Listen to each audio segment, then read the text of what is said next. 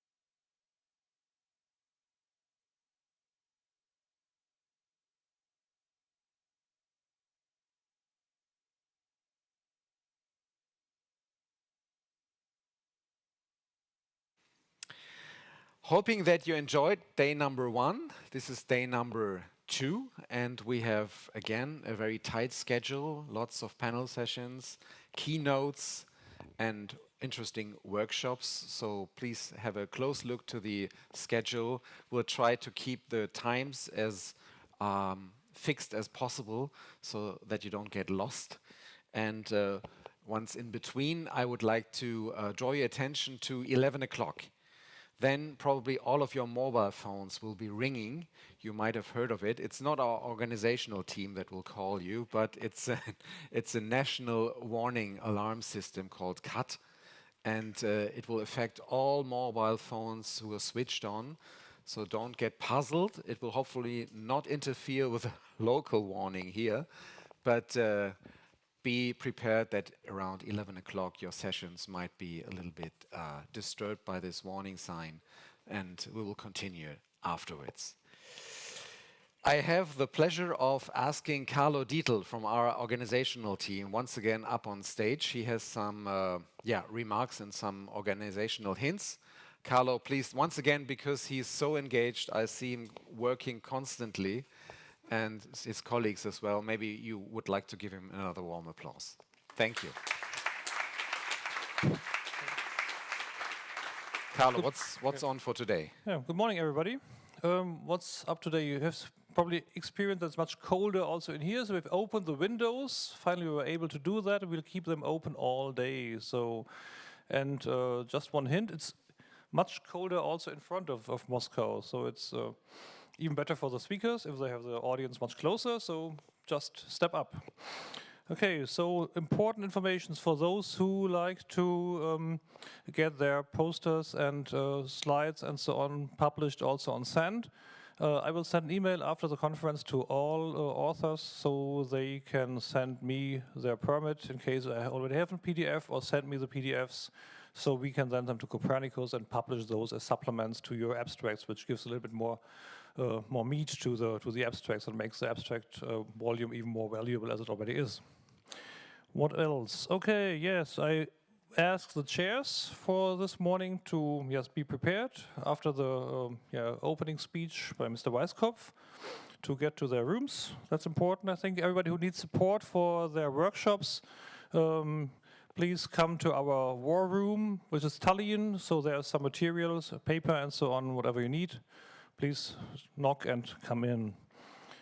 Some rearrangements have been done to the posters as well. So those who may be confused by the new arrangement, some of the Riga posters have been moved to the coffee area, and also in the Chisinau room we made some rearrangements. So the posters of session 16 and 17 are now not in Riga but in Chisinau. So please don't be confused about this. And finally. Yeah, the closing participants, I really asked them to meet with Mr. Hamann and me during the last coffee break in the afternoon here at Moscow, so we can make some arrangements also for the closings. That's all from my side, and back to you. Thank you, Carlo. And one more hint from me. Yes, please. I would like to draw your attention to panel number 4. I was informed it was scheduled originally for yesterday. It will take place today at 5:20 p.m. in the room Bishkek, and it deals with preserving awareness for oversight. So once again, that will take place, panel number 4, today at 5:20 p.m. We will continue with a very distinguished guest we have invited for our today's keynote. His name is Markus Weißkopf, and he's editor for Table.Media. That's not too old startup media, really featuring in-depth knowledge articles and research. And Markus will deliver his speech on long-term trends and progress in science communication, strategies for resilient communication. As we all know, we can hold and organize these most wonderful symposiums or events and dealing with these topics, but we would like to all reach a bigger audience. We'd like to get media coverage. We'd like to continue our discussions and get the whole society involved. And this is only to be achieved with good and close links to media. And if we successful in establishing good contacts with journalists or those who have an understanding for what we're researching and what we are doing, then we can communicate our work much better and get more understanding. Markus Weißkopf is one of those who actually has proven many times that he can do this. He's been also managing director of the House of Science in Brunswick and managing director for Wissenschaft im Dialog, science at dialogue. And I would like now to call him up on stage. And afterwards, like yesterday, I would like you to get engaged and ask questions. We'll be happy to collect them. We'll have mobile microphones. And then I'm sure Markus is happy. He has already told me he would like to get involved with the audience to answer your questions. Once again, welcome, and the floor is yours. Gut, Wasser ist auch da, ne? Yeah, thank you very much, Mr. Hamann, and thanks a lot to the organizers for having me here. I'm quite happy to give a talk to you about strategies for resilient science communication, and I'm already looking forward to the discussion afterwards and to your opinions, to your views, to your questions. Well, so 30 minutes for science communication is not that much, so I'm just jumping into my talk, and maybe I start with what I'm not talking about today. I'm not talking about The Simpsons and how they handle nuclear waste in The Simpsons. Maybe just one hint: the DOE in the US, I think they handle it well. They comment on it well, so I think that's good science communication if you want to look at it. I'm not talking about TikTok videos, and I'm not talking about how you do it because it's very, very operational. There are some TikTok videos out there, some good ones, some not so good ones. But as I said, I think doing TikTok videos is not very strategic, and I'd like to focus on more strategic issues in my talk. And I don't have any cat content in my talk. Now I have. By preparing my talk, I run into that cat solution story, and I think I really enjoyed that one. So, but I'm not going into it too much. What I'm talking about is trends and challenges for science communication for the next years and decades, and and I'm talking about strategies for a resilient and sustainable science communication. So there are two parts, and I will start with the trends and challenges, and then I will go over to strategies for the second part. So what trends are we looking at the moment? We're talking about science communication, and the list, it's not a full list of trends and challenges, but just to focus on a few. So if you look at society, I mean, everybody's talking about polarization and eroding trust at the moment, and so but everybody talking about it does not mean it's true. So we have to give a deeper look into it. Look at the data. There's not that much data on polarization. Actually, we can see some polarization in the US data. We can't see it really in the German data, for example, a little bit, but not that much. Eroding trust. If you look at the data here, for example, at Wellcome Global Monitor, we can see that trust even rose during the Corona years. So from 2018 to 2020, trust in science and trust in scientists or doctors and nurses really rose and went up and was much higher than in journalists. So that's bad for me.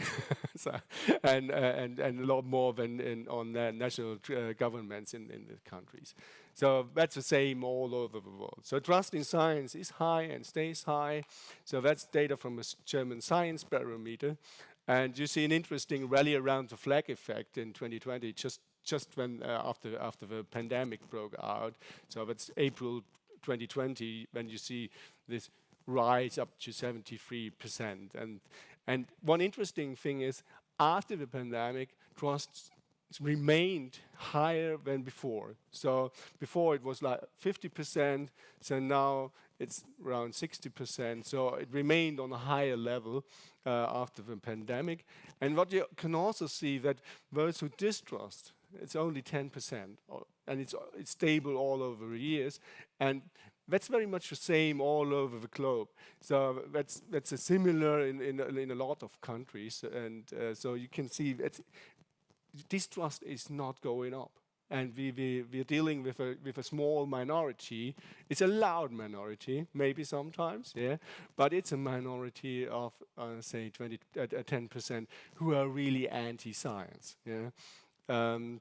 And so you can see the trust in science, that's the newest data you can get on trust in science.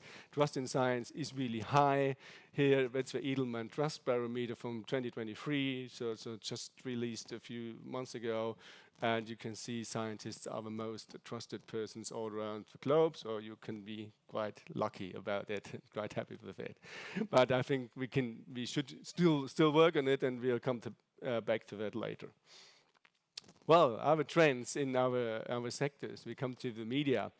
And there's a nice quote by the editor-in-chief, Marion Horn, from the Bild Zeitung, the biggest tabloid here in Germany, and quite powerful one.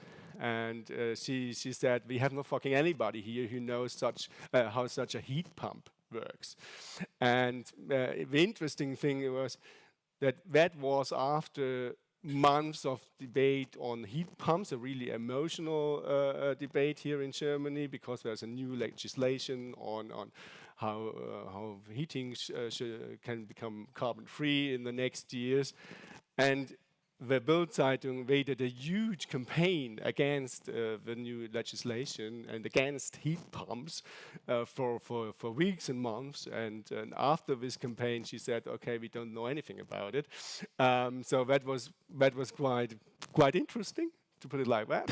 So, and it shows one trend in the media, that science is dealt with in the political sections, and so it becomes more and more relevant for political journalists, and there are no science journalists dealing with those issues, and there are not many science journalists in the newspaper. In the newspapers left, so we have to deal with this situation. Another thing you can see in the media is that scientists got attacked quite a lot, and I think you, dealing with the controversial issue, might have been attacked as well sometimes, because I think it's also a very emotional and controversial issue you're dealing with. Here, that's an example also from a Bild Zeitung 3 years ago. The lockdown makers. So there were 3 scientists really pointed out as the lockdown makers. They were just part of an expert committee on the corona pandemic. And after that article, they really received a lot of hate mails and death threats, and so we have to think about how can we help scientists in those situations, maybe. And there was also Nature study, so to show that it's not only a German thing, but it's a global problem. So especially here in the corona pandemic, so scientists who are speaking about the COVID-19 to the media or posting on social media have received a lot of threats and attacks on credibility.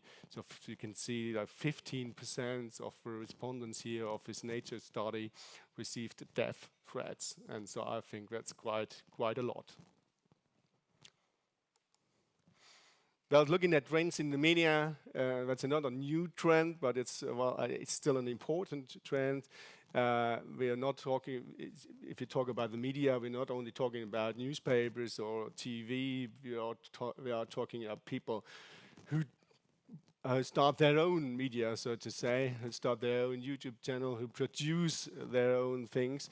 So there are good examples and there are bad examples about this. Good examples, maybe here in Germany we had Mighty Nguyen Kim, and she started her YouTube channel during her PhD. She holds a PhD in chemistry, And she really explains not only the results of science, but she also explains the methods. She goes into the statistics. She's dealing with papers, and she shows that this is doable, so that still a mass audience is watching while you explain methods of a paper.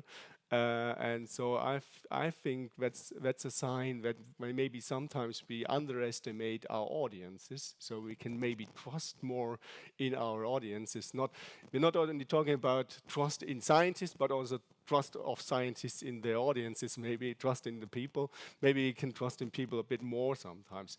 But there are also bad examples, and you can see with scientists as maybe renegades here. So Mr. Wodarg on the right side also started his YouTube channel and also reached a lot of people with fake news, with misinformation, and using his PhD and being a scientist maybe to get trust from the people. Not only media has changed, or media is changing, but also the media use, and that's also German data, but it looks the same also in the US or in the UK. Maybe you can see the trends a bit earlier there. So, but it's similar. The curves are quite similar. So. Where do you get information on science and research from? In the internet, and you can see here websites of news media are still the most important source here. So that would be like The Guardian, New York Times, or here the Spiegel, or the Zeit Online or so. But you can also see that YouTube is already on second position here in 2021. And for the younger audience, YouTube is on first position. Yeah? So for the 18 to 29-year-olds, YouTube is on top already. And what we can also see is Wikipedia is still very, very relevant. And I think that is also underestimated. And what we do in science, or you do in science, we sometimes do, is like pointing out on this little mistake in one Wikipedia article and saying, there's a mistake here, we cannot trust Wikipedia. But on the other hand, we must say it's the best we have, and it's the most used source for information in the world. So we should support Wikipedia a bit more. Just one thing I would like to point out. Yeah, we also have to deal with technological developments. I mean, there will be other developments, but at the moment, ChatGPT surely is one of the most important developments for science communication. So AI developments are really, really important to look at. And I think ChatGPT will definitely change the way we communicate. Maybe some of you have seen the videos during the last days where people translated their video with AI and put it onto to Twitter. But no worries. I just asked ChatGPT how will future science communication look like. I didn't take the results and did my talk about it. So the talk is not done by ChatGPT. I don't think that this is doable. But the results are not that bad if you ask ChatGPT about future science communication. It's a bit operative, but it's not that much strategic. But it's not too bad actually. So, well, it's getting better and better. So. Before we look at possible strategies, so maybe just looking at what do we want, where do we go, and I would like to discuss that later on with you as well. I will challenge with vision and goals I put on there. I think overall we can say that building trust is a really, really important thing for us during the next years and decades, and it's always a big thing for us. So building trust, because trust is quite stable over the years. What you can see it's a stable attitude. So building trust, I think, is essential. For building trust, you have to get trustworthy information out there, and you have to build a sustainable and resilient ecosystem of science communication. So that is also very important, and I will come back to So strategies, what to do? Use evidence we have. So you are researchers, and there is more and more research on science communication. So we're not relying on best practices anymore in science communication. So it's not just about telling other people, oh, I did this event, this worked well, you can do it as well. So there is some research on that, what works, so, and what you can do for which purpose. So, and one thing is, well, know your audiences first before you start with science communication. And I think Mike Schäfer, he's professor at the University in Zurich and doing the Swiss science barometer. He did an important work on it. He did a segmentation analysis of a Swiss population, and he put them into 4 groups. That were distinct regarding trust in science, interest in science. And so you can see here the science fails, where the critically interested, the passive supporters, and the disengaged. And what is interesting, you can not only see what interest they have in science, what views they have on science, you can also see what media they use. So, well, before you start communicating, you can now say, okay, I want to talk to the critically interested. Where can I reach them? What media they use? Well, it's a diverse media use. You have to take a closer look. But for example, you can see disengaged. They use TV. They use Facebook a lot, and so you can target a lot more, a lot better than just when you just do and talk to the broad public, which is often used here in Germany when doing science communication. And what targeting means, or not targeting means, you could really see well during the campaigns on vaccination during the corona pandemic. Because I think, I speak for Germany now, we didn't do targeting in these campaigns. We just said, okay, vaccination helps. And the same posters were out on in each city, in each part of a city. We didn't do different communication in Kreuzberg than in Moabit or Marzahn, so different parts of Berlin where really different people live, yeah, so with different backgrounds, with different age groups and so on. So we didn't differentiate our communication regarding the target groups, and that was a big mistake, and I think that was one mistake we made that led to these problems we had during the vaccination campaigns. So use evidence. You can also use evidence for seeing what helps to build trust. There's some results from Winterlin et al. And also Rainer Bromme was involved from the University in Münster. He did a great work on trust in science. So, and just to point out one thing, you see, experiences with science really help for trust in science, are really important for trust in science. So all the work you do engaging in researchers' nights and school labs maybe, so that helps. Yeah. So, and it's good to see that there is some evidence for this. Yeah. So we have to take a closer look at it, and we need more research on that. But that's a good hint, a good sign for that we're doing the right things sometimes. And it's also this also helps if you have discussions, for example, with people who fund your science communication or decision makers in science for arguing with them about science communication, so that it's really helpful. So looking at trust, it's also sometimes good to take a deeper look, and in the science barometer we also asked the question, why could we possibly distrust science and scientists? And so there were 3 answers given. And you see, because scientists often make mistakes, is not a big thing. People do not think you make many mistakes, so that's good. So you have the expertise and people trust in your expertise.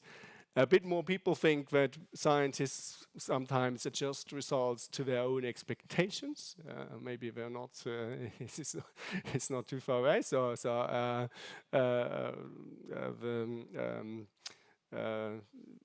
This is a bit more of a problem, but the biggest problem is that people think that scientists are strongly dependent on the funders of their research. And that's what you can see when people think that science is too connected to business, for example, or to politics, then distrust comes in.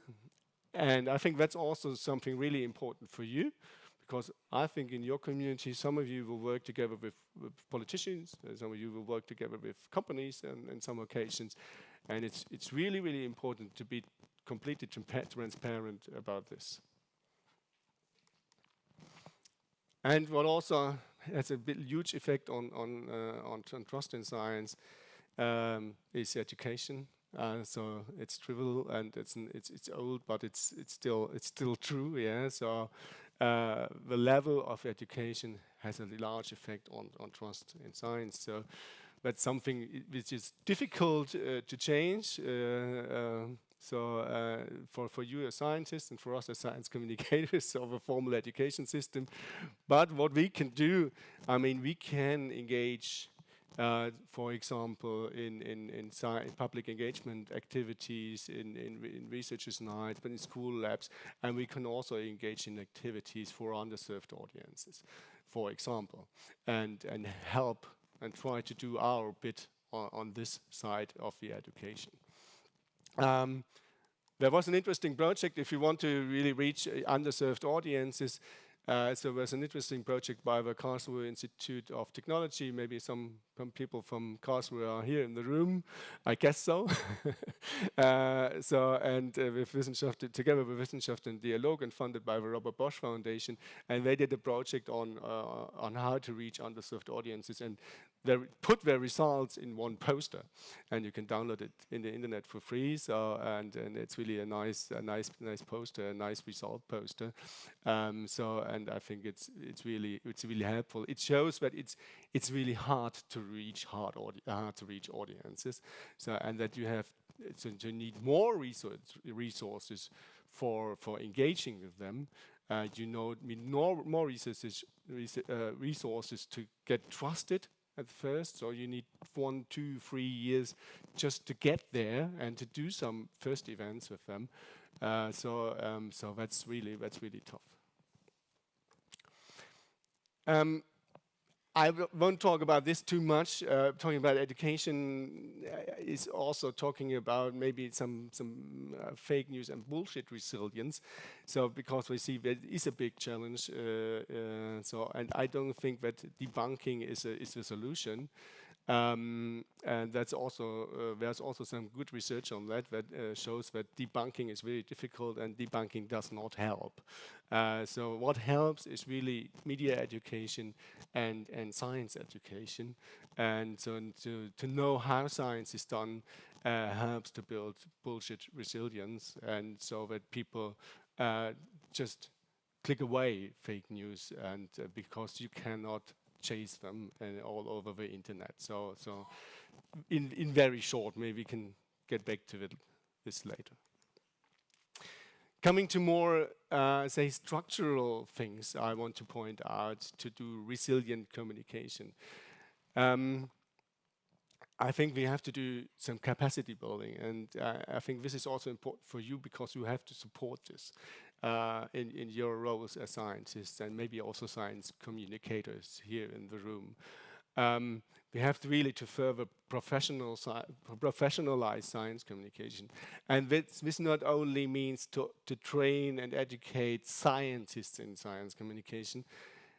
It's also very relevant to further train science communication professionals in your organizations, because who are the science communication professionals often in the communication departments? They are scientists, or they're often scientists or journalists sometimes coming in, but often they used to be scientists and at some point changed into communication. And that means they didn't do a science communication study in their university, and they don't have all this theoretical background. I just showed some of it in my talk. So we have to organize training and further education for science communicators, but also for scientists. We have to be more professional in our communication activities. So there's only little evaluation, so we don't know what impact we have with our science communication activities. We should definitely know it. We should be interested in what really changed in our audiences, what really changed in a student who took part in a workshop, for example, because that is really also important for having the goals ready when you start with. Yeah, do you want him or the student after the workshop to know more, to have more knowledge, or do you want to change the attitudes towards science? What is the goal afterwards?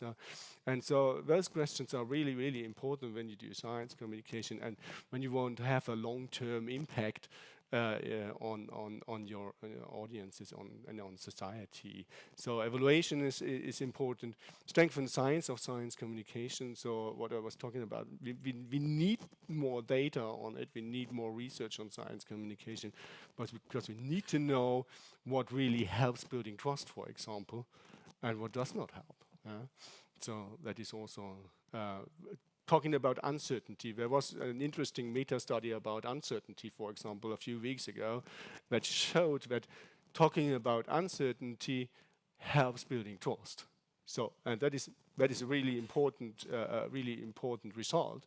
But we have to know, and so you have to know that talking about uncertainty is okay. Yeah, and there are some guidelines for doing it, but it's okay to talk about uncertainty, and that's important to know. And we need good research.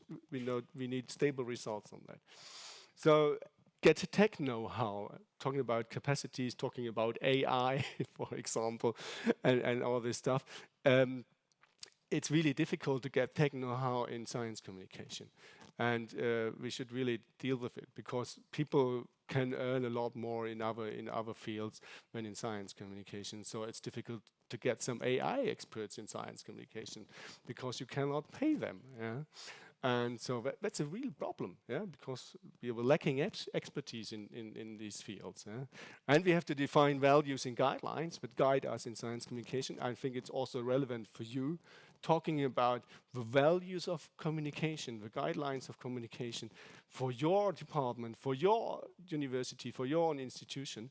That helps a lot. Well, do you want to be transparent about your financial things, about who financed the study, who's financing your research? Be transparent about your methods, for example. And there are some interesting guidelines for good science communication out there. I just put it on this slide. So maybe you can just use them and talk about them with your communication departments, for example. What you should do as well, so a lot of things you should do, sorry about that. We all have to do it. Talking about resilience and a sustainable ecosystem for science communication. I talked about capacities, which is a lot about people. Yeah? And people are in the system maybe for, say, 20, 30, 40 years. Yeah?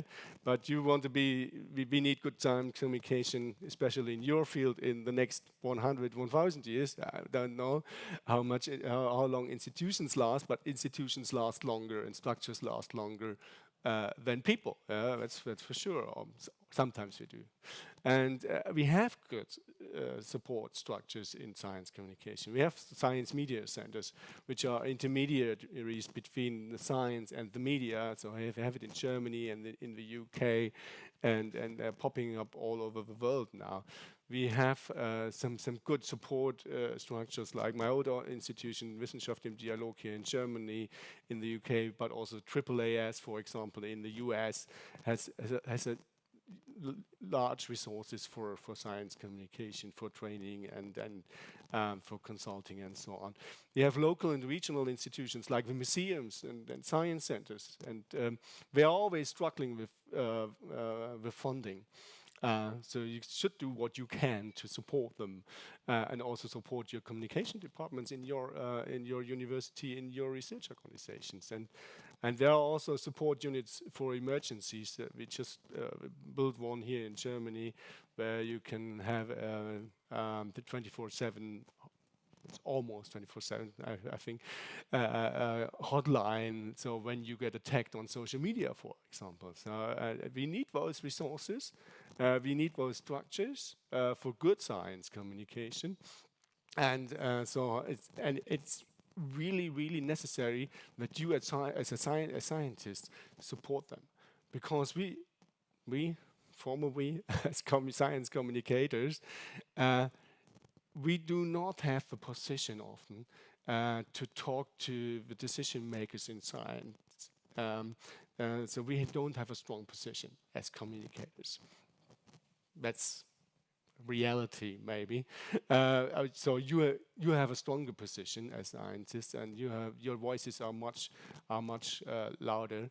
If you talk to your leaders and if you talk to politicians, please support these structures, and please also support the media. So now I'm in the media and I see the problems we have in the media, the problems we have in science journalism. Not only in Germany, I think it's the same all over the world.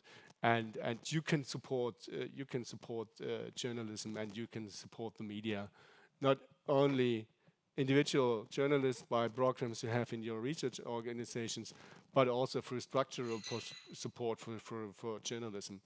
I think we have seen that journalism still reaches a lot more people than you can reach with your organizational communication, and that will be true for many years.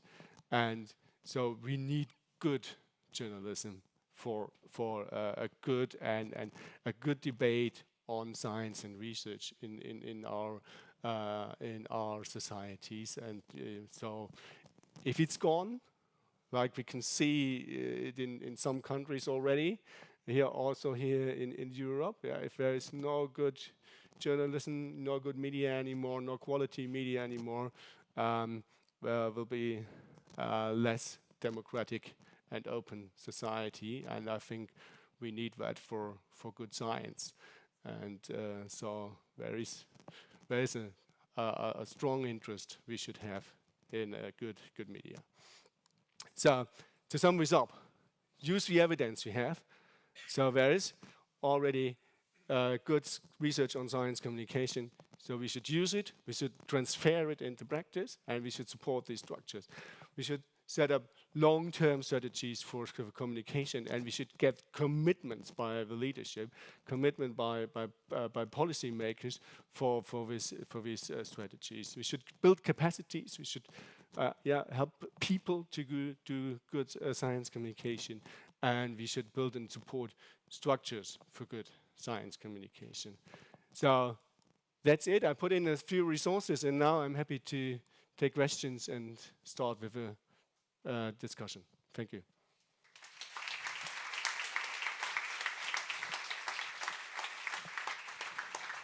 Thank you very much, Markus. That was most interesting. I think we can draw some optimism when it comes to science communication from your keynote speech. There'll be, even in the future, there'll be lots of challenges, like people who don't have the formal education, or people who are even don't want to be convinced by obviously data that had been well researched and should be credible. But as I understand as I mentioned, optimism, good science communication can be done, but it just needs some trust and some work on it. Yeah, and it needs some money. Yeah, I mean, it needs resources. That's always that's always like, I was talking a lot to decision makers and scientists, to the presidents of research organizations and so on, and they always think like communication is cheap.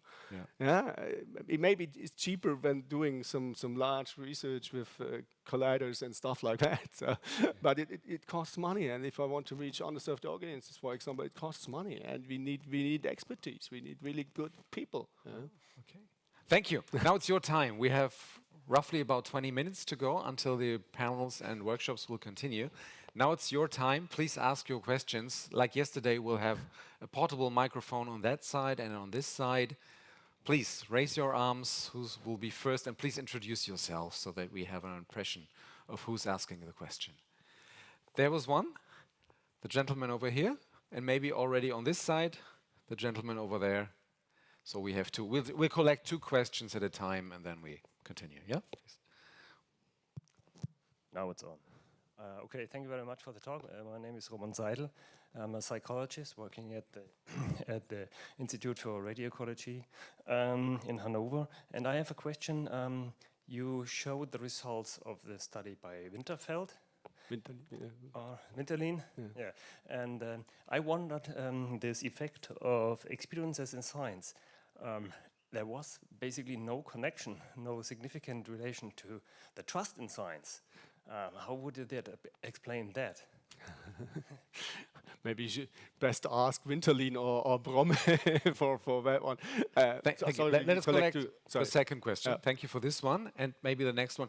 I think the gentleman behind you was first. We'll have you on the second round, yeah? Okay, thank you.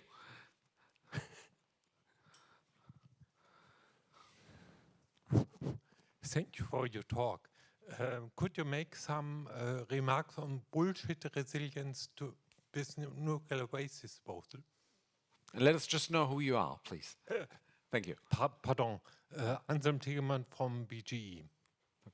Okay, now we have the 2 So questions. first on the trust issue, and I think there's no direct connection. I mean, that's sometimes you know in all these studies sometimes there are results that are hard to explain, but there is a indirect connection through these positivistic attitudes, and I think that also makes sense. So that's all I can say about it, and yeah, maybe we can have a little chat later on, because I think you have to dive a bit deeper into the data for maybe explaining it, or maybe I can also give you contact data of Rainer Bromme if you're really interested in it, and maybe we can discuss it with him. It will be interesting.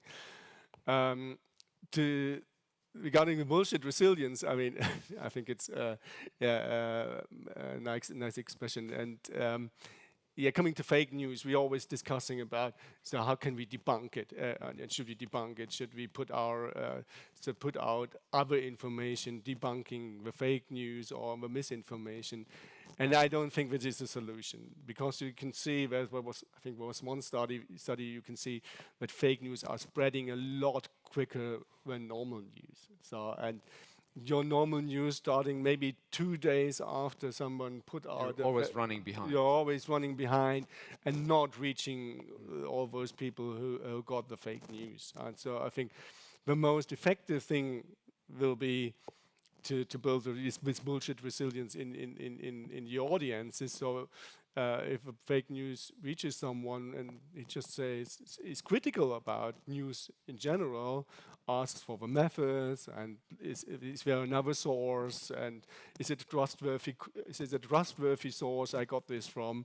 To ask all these questions. So we need media education, and we need good science education, and not education about the results of science, but all the education about how science is done. So about the method, about the process, so about really thinking critically. I think that's the core of science. So if we have all this, we have bullshit resilience. And maybe one more thing regarding this fake news, because that was in my slide as well, about regulation. And I think we could be tougher on that one. And I sometimes don't understand why we still allow Twitter and Facebook and co. To let all this misinformation flow around there and not regulating it. It's probably to understand that it's the business model of these guys who want to fool people with, like, advising drinking sanitizer. Yeah, but I mean, living here in Germany, they don't pay taxes here in Germany, and I don't care a lot about their business models. I do care about our democratic discourse in Germany, and so their business model. Got it. Question round number 2. We had you already, please, and the second question. Maybe I'll go a bit further down the row here. Yes, the microphone on this side. Thank you. Yes, so my name is Henrik Wiesel. I'm lecturing nuclear safety and education at the ANF in Lingen. I was just wondering, building up trust in the audience, do you think there's a big difference between the different generations? So do we have to communicate science in a different language and a different art to or compared to the different generation? For example, the upcoming generation Z or maybe Alpha, which is coming up in the next year. So should we focus also on how we communicate to them? Target groups, okay, thank you. Question number 1 and Name is question number Walter, 2. Leibniz University, Hanover. So you mentioned that the mass media, TV, news, and so still have a huge impact. I fully agree. And you don't have really a handle on who they ask to be the first. And it is important to be the first. We learned that concerning Zaporizhzhia, we learned that Fukushima water release, whatever. Sometimes you're lucky, you're the first, sometimes you're not, and sometimes people give their opinions that are not from the scientific community. It doesn't necessarily need to be fake news, but something in between. And the second thing, we suffer from science that we usually think things through very thoroughly. That takes time, so that's a big chance of being second. How do you handle effectively if you're not the first? Because the first usually is the one people believe easier. Thank you for your question as well. Markus. Well, maybe take the second question first. I mean, I mentioned the science media centers, and I think they are a good way to be first or one of the first ones to comment on something, because what they do is collecting expert reactions to actual events, and they are very quick. So get your phone number to the Science Media Center in Germany, if it's based in Germany, and get them to put you on the expert list, and then they will call you quite quickly, and they have quite a good impact on the media. And I mean, you can also do your own homework maybe and say, okay, we have good relationship with the national media, and that's something your press officer should do maybe. So that your mobile phone number should be in the journalist's mobile. So and if you get contacted, you should then really react very quick. Because sometimes, now as a journalist, you call someone and they say, I can maybe call you back tomorrow, but I need it now. So I need it within an hour, or within 30 minutes sometimes, and I need a reaction. And so that's how the media works. So that's actually what you can do. That's what comes up to my mind at the moment. Regarding the second question.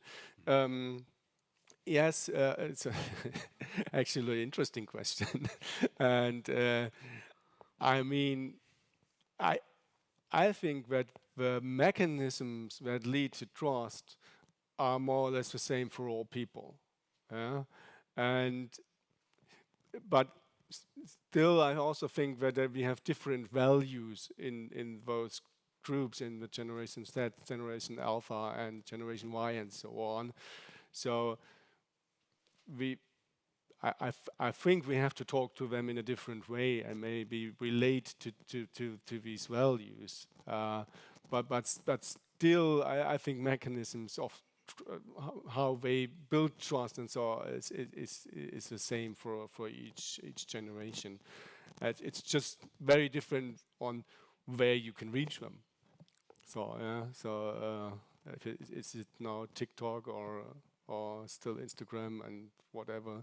So, but that's operational stuff. But yeah, it's an interesting question, and it's really, I think it would be it's really worth to do more of this segmentation things that Mike Schäfer did, and then dig deeper here.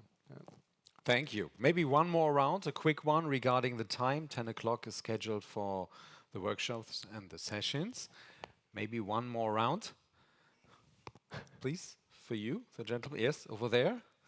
My colleague will come. Maybe you can enjoy some water in between. Thanks. And on this side, have I seen anyone? Arms raising? No, not here, but here. You were the first one, and I would like to hear you afterwards. Thank you. Thank you. Thanks for the talk, Markus. I'm David Brazier from the Environment Agency, a regulator in England. And it's very difficult to understand what's going through people's heads when they respond to these surveys. So we can take the results at face value, like, do we trust scientists, etc. You know, I don't think the picture is as good as you say, because some people have this notion of the independent truth seeker in the lab, you know. The independent scientist is trusted, but a government-sponsored science, government scientists, they tend to get caught up with a distrust of government. If you're working for a government agenda, it's not so good.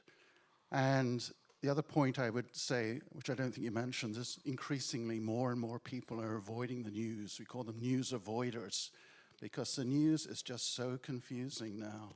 Yeah, people don't know what to believe, so they disengage from the process, and in a sense, that is the objective of the disinformation agents, because they want people to disengage from the news, they want people to be detached, disengaged from the democratic process.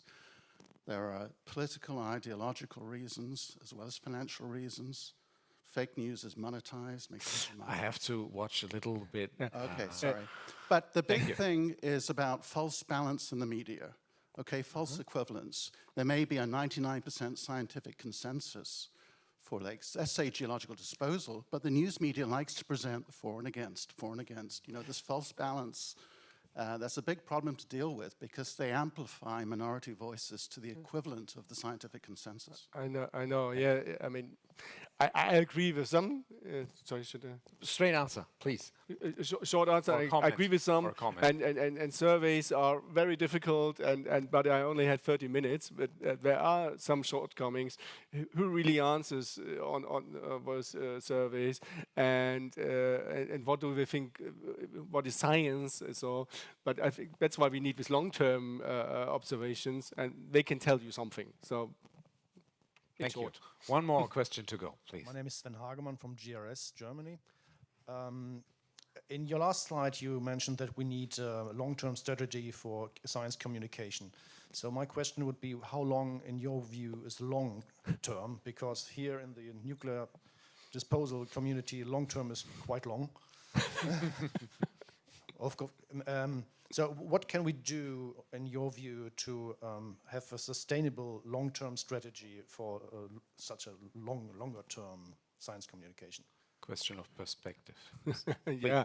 I mean, it's very difficult. I mean, in strategy building, like 20 years ago, when you did a strategy, you did it for 10 years. Now you do it for 3 years, because it's like changing so quickly. And so doing a long-term strategy is really difficult. And I really thought a lot about it in preparing this talk. Yeah. So how can you really be resilient and sustainable over a longer period? And I think really, first thing is really investing in people. Yeah, investing in capacities of people, and the second thing, which even stays longer, is investing in structures and in infrastructure and institutions who do good science communication and which are based on say also these values I talked about. Yeah? So talking about values of good science communication, how will we communicate with the people and then live it and support these institutions? And I think that's the only answer I have. Thank you very much for your questions. I've seen more arms up in the air and willing to ask questions. Sorry, but I have to pay attention to the schedule. I'm sure if Markus Weißkopf will stay with us for some more minutes, you might go over to him and ask him directly. I think he'll be happy to answer your questions. Thank you very much once more. What is the article you're working on at the moment?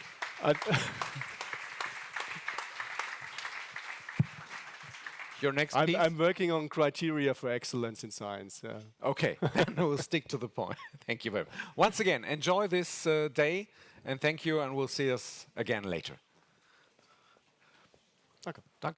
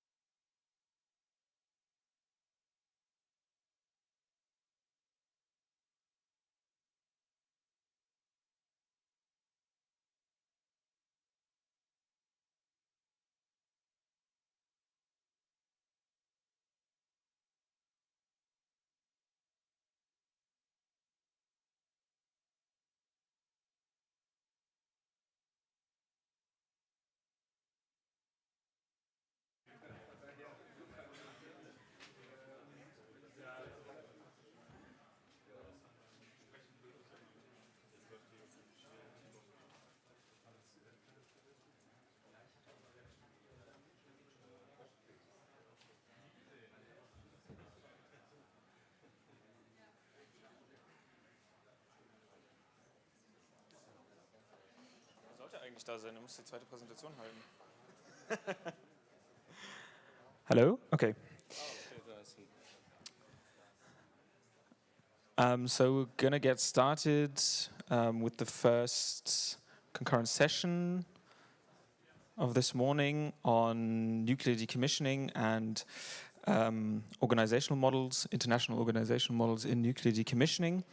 And the first presentation will be on project management and leadership for safety in nuclear decommissioning, presented by Joseph Ridao, who is a civil engineer.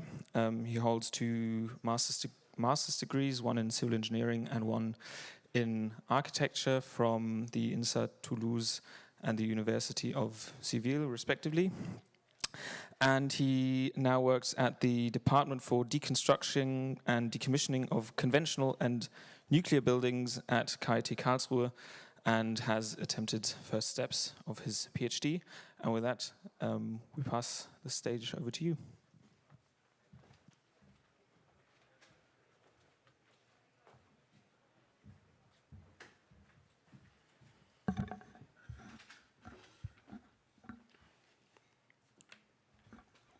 Thank you very much, Dr. Köhler and A.Wimmers, for your kind words. Welcome to my presentation.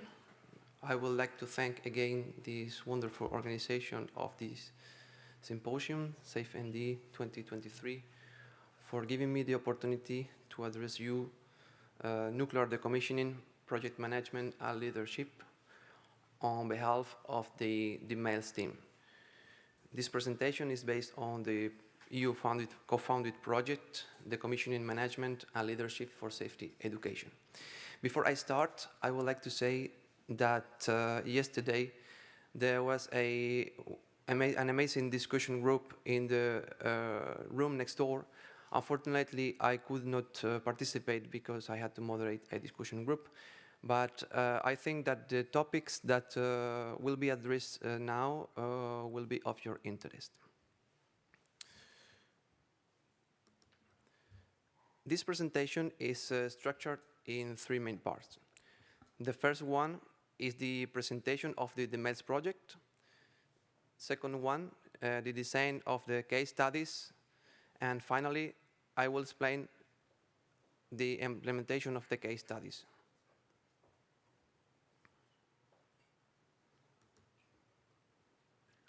So the consortium of the project is composed by next high-level partners. Université Côte d'Azur in the south of France, Schema Business School, and Karlsruhe Institute of Technology.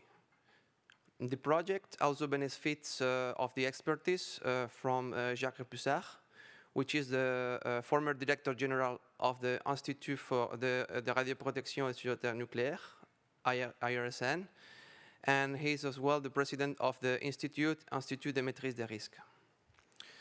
The project is co-founded by the European Union through its instrument for international nuclear safety cooperation, and it started in January this year. It will last until 2026. The project is a continuation of the ELS project. ELS means European Leadership for Safety Education, which is a master 2-level university accredited training based on research in the field of safety leadership. Here you can have the link of the website. I assume that the organization of the event will distribute, will share the presentation, so you can go there and see it. So many installations around the world already reach or are reaching the end of their life cycle, and they will need to be decommissioned in the next few decades. That means that the number of nuclear decommissioning projects will go from 50 today to more than 400 by 2040. So these projects are particularly complex because at the time where the nuclear facilities were designed and built, these works were not foreseen. So they are complex because of the need to coordinate activities of many stakeholders during long periods of time. So regardless of the facility size and their nature, they must consider the risk associated to the nuclear field besides to the risk associated to any other nuclear or to any other conventional dismantling project.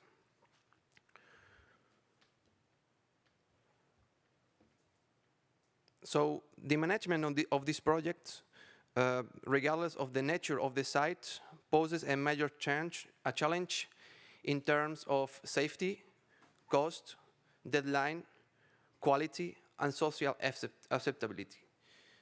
So as an example, the dismantling and decommissioning of a radiotherapy medical device in Guyana, Brazil, or the case of Brennelis in France.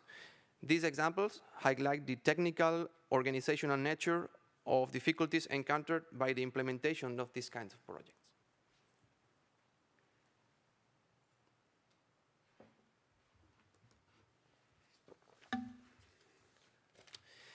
The proliferation of nuclear decommissioning projects implies a growing need for competent specialists. So the current project managers will not be enough or sufficient to meet this need, and new managers will be needed. And their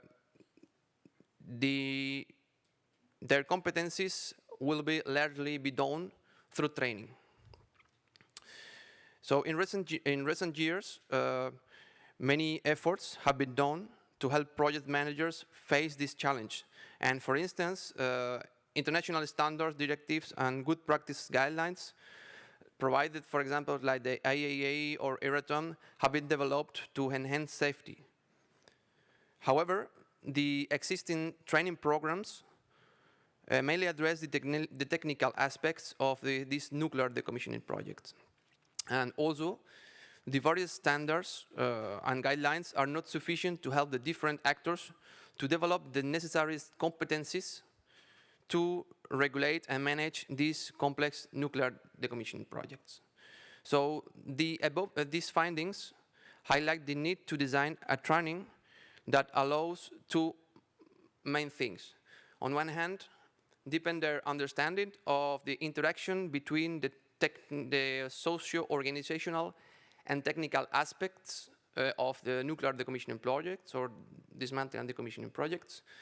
And on the other hand, develop relevant competencies that are necessary to for efficient regulation and management on this kind of projects. The target countries are those with different nuclear infrastructures reaching the end of their life cycle, like, for example, nuclear research reactors, and as well as all countries that wish to develop their nuclear program. A scoping review of the literature highlights that understanding D&D projects call for an interdisciplinary approach. The MELS project aims to play a part in developing this approach. We find that dismantling and decommissioning projects management is a multidisciplinary field involving 4 main areas of research. Based on the existing literature, several points can be made about these different areas.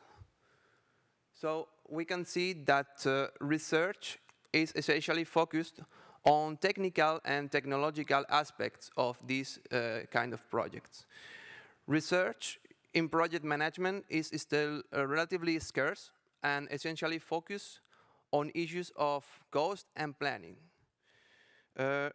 Research on socio-ethical aspects and the specific problems of leadership for safety is almost non-existent. And there is a dearth of research offering an integrative approach of these different areas. These findings reveals a need of further research to deepen their existing knowledge of these different areas and their interactions. So in order to develop this essential knowledge and design the most relevant training program that can satisfy the needs in the nuclear industry, the MELS project team intends to conduct several case studies. The case studies will address research gaps in order to understand the complexity of the interactions between the socio-organizational and technical aspects of the nuclear decommissioning projects. The knowledge co-developed with the nuclear industry experts will be used to design the MELS training program. Here you can see the 3 different nuclear facilities that will be addressed. And the topic of waste management is a transversal topic that concerned all nuclear decommissioning projects, and we will be taking a closer look on this case by case. So, based on an analysis of the documentation produced by the IAEA and the Euratom, the knowledge that we gain from the experience shared by the nuclear industry players at conference or in reports, and interviews with nuclear industry experts, and taking into account the objectives of this project, 2 interrelated themes were identified as essential to explore in our case studies. The first one is management of complex projects, which includes the project governance at a multi-level approach, including regulators, project architecture, project and program management, taking uncertainty into account, developing flexible approaches for operators and regulators, human resource management, including motivation, competencies and leadership, and sustainability and circularity. The other topic is management and leadership for safety, including risk perception, implementation of an integrated management system, regulated safety versus managed safety, and leadership for safety. And in addition to these 2 central topics, the study will focus on 2 related topics in project and safety management, which are stakeholder engagement and knowledge management. A particular attention will be also paid to the use of digital technologies in nuclear decommissioning projects, which is also a topic that was addressed in the workshop yesterday. Indeed, they can have a major impact on project efficiency criteria, cost, quality, time scale, and safety. But also on its success criteria in terms of the benefits linked to the technological innovation. Finally, the interaction between the various stages of the decommissioning project and waste management issues will be explored.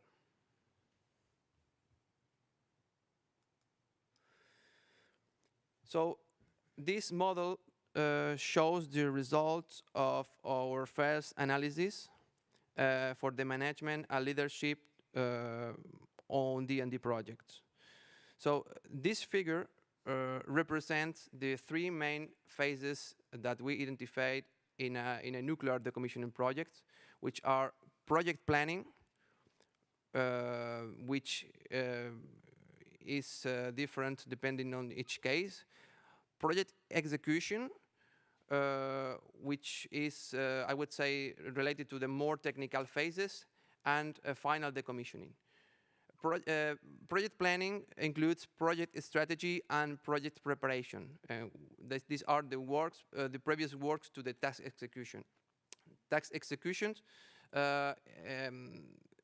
includes remote dismantling, manual dismantling, building decontamination, and conventional demolition, which are some technical phases that have already been identified from the German experience, for example. So in each one of these 2 first phases, a managerial structure was defined. The managerial structure are these two different pyramids, and they show the different levels in project governance, project management, and other parties involved. These other parties involved are engineering services in the case of project planning, and project and contractors of subcontractors in the phase of project execution. So we identified that there is a continuous feedback from the bottom of the pyramid to the top of the pyramid, and the project governance must continually handle with project management and leadership for safety, knowledge management, and stakeholder engagement.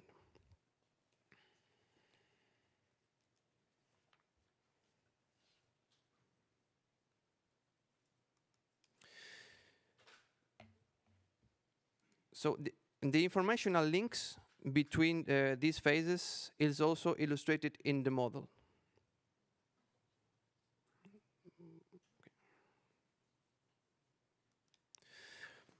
As explained, this research will be based on several case studies of regulators and operators engaged in the different phases of dismantling and decommissioning projects. So for each case, the analysis will consider the perspective of regulators, operators, and other actors, such technical and scientific support organizations in charge of the dismantling and decommissioning project, or a specific phase of the project.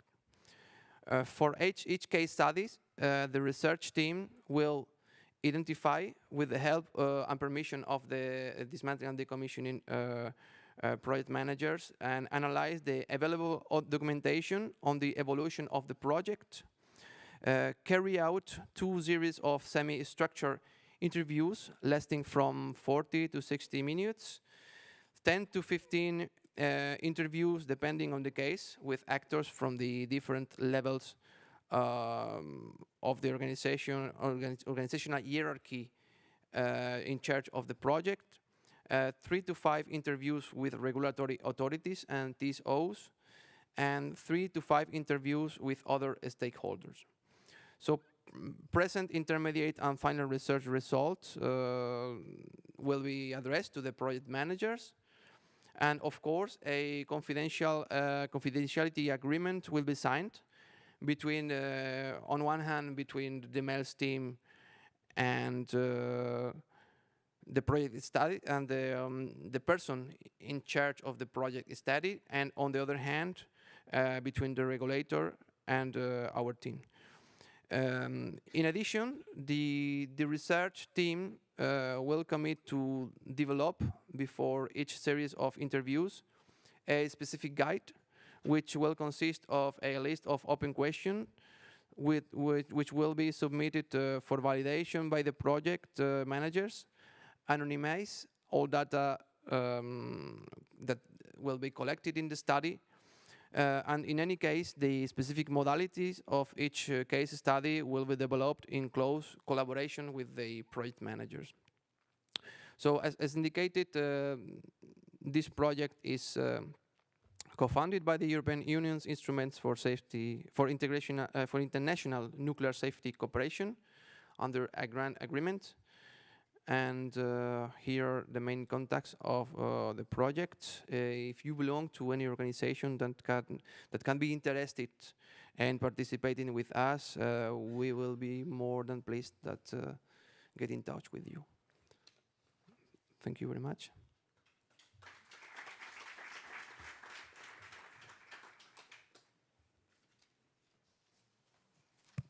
Do you have any questions? Thank you, Joseph.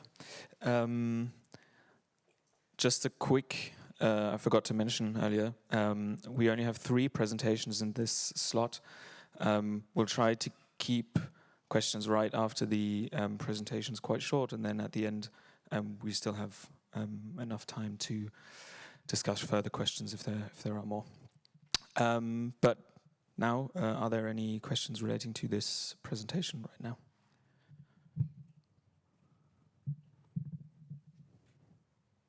Christian? Bitte die benutzen. Die sind nicht auf dem Monitor. Bitte die benutzen.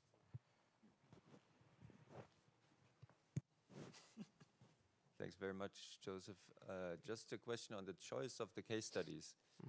You said research reactors, reactors with higher capacities, etc. Is that done on a country-by-country basis, or does it relate to technical aspects? I'm thinking of graphite. We need to decommission the graphite reactors. Do you have them in the panel, or what are the criteria for choosing the case studies? Thank you. Well, these three case studies, kind of case studies, were defined with the EU Commission, depending on the need of the management of this kind of projects. I assume that the possibility of the study of graphite is included in the project. So if you are interested, we can get in touch and we can talk about it. Yes, there's another question up there.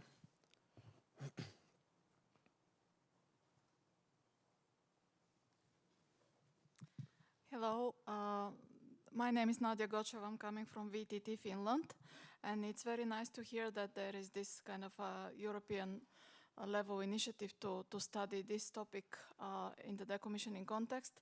Perhaps we can talk later, but just to inform that in Finland we have done quite a lot of research on management of complex projects, because in Finland we have nuclear facilities in all life cycle phases. And as you all know, probably Olkiluoto 3 was quite a big and complex and delayed project. So this was one of the reasons why in Finland this research was very much supported. So I can share with you then some of our outputs from this research. Very nice to hear that you continue this line of research. Thank you very much. Thank you for that comment. Any other questions? Otherwise, we can move on to the next presenter. Doesn't seem so. Thank you again. The next presentation will be held by Professor Christian von Hirschhausen from the TU Berlin, from the work group of infrastructure policy, and also DIW Berlin, and is on decommissioning in various countries, a cross-country survey, and will give a nice overview of organization, regulation, and financing.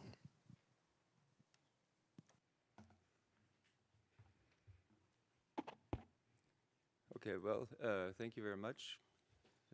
We have an interesting session, which is somewhat related to the topic of the conference, because it enters the period of intermediate and long-term storage, and there's intensive interaction between these fields, so I think it's a suitable topic. Thank you also for this interesting presentation on the Demalse project. I will summarize the current state of a project on decommissioning, in particular on organizational models of decommissioning in cooperation with friends and colleagues at the University of Basel under the leadership of Professor Hannes Weigt. And then our team, A.Wimmers, Björn Steigerwald, and I'm very happy that Dr. Ben Wheeler, who actually initiated this project a couple of years ago, is here today and is also co-author of this study. With respect to the Demalse project, I can add two things. One is we can do better than Brennilis. In Lubmin, we will have about 65 years for decommissioning. 65 years. It started in 1990, and it will last at least until 2055, probably even beyond that. So you might consider this as a case study. It's an old Soviet-type reactor. Graphite is more important, though, than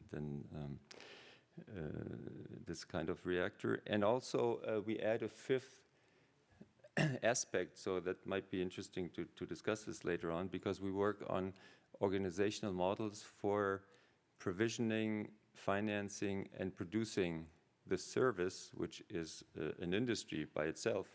And so in addition to the more management and safety oriented activities that you presented, we will highlight the organizational models, and I think this complements each other quite well. Okay, as we said yesterday in the session on SMRs and SNRs, and we are always in the sector talking about system good analysis, so we need to look at the entire value-added chain. We need to look at the interactions between the different steps. And so decommissioning is, let's see, is this a pointer? Yeah. Decommissioning is somewhat in the center here of this chart that also goes back to Ben, by the way, and opens the path towards intermediate storage or does not open this path, because either you may not have intermediate storage, as is the case in Germany, so in that case decommissioning is blocked, or decommissioning is blocked because it takes such a long time that even though you may have a storage site, it still can't be accessed. This process is lengthy and costly. It's much more costly than initially thought. Historically, it has been more or less neglected. If you look at the literature in the 50s and the 60s, people were not really aware that one day these reactors would end. They were somewhat aware that they produced waste, but not about the decommissioning. And in particular, and I will come back to this because it's somewhat historically interesting, that the first reactors, the graphite reactors in Markule, in Calder Hall, etc., are still standing there, and nobody knows what to do with them. If you touch them, they just fall apart. And so this was was a largely neglected thing. So it's good that research and training is done on these issues. I will not go into detail on the timeline. It was mentioned just that we are facing a huge industry. This is about 80, even 100 gigawatt per decade. I'm getting calls by the industry. Do you have people to supply this knowledge? And in some cases, I try to kind of incite our students to go in these directions, but there are other topics of the Energiewende that are also interesting, so to speak. And so this is really $1 billion and dollar industry that we have to develop, and in particular with respect to human knowledge. With respect to the technologies, most of you will be aware that the basic question is between direct dismantling and deferred dismantling. Direct dismantling has a big advantage that you have people that know what's going on site. Deferred dismantling may have an advantage from the safety perspective. You just put the reactor, mainly the reactor and other stuff, in some site, but then after 30, 40, 50 years, you have less radiation, but you don't have anybody that knows what's going on anymore. With respect to the organizational models, I think the categorization that we have developed should focus, and I guess that your education will also focus on the hot zone stage. You have, of course, the warm-up, where post-operational, you kind of take out the reactor core, you defuel, take off components, but then the real stuff happens when you work on the reactor and the highly radiated pieces, and that's where the initial issue of organization models occurs. From a technical economic perspective, the issue is, on the one hand, that you have a high degree of asset specificity, that you need to invest into equipment, into human knowledge.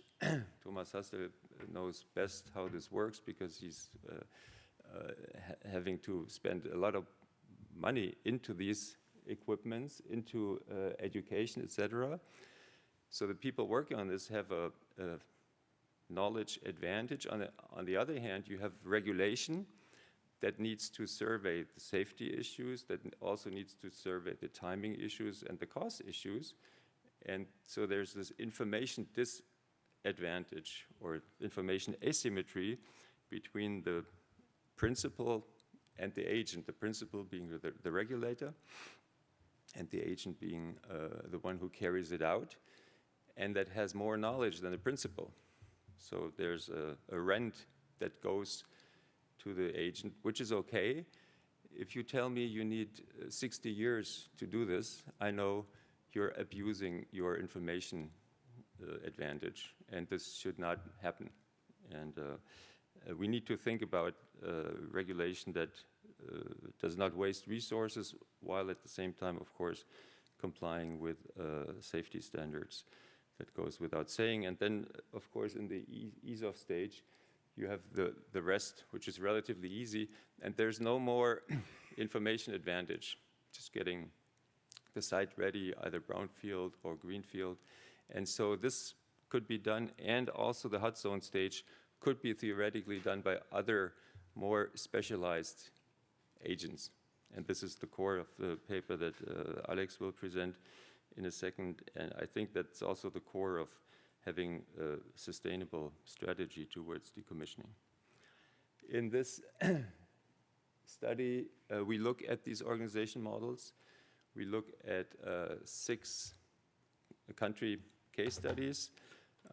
There's a data documentation out there that has a lot of pages. It has 213 pages, which summarizes the ongoing research as of early 2023.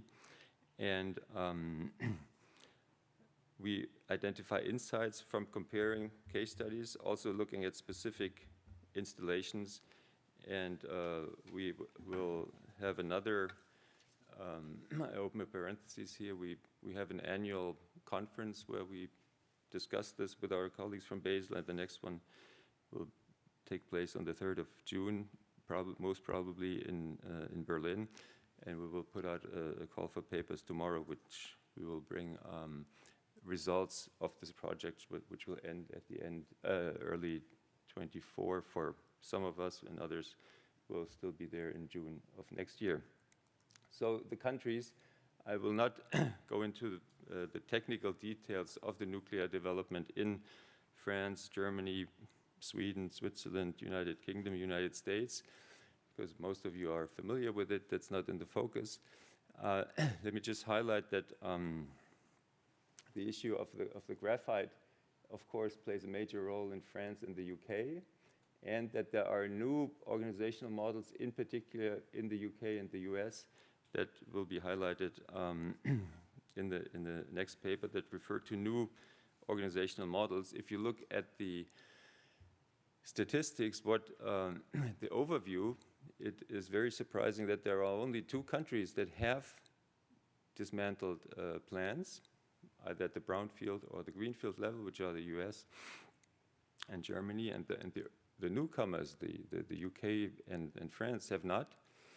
There is some movement going on in the UK, and then the others, Sweden, Switzerland, have neither. By the way, there's only 1 Japanese research reactor that adds to this, so that makes 17 plus 4, 21. So there are 22, which is less than 10% of internationally phased out plants, which is not a very good record, I might say.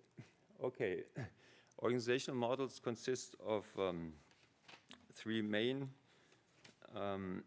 elements: the regulatory framework for provisioning, that is the overall framework. Financing plays a role. Production, that is the question, essentially, do I do it myself or do I tender it out, make or buy?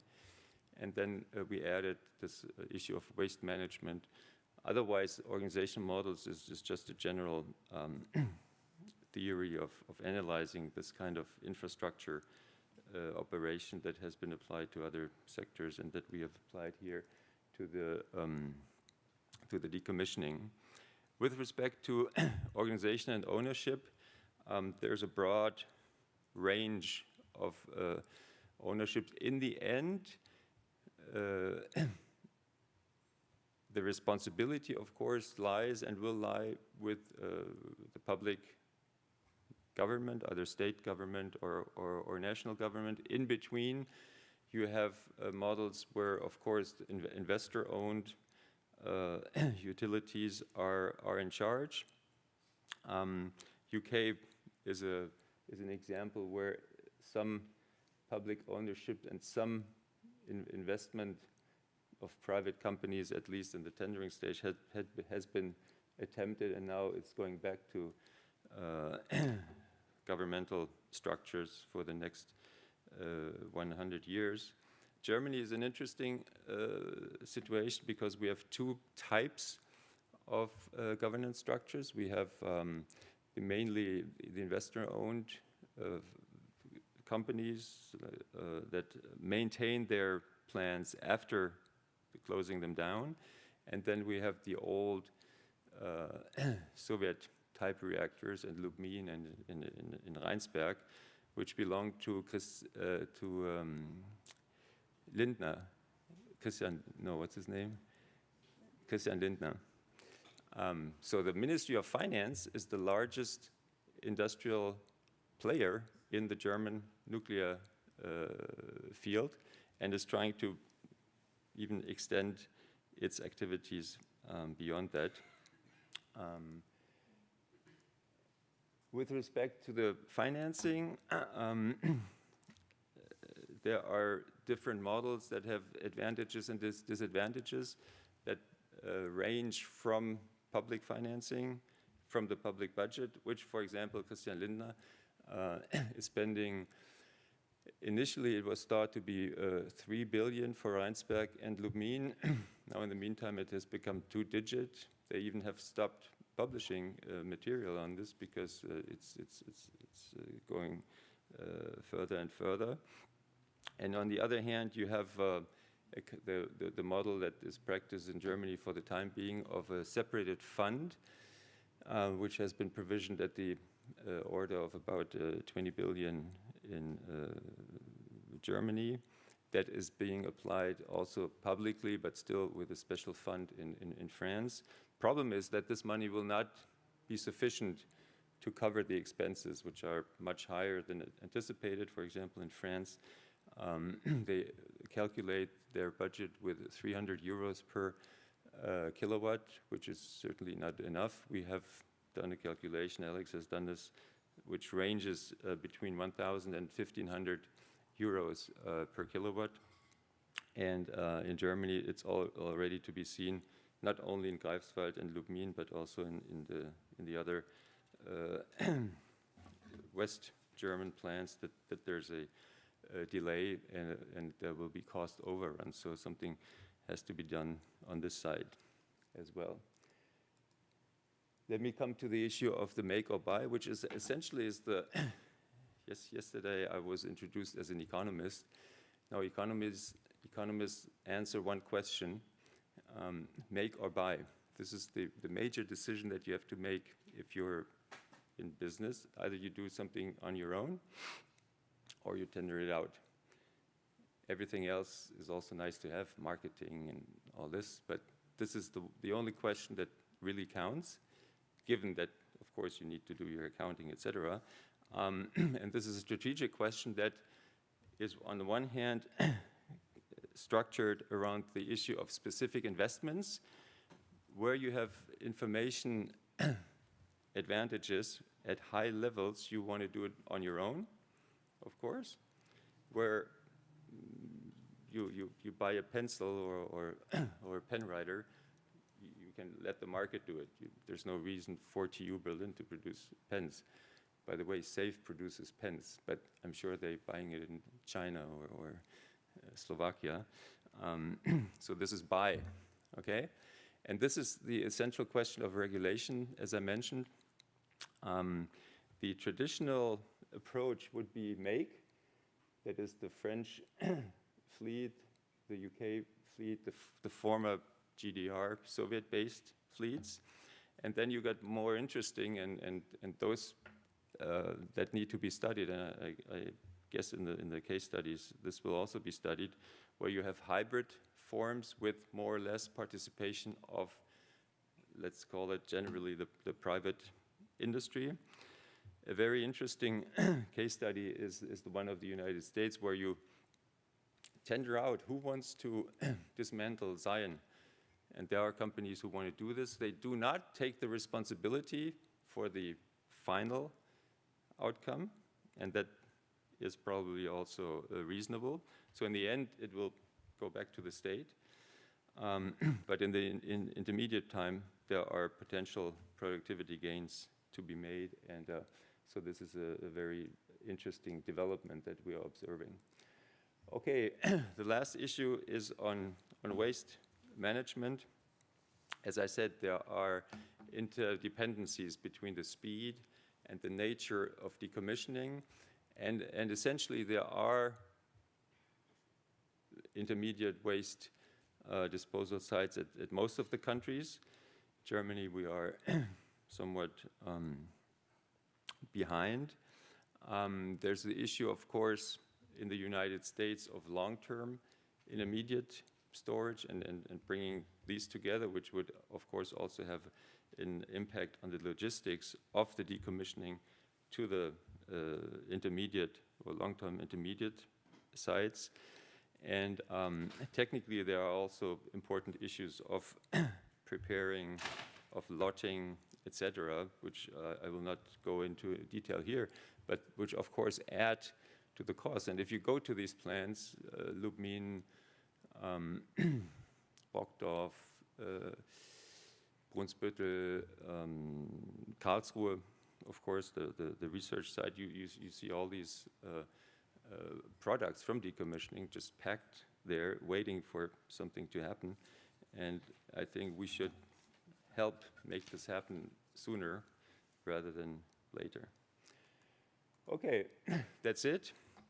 That's a survey on organizational models and issues that kind of have a fifth component in addition to safety, the management, the social problems and of leadership. And I invite you to look at the study, come to ask questions, and register for the second conference on nuclear power, technology, geopolitics, and economics in June next year. Thank you very much.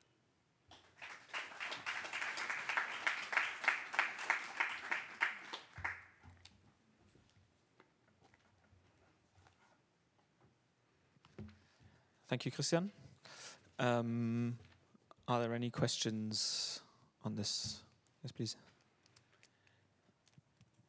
Yeah, Thomas Hassel, University of Hanover. Christian, I have one question for your slide number 3. There you had a bullet point, and you said in some cases, because of inexperiences and bad planning, in some cases failed decommissioning. Can you give me a concrete example of that? Well, I think there are 3 types of failing. In my understanding, is not doing this rapidly and efficiently, and I think in at least in the cases that I have seen, Rheinsberg, Lubmin, we need to talk about failure, because you can't explain to any reasonable student why you are building an airport in 10 to 15 years and people complain, and you're decommissioning Rheinsberg in the 40s and Lubmin in the 50s. That's a failure, and it's expensive. The other failure refers to the early plans. That is, I call them graphite because that's the old technology, graphite piles. You know, you've all seen Oppenheimer. If you haven't seen it, you must go there. In 2nd of December 42, the pile, the Chicago pile, and this is a failure. But why can't we decommission the piles in 2023? And then the third challenge, I would say, is the technico-economic challenge of having to put much more money into a process that you would expect to be just a kind of appendix to electricity production. And now it turns out we have about 25% of electricity costs referred to decommissioning, which is huge in comparison to other industries. So failure is probably not the right word, but these are challenges that need to be addressed. And I'm being a latecomer to the industry, I'm a little bit surprised that these have not been done earlier. Thank you.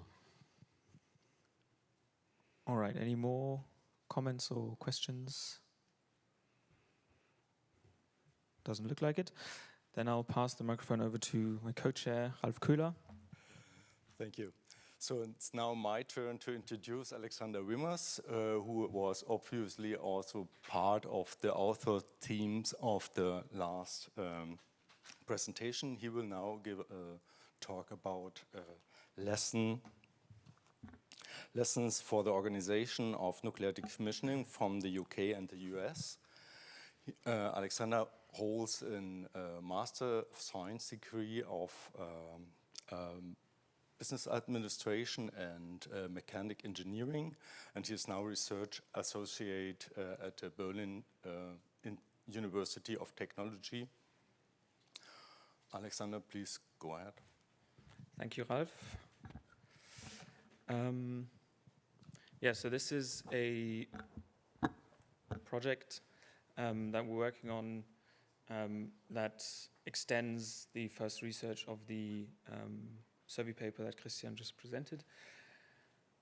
And obviously from the title focuses on the UK and the United States, where in the past decades we were able to observe various different organizational models or business models that have been emerging in the decommissioning sector, or in the case of the UK, foreshadowing now here, have ultimately failed due to various cost overruns and other organizational challenges.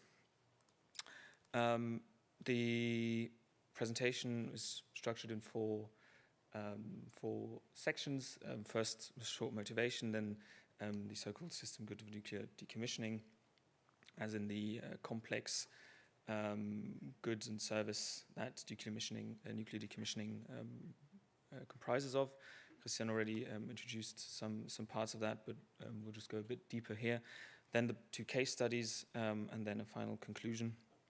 And I hope that I'll manage to stay in the time, but I think we'll get through it because we don't need the motivation. We've heard this often enough. Nuclear decommissioning will become more relevant in the decades to come. And the process of nuclear decommissioning worldwide is painstakingly slow, given that around 200 reactors have been closed so far, and only a handful of reactors, especially high-capacity reactors, have been, it's only about a handful that have been fully decommissioned. It's best to say that there's still some optimization to be done. So,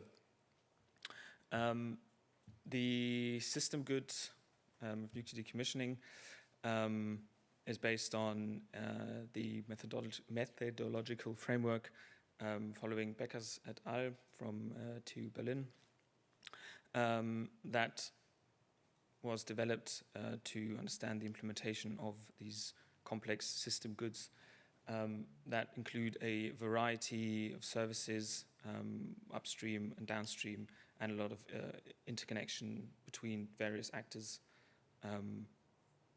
and processes. The system good approach follows the 3 steps. We start with a description of the technical system. So what are the assets and goods that are necessary to produce this service? Then we move on to the relations between the various roles that are then applied to the different actors and institutions in the various markets that we can see. So Briefly on nuclear decommissioning, Christian already mentioned that in general there are 3 strategies: immediate dismantling, deferred dismantling, and then finally entombment. And generally when decommissioning is conducted, it follows a 3-step approach that we have classified as the warm-up stage, the hot zone stage, and the ease-off stage. And to focus on these stages and look at the different processes and assets, we see that nuclear decommissioning consists of various interdependent and highly complex processes that require knowledge and assets for them to succeed. Furthermore, nuclear decommissioning is characterized by a high degree of uncertainty, especially regarding radiation levels, and asset specificity, because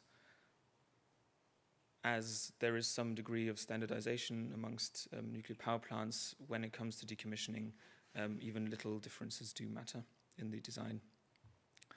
And this constitutes also possibly regarding to the degree of radiation levels and contamination, for example, the use of specialized tools for example, underwater dismantling of reactor core.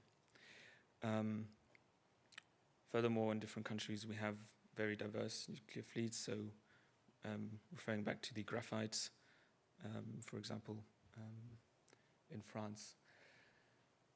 And so the question is, can these processes be repeated? Will there be learning, as in can the frequency of these processes and assets be increased? And due to this high uncertainty and complexity and the specificity, obviously this remains questionable. Some actors, such as France's EDF, propose that there will be a high degree of standardization when they start to decommissioning their PWR fleet, which will reduce costs down to 300 to 400 million euros per reactor.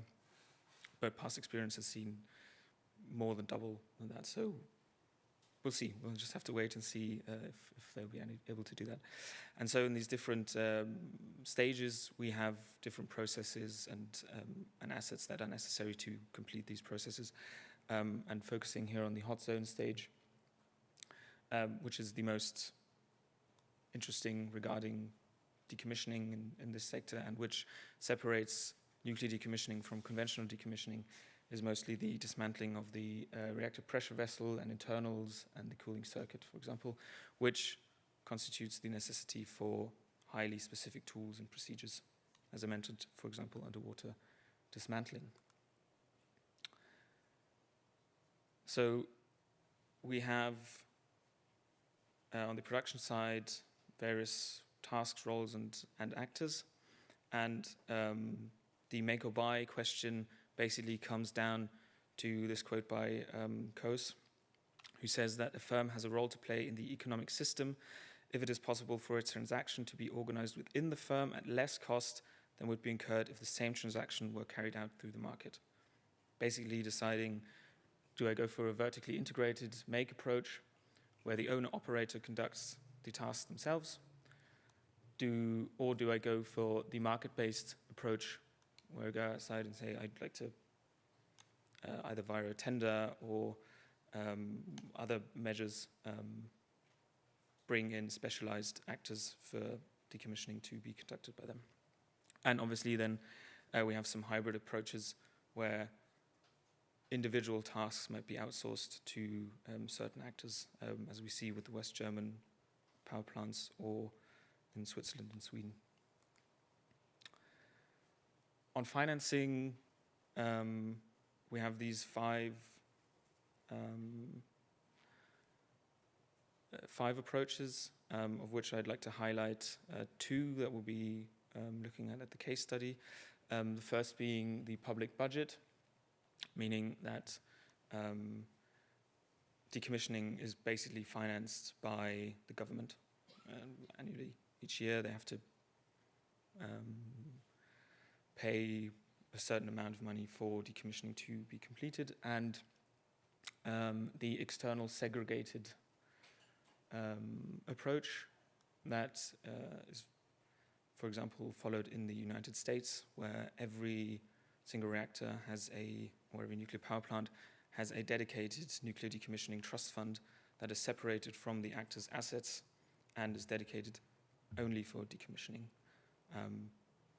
The funds accumulate via various different approaches, so a surplus on electricity costs, for example, would be one approach to do this. All right. Now moving on to the case studies, we're looking at the United Kingdom and the United States. And for the United Kingdom, we can see a development in nuclear decommissioning when from 2021 to 2022, quite a lot happened as most of the Magnox reactors, or quite a few of the Magnox reactors that had previously been in long-term enclosure, were moved to some state of active decommissioning following a strategy change by the Nuclear Decommissioning Authority that we'll be looking at here. So it's the warning. It's not because I'm over time. That's good, at least.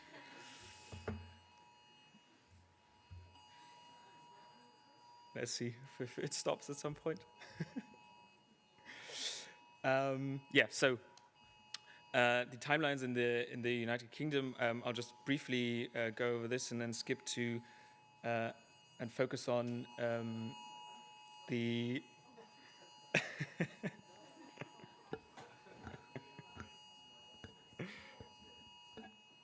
all right.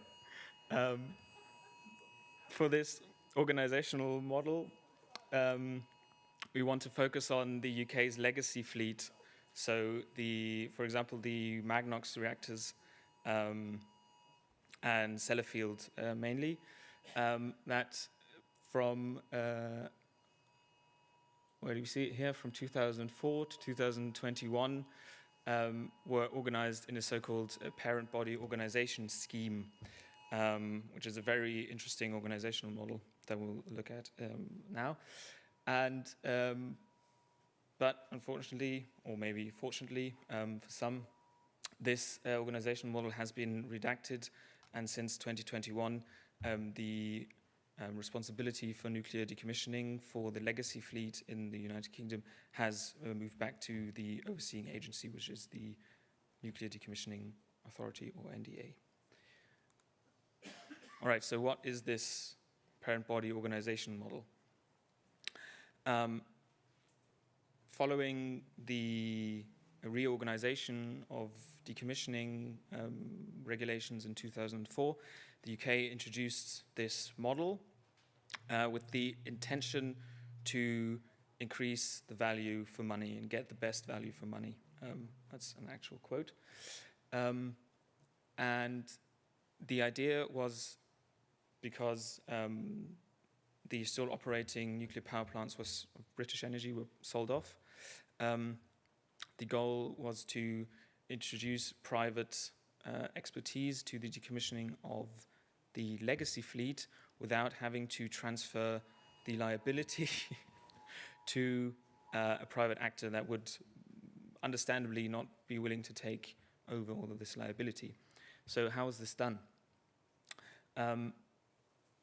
We have the government that provides funds and oversees the actions of the NDA, and the NDA is the official owner of the so-called site license companies. These site license companies act as the actual operator of these decommissioned facilities. So, for example, Sellafield has a site license company named Sellafield Limited. And then there was Magnox Limited and so on. And these site license companies would then sometimes subcontract specific tasks to second-tier subcontractors for very specialized tasks. And on this level, so on the tier 1 management area, which is basically what you're looking at maybe, this is where the parent body organization came in. And the idea was that the parent body organization would take on the... Is that another one? Wow. Would take over the ownership of the site license company, be able to earn a fee from the revenues and the profits that the site license company generated. And this transfer was organized via various tendered competitions. This transfer of ownership was envisioned for around 5 to 10 years, and then there would be another competition or another tender for a different actor potentially to move in. And now, just to add, they have moved to the market-enhanced site license company approach, which basically just removes all of this PBO stuff, and there is a direct operation contract between the NDA and the site license company, and then markets or private actors join in on the second tier as they did here before. So why was this seemingly potentially efficient organizational model reduced? Why was it retracted? Why did it fail? Basically, this can be burned down to 4 reasons, possibly more. The first one being information asymmetry, such as Christian already mentioned, where the PBO was able to exploit the lack of knowledge and oversight from the NDA. For example, the NDA had a very limited staff of personnel working on a specific site, while the PBO had thousands of people working on these different projects. And furthermore, as can be seen here, quite small, these were the different fees that the Sellafield Limited was able to earn from performance and efficiency gains. And it's a bit too small here, but if you zoom on the PDF, if you get it, you'll be able to see that they focused on very short-term efficiency gains, because they knew that in 5 to 10 years, there would be a new actor coming in, and then why invest into long-term efficiency if you don't even know that you will reap these profits from that, right? The second being the high complexity and uncertainty. Decommissioning was not at the highest priority in the United Kingdom until the early 2000s, especially for the legacy fleet. And then this basically led to a loss of a lot of knowledge. As of today, for example, at Sellafield, they're not quite sure what the composition of these different waste fuel ponds is. There's radioactive sludge, but we don't know what it is. Furthermore, these gas-cooled reactors, so these Magnox reactors, have underground structures that are known or unknown, and the contamination of those is also quite unclear. So for some sites, actually, they're thinking of keeping them in the ground. Furthermore, we have so-called transaction costs, so costs that occur when actors try to gather information, for example, or for contracting, and these relate mostly to the contract design of the PBO. They were first designed as reimbursable contracts, basically necessitating a lot of information gathering by the NDA. That was not that well done. And then they were changed to a target cost-based contract, basically setting on a certain baseline a target cost to be achieved by a certain date. But in order to define this baseline, you need to know where you are at this time, so today, and then you have to somehow identify where could we realistically be in the future and what might this cost. And this led to year-on-year cost increases. And then finally, the tendering for the Magnox contract, for example, was extremely complex, led to actual legal consequences and litigation in court. And then finally, the asset specificity relating to the high complexity and the diverse fleet in the United Kingdom. So this is the PBO in the United Kingdom, and then moving on. I see I'm actually running out of time now, so we'll see if there will be another warning. Moving to the United States, which is a lot more diverse because we have many different actors, private, semi-private, some cooperatives, and so on. But we would like to focus here on these two models that have emerged. The licensed stewardship model conducted by Energy Solutions, and the license acquisition model followed by Holtec Decommissioning and Advanced Decommissioning Partners. That might actually be a development bringing in private actors that could potentially at some point increase efficiency. So how do they work? We have this regular organization of decommissioning, as is now done in the United Kingdom.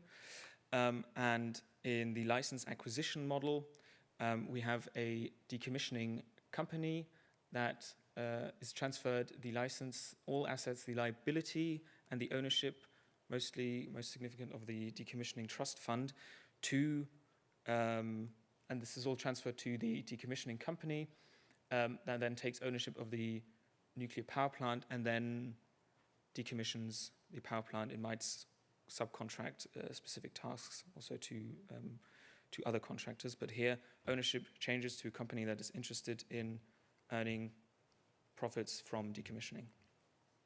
With the licensed stewardship model, this is basically a turnkey service. The license operation ownership of the decommissioning trust fund is transferred to a decommissioning company, but then once decommissioning is completed, the liability, license, all of that is then returned back to the nuclear operator. So here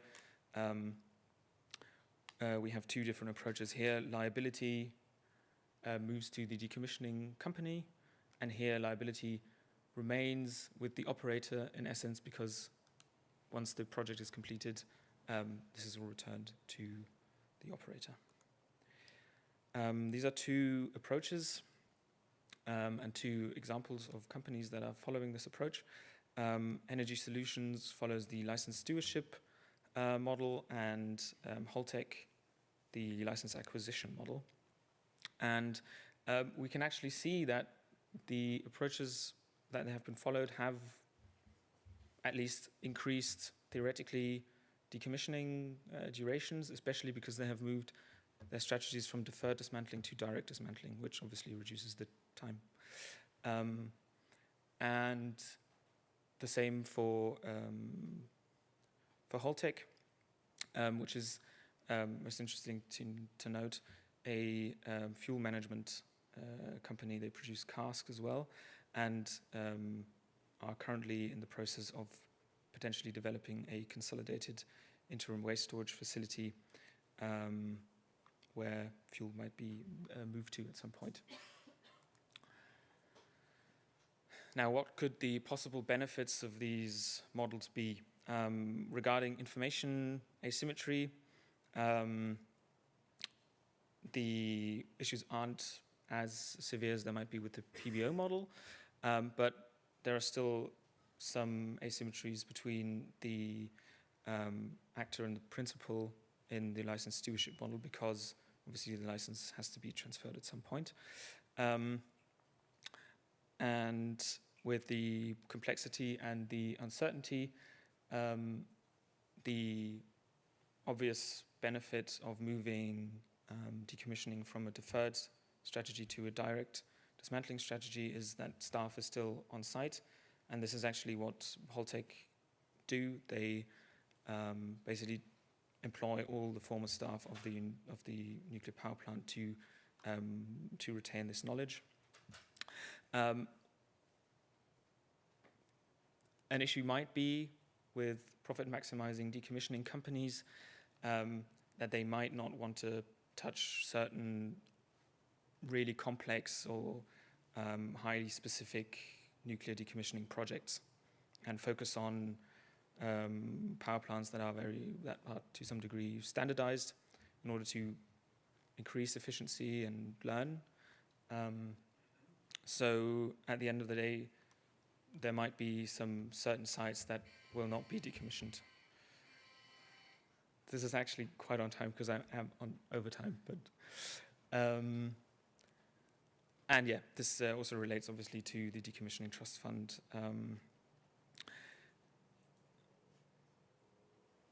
I'll skip over the other points, I think, and yeah, okay, let's see. Right. Yeah, so what are the potential opportunities and risks from these new organizational models that have emerged? Bearing in mind that there are three prerequisites for this to function. The first being that nuclear licenses can be transferred easily and relatively efficiently in the United States. This might not be the case in other countries. Further, there are plant-specific nuclear decommissioning trust funds, so financing is somewhat secured. And most importantly, the at least financial waste management responsibilities have moved to the United States federal government. So liabilities regarding this are limited as well, and this opens the possibility for profit maximizing companies that might look more short term and not in the very, very long term of nuclear waste management to enter this market. So the opportunities are obviously that faster decommissioning reduces safety and security risks. It might reduce costs on the sites, and these sites can be obviously possibly used for other purposes. General, when decommissioning happens, potentially efficiency gains and learning might also diffuse to other actors that could benefit the whole decommissioning industry and increase the process. And in this case, we have, in the United States at least, until the interim storage, some relatively clearly defined waste management strategies.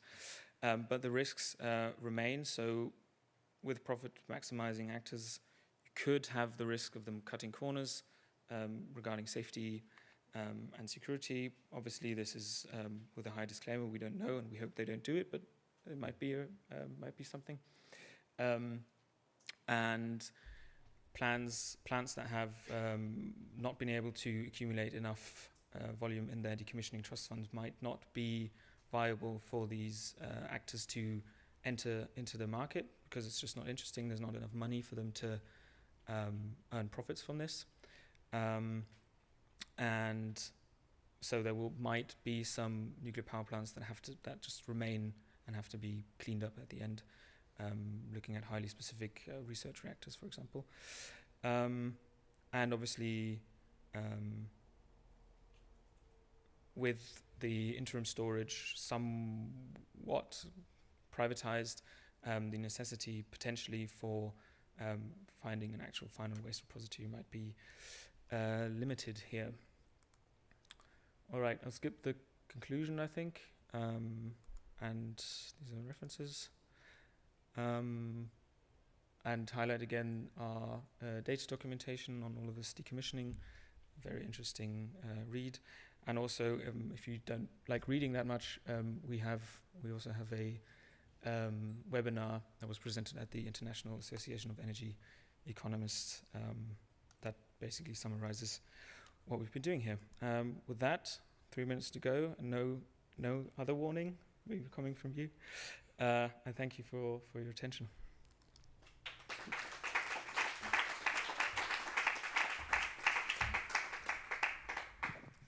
Thank you, Alexander, for this interesting talk, and thank you for compensating this 20 minutes gap we had before. Or it was not all. It's not only me, I think. So, are there questions? Well, so I have a question about the information asymmetry. Yes. So it turns out that we should invest more interest or invest more. We should focus on the regulators as well as on the operators in this case. So we should strengthen the regulators in a certain way, in a certain specific way. So do you have ideas how this should work, or? Yeah. So the NDA and the PBO case. Is very specific. We didn't identify any other shortcomings that were as prominent in the other countries that we surveyed. But there is data, especially coming from scrutinies that were conducted afterwards by the House of Commons, for example, that identified that the NDA had a total of 12 people working on this, on the decommissioning. So there was this just staff missing, right? Further, the people were not educated in nuclear science, nuclear operations, and all that stuff. So on that case, yes, totally. And then, so the regulator needs a lot of knowledge to understand the highly complex processes that are going on. But this can also be facilitated by just increased transparency. It's pretty good in Germany with the transparency report that is published every year, but in other countries it's not as well documented, and it's tricky to find information on processes and what's actually going on in the plants, especially on financing. So increasing transparency is one big potential. Thank you. Are there other questions? I think it's two.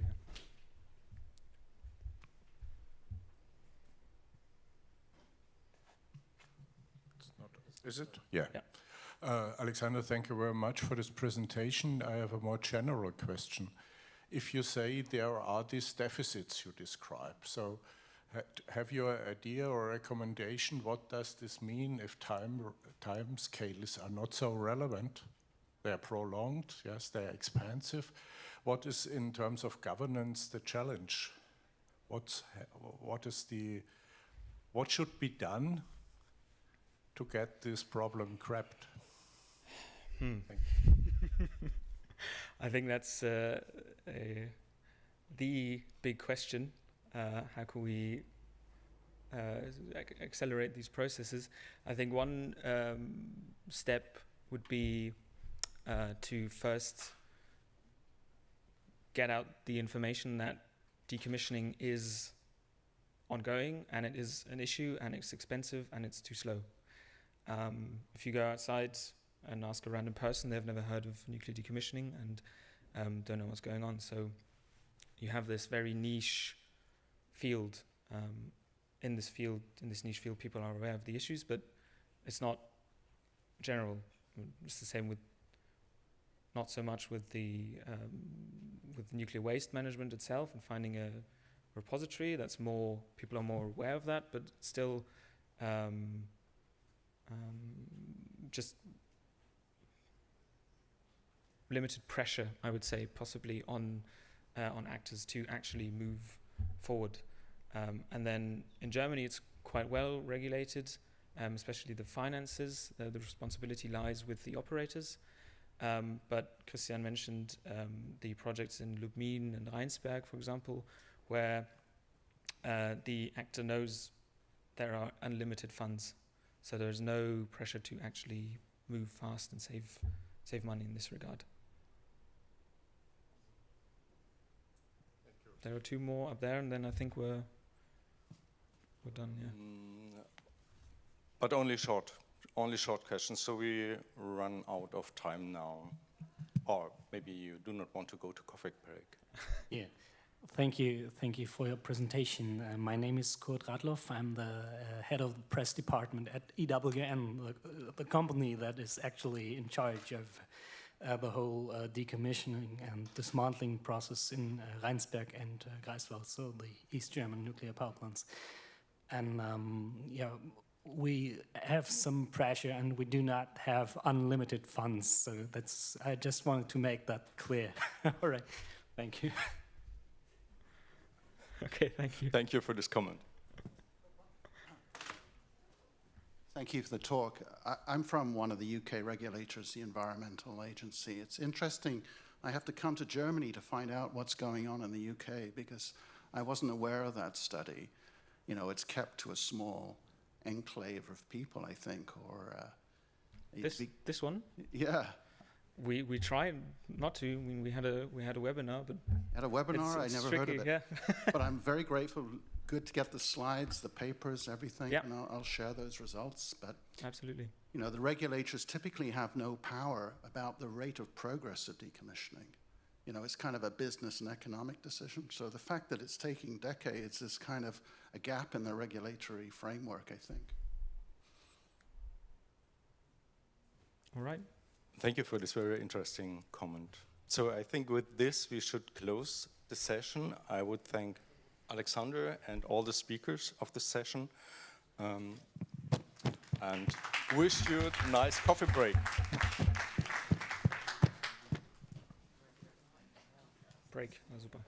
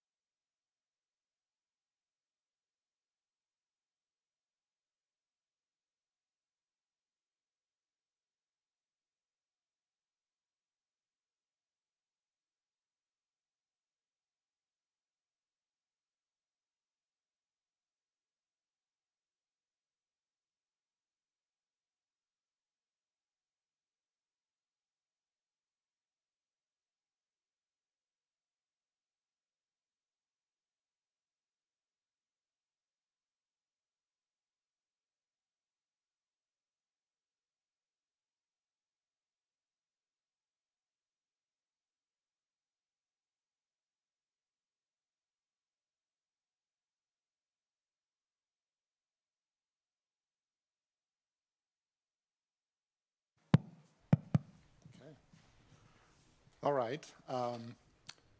It's time for the next session. This is a session on activities in international programs and collaborations.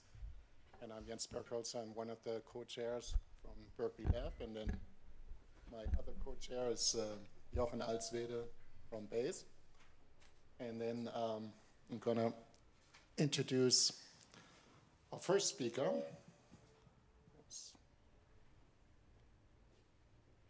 Hopefully soon. Yeah, this is V.Hávlova, who will talk to us about IAEA support for the management of site investigations for reactive waste disposal facilities. She's been involved in that field since her graduation as a geochemist in Prague. And you're doing some work in I believe it's one of the larger technology centers in the Czech Republic. And last year you joined IAEA, and I think that's what you've been talking about. So thank you, welcome, and take it along. Thank you a lot for inviting me to this inspiring conference. This is basically my first presentation in a new position. I moved to IAEA after being 25 years involved in a Czech disposal program and European projects. And I moved directly from a national program to the institution, which mission is to support 177 member states. And its mission is based on three pillars: science and technology, safety and security, and safeguards and verification. And based on that, our technology section, which I belong to, supports member states in the field of radioactive waste management. We are supporting the member states in order they are able to achieve a comprehensive radioactive waste management with respect to their recent and also the future inventory. This support is held namely in four major fields.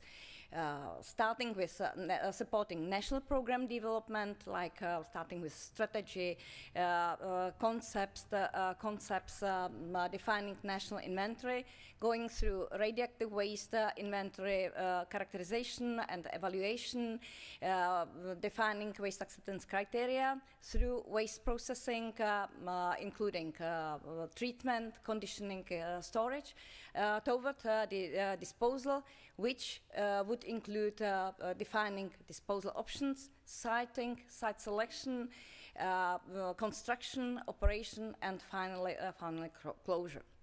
In all those fields, the countries, the member states, can receive the support. The knowledge is usually transferred in a form of publications. You can find them at IAEA library, and from our division, I would like to highlight several of them, which cover different aspects of radioactive waste disposal development. The first one is design principles and approaches for radioactive waste facilities. Then we launched a publication dedicated to costing and funding schemes, and also communication with public, with stakeholders. So I think we tackled that many times. Sorry. That communication with public and stakeholders is very important. We have two important publications in preprint. That means that you can find them already at our sites.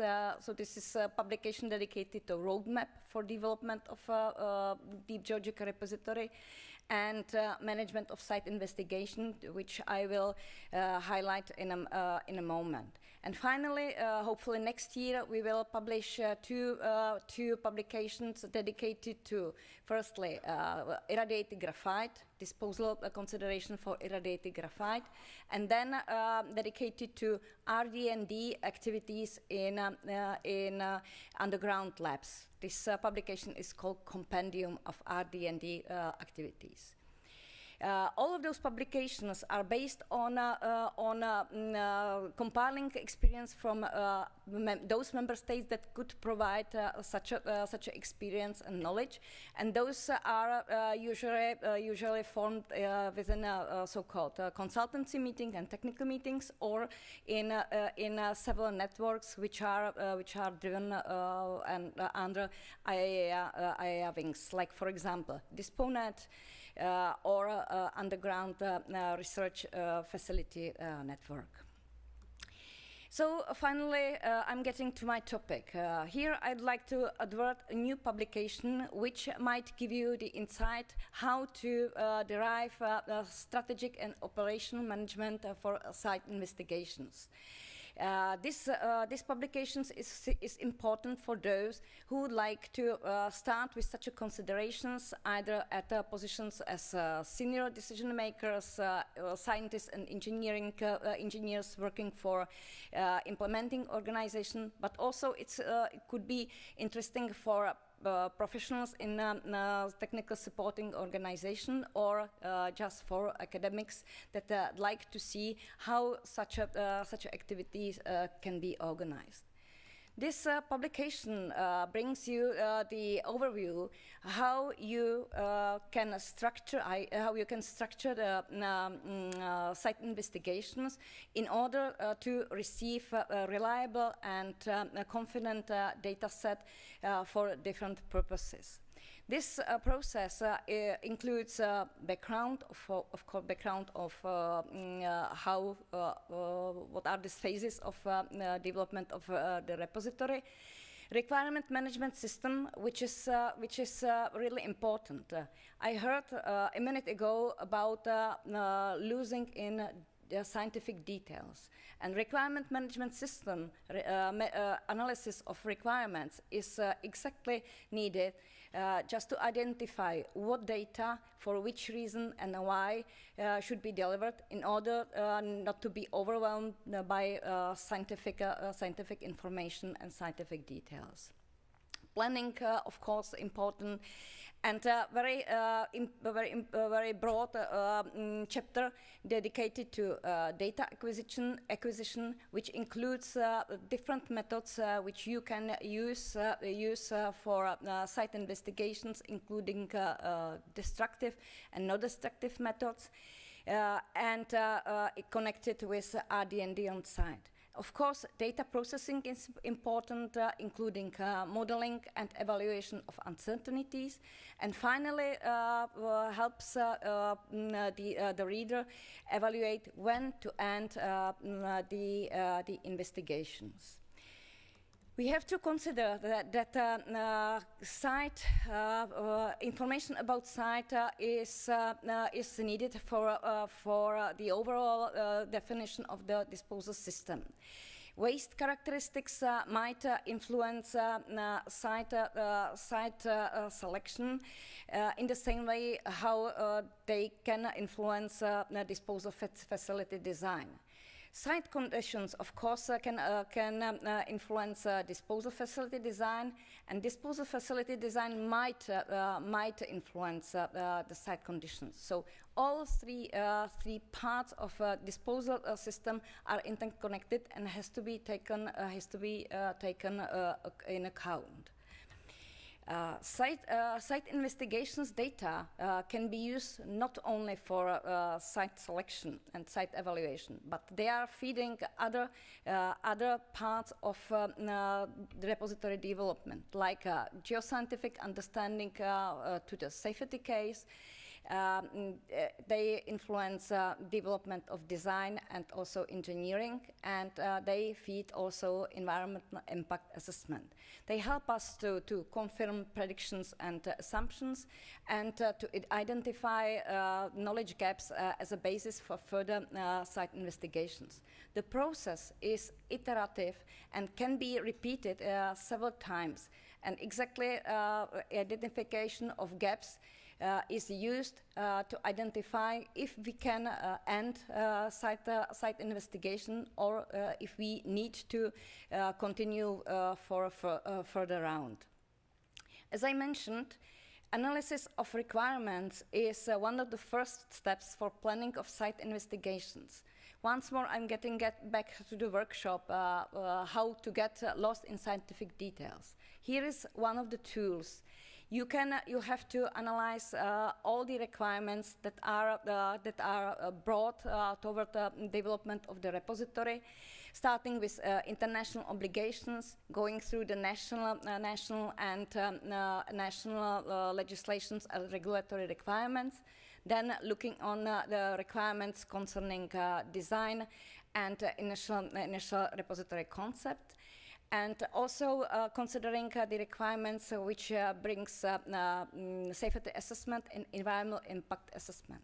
And all those issues defines which data needs to be gained and how we can gain them. And this is all reflected in a plan of the investigations. And after analysis of gap, this chain could repeat how many times you need. Once more, just an example how this process can be iterative. Just trying to collect the data from both preliminary stages and from new stages, and trying to get the sufficient level of understanding and complete the site investigations. The confident process of site investigations is based on four major pillars: data, tools, processes, and people. Those are usually under responsibility of the implementer. But to add the confidence, resilience to the data set, we can also add additional pillars like discussion with the regulator and involvement of international best practice. And this is exactly the field when the IAEA provides the support. Not only IAEA, but also international cooperation, international projects, and bilateral cooperation. I'm not going to the detail of this scheme. So this is a scheme of how the site investigation can look like, including different types of methods and different procedures. You can go and have a look in a publication. But we have to take into account that the key outcome is the reliable data set with identified uncertainties and also understanding of processes with robust models, also with analysis of uncertainties. Again, as I repeated several times, this cycle can repeat until the sufficient level of information is gained, and this is basically based on gap analysis. This structure needn't to be so detailed because you have to consider at which phase of development of repository you are. Site investigations last all phases of deep repository development. It's not dedicated only to early phases, to site selection and to site confirmation. So at different stages, the level of details or level of methods used for site investigation could be different. And where to end site investigations? Basically at the point when the initial uncertainty gets into the acceptable uncertainty on acceptable level of cost and at appropriate time, and also when it's the results are accepted by regulator and by the public. And a very final remark, site investigations are very closely dedicated to site selection. I heard it from everyone that the site selections is the big issue in the German program. I can highlight that I launched the new project which is dedicated to development of site selection criteria. And we have a core group of 10 representative of 10 programs which have experience with either successful site selection or well-planned site selection. And based on that, we will publish the publication hopefully by the end of next year, which should bring the best practice on this topic. And basically, if I can conclude, publication management of site investigations bring you an experience from several member states who underwent this activity over past 20 to 30 years. There is an annex where you can find the national cases with interesting examples. However, all the cases state that each program was unique. So at every country, site investigations underwent in a slightly different manner. And that important points are regulatory requirements, stakeholder acceptance, legislation, and the national context. And also, they also stated that early discussion with the regulator is basically a must. So it's needed to be established early in the program. And with that, I will end my presentation and open to your questions.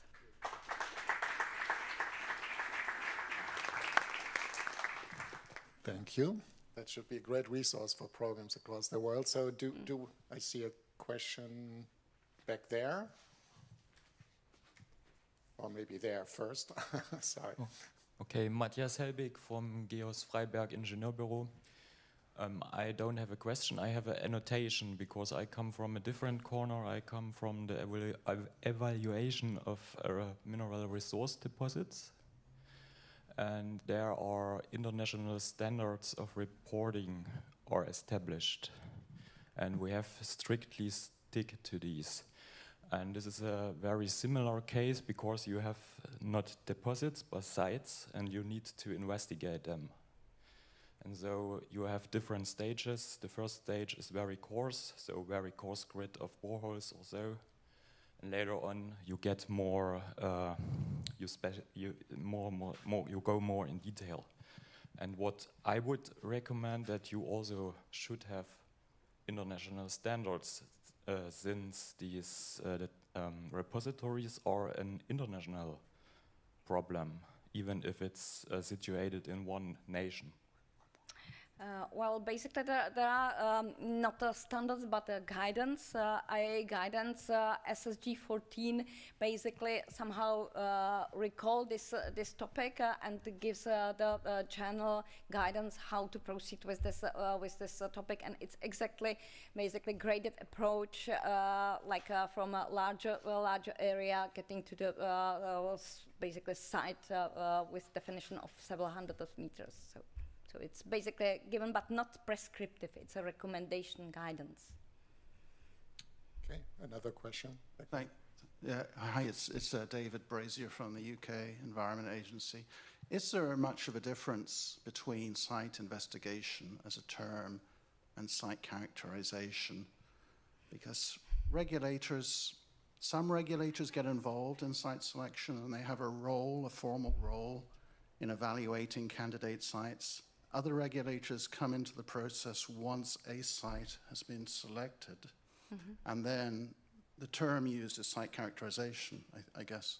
What would you say the differences are? Well, basically we definitely would find this definition in a glossary, so this is the first point. The second point is from my personal view, I would say investigations is a process to get a site characterization, so basically characterization is like a status or goal. So that's my view. So, but those terms are generally defined. The investigation is used for activities on site, basically, or maybe or a site, or could be also desk studies concerning the site, not only on site, like physically, but concerning the site. to be more Thank precise. you. Let's give V.Hávlova another hand because I think we need to move on, right? Yeah. Thank you. So please come and ask. Yes, thank you very much. Oh. And now I have the pleasure of introducing J.Birkholzer. You all have seen him before. J.Birkholzer holds a master's and PhD from RWTH in Aachen from Germany. He joined the Lawrence Berkeley National Lab as a postdoc in 1994, and since 2015 he is Senior Scientist and Director of Energy Geosciences Division at Lawrence Berkeley National Lab in the USA. And it's a special position too, and a special interesting position. Since 2012, he has served as the US Department of Energy's coordinator for international activities in disposal research. So I think that is one reason for your topic you have here today for us. And yeah, we're very interested in you at this stage. Thank you, Jochen. Yeah, so I just want to give a kind of a really high-level overview of the international collaboration that we have, sort of in terms of why and a bit of what. And just maybe starting out where we are today and in the US program, and we heard a bit yesterday in the keynote about the status of it. So here you see where currently spent nuclear fuel and high-level waste is stored, and you see a lot of dots on the map, probably more than 100. That's basically the surface storage facilities, mostly at power plants, some of which are already shut down. So that's not a really good situation, and we want to change that. Now, we heard from Ellison yesterday already that we had a focus on a site in Nevada that was geologically and also from a repository design quite unique worldwide. That was the Yucca Mountain side, in very deep, unsaturated rocks, fractured, pretty permeable fractured rocks. So the safety case for that site was highly dependent really on the very, very small precipitation at the site. So maybe 5-ish millimeter per year was really trickling down. And so there was little water to pick up radionuclides. It was also a design that had no backfill in the tunnels, an oxidizing environment, and a license application was submitted. Yet in 2010, it was concluded for various reasons that I don't want to discuss that the site investigation would discontinue and the license application was pulled. So this was a major, major reset and also a setback, if you wish, and a new research program was launched that was then focusing on alternative host rocks and alternative designs that were perhaps in clays and crystallines and salt rocks. The US has a lot of geology to play with, a bit like Germany right now. What one needs to remember, though, is that the Nuclear Waste Policy Act in the US is specifically written for Yucca Mountain as the only site where site-specific R&D or investigations can be conducted. And there has since not been a change in that law, partially because there's not a lot of, how can I say that, championing to do that. And so what the program can do right now, that research program can do right now, is really more generic research and basically getting ready. So this is sort of the three pillars of what is done since 2010. On the left is really the disposal research, and it's basically research to be repository ready, to be able to do everything that needs to be done once we can investigate specific sites. With one additional sort of specific research focus, we have a lot of very large storage containers, which you see in the center here. And there is an interest to be able to take those storage canisters directly without repackaging into the deep subsurface environment for long-term disposal. That would generate a lot of heat. So we're interested in high temperature disposal systems. And then because we're basically setting back our time clock by probably 30 or 40 or 50 years, we really need to think about extended longer term storage for systems that weren't initially designed to be that long. And so there's a lot of that going on. And then finally, and there we can do site-specific investigations. The US wants to consolidate all the 104 sites into one federal consolidated interim storage sites to buy us some time to be ready for that. We're now realizing that the two of them are a bit connected because the consent-based siting process, basically communities that come forward here, are asking how long is interim. So they want to know when is that left part ready, which complicates things, of course. So we need to make progress here, and part of that, of course, depends on really congressional action and then changing the law. So that's the big picture. I'm going to talk about this a little bit. So one of the things we realized early was that going away from Yucca Mountain towards disposal systems and clays and salts and crystalline really put us more in alignment with many of the other international programs. And so what we decided to do strategically was really to significantly ramp up all the international collaboration that we could possibly get our hands on, to learn to be embedded in sort of direct collaborative research, to get our hands dirty, to be able to do research on sites that were not necessarily in the US, but maybe elsewhere, but where lessons could be learned. And so we did really set up this international program essentially, and I should probably just focus this here, to advance really active scientific collaboration, really peer-to-peer research projects.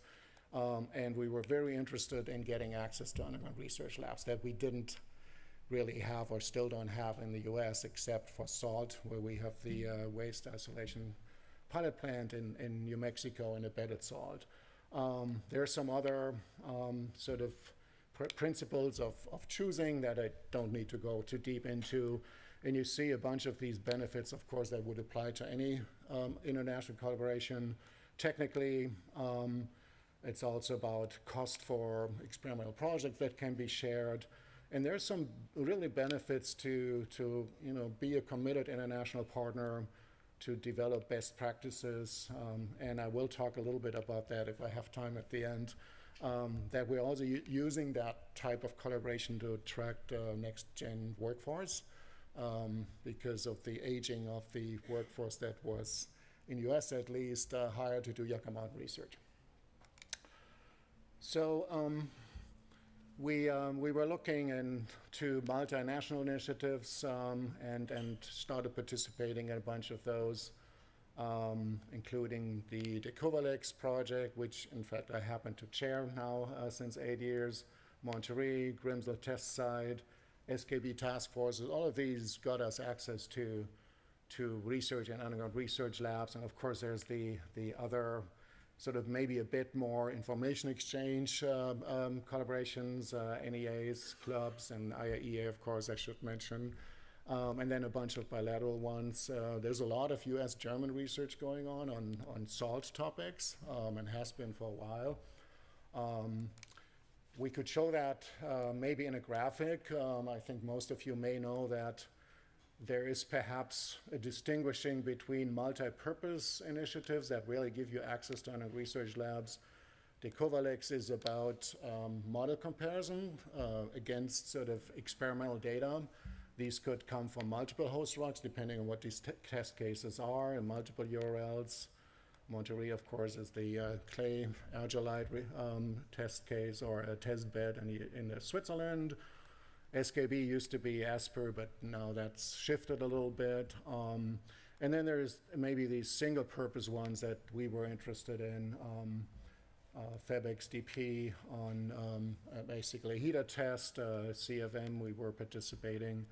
And then recently Hotband, which is the high-temperature, large-scale heater test I believe Lienge will talk about that a bit more tomorrow, right? Some of these activities. Currently active are these greenish ones here.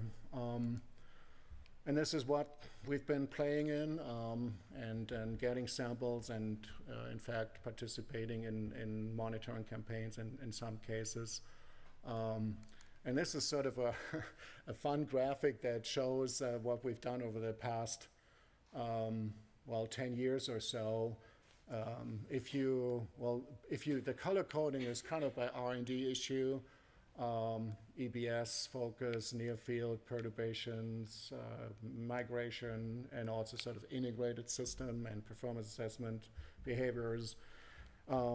And so these are the experiments that we kind of participated in via some of these international ones. So you see salt activities here, argillite here, crystalline here. You see sort of focus on EBS in the center, and it moves outwards in scale. I'm not going to go in detail, but you see it's a pretty significant portfolio.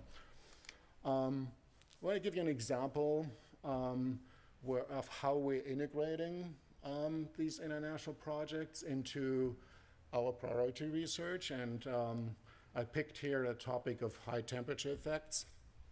Again, we're interested really in raising the potential maximum temperature that, say, an engineered barrier system, a bentonite-based system, can be exposed to. We ideally would like to raise it to 200 degrees because of the dual-purpose canisters, because of the volumes of waste that we really have. Right now, maybe 70, 80,000 tons. So temperature management is a concern. So if you think about a research kind of program, you might start with fundamentals, you might go into barrier system behavior, larger experiments, and then you migrate that into performance assessment. Let's say you have certain alterations here, maybe some losses of integrity in parts of the bentonite. How does that manifest itself in PA?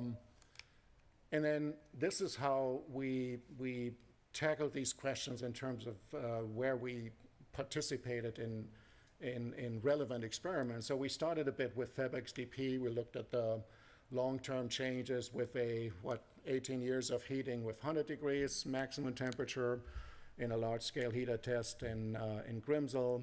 Then did some exploratory simulations to raise that temperature, think about what the sort of the integrity losses could be geochemically, geophysically. And then did high temperature lab testing, which we did at Berkeley, in fact, and we moved the results of that into the SKB task forces, because there we had a bunch of collaborative modeling teams who helped us make sense out of the data. Then we partnered with NAGRA and some other international groups to really design and build and conduct hotbend. NAGRA taking the lead, and that's the large-scale, full-scale, really, heater test. And then we're moving that into performance assessment, and some of these sort of comparative PA studies are now done within the Covalex. Not yet on the actual 200 degrees impact, but really sort of comparing different approaches to PA. 2 minutes, yeah, I'm gonna rush.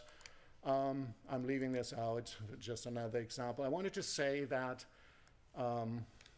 just some other institutions, we have 5-year plans. International research is a big component in that 5-year plan. There's a lot of this is the last plan from 2020, a lot of let's continue, let's look for future opportunities. We also decided at the time to go into 2 new directions, and one is to use international activities to attract new workforce, new talent. The second is to go a bit more into siting and site characterization. The program is a little bit far away still from going into that in the US because of the legislative issues, but yet we wanted to get that started. So here's the first topic, really, and we launched a pilot program, and maybe it's different in Europe, but in the US, working as a geoscientist on nuclear waste issues isn't really that popular at this point. And so we needed to, and maybe not even known, what are the options, what are the opportunities. So really thought exciting international collaborations, getting our hands on good data, and maybe sending folks abroad, young folks abroad, could be a great way of stimulating interest, sort of creating a timeline with a targeted internship program and sending some interns to, say, a Grimsby test site class in the summer and meeting a cohort and things like that. And we also have a dedicated international set of collaboration postdoc that was paid. And that program is now established at 3 national labs, and it will continue to grow, hopefully, and it will hopefully pay off in the future. I just wanted to say, and I mentioned that we're interested in having more interactions in terms of best practices on siting. We realize there's a lot of knowledge in the room with different programs in different stages, and so we're really interested in learning from that. Site characterization, we did some work, we do some work, and I'm glad to hear that IAEA has some good reports coming out on that or already existing. And I'm gonna stop here, not read my summary points, you can read them yourself, but perhaps saying that we, and I would be the point of contact perhaps, that we're really interested in perhaps advancing where it makes sense.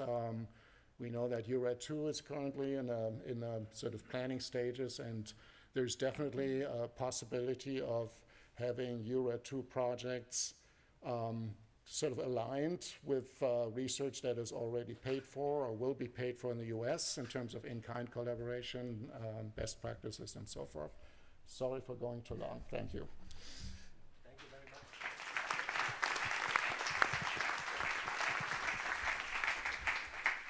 Thank you very much, Jens, for this interesting talk about the how and why of the international collaboration from the United States. Are there questions from the floor? No questions. I can't believe that. Okay, there's a question. Microphone is coming. Hi, thank you very much for your talk. I'm Sarah Wyman. I'm currently at RWTH Aachen with Klaus Fischer-Appelt, and we had the Lehrstuhl für repository safety. Yeah. Okay, great. Yeah, I was just wondering if you're aware of the NEA series that's called Rising Stars in Nuclear Science. I think it's a global forum. And I think that MIT secured this year's forum, and I thought maybe this could be of interest for you to, like you said, like attract future generations. Yeah, I wasn't entirely aware, but we have a collaborator at MIT, Haruka Wainwright, who will hopefully make the message. But I should look into that. Thank you. It's great. Okay, yeah, Mr. Vitor. Yes, thanks, Jens, for that inspiring talk. Actually, I was wondering, you're looking at high temperature emplacement, I would say. Are you also looking at criticality issues for these canisters, these big ones? Yeah, I don't really know too much about research, but there's a lot of that going on, yeah. So we are doing that as a program. Me personally, I couldn't tell you too much about the current thinking, current results. Okay, 1 or 2 questions. Yes, there's one. Yeah.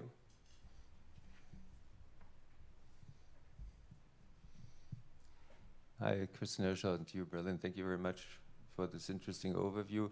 I was wondering, in terms of strategy, 5 years, probably 10 years, whether you had a vision or whether there was a vision of how the process could advance to the extent Yucca Mountain not being probably available anymore. Do you have a kind of wide field approach? So any region could be tested, so you need a very broad research, or on the other extreme, you have, like in Switzerland, 3, or in France, there were 3 originally.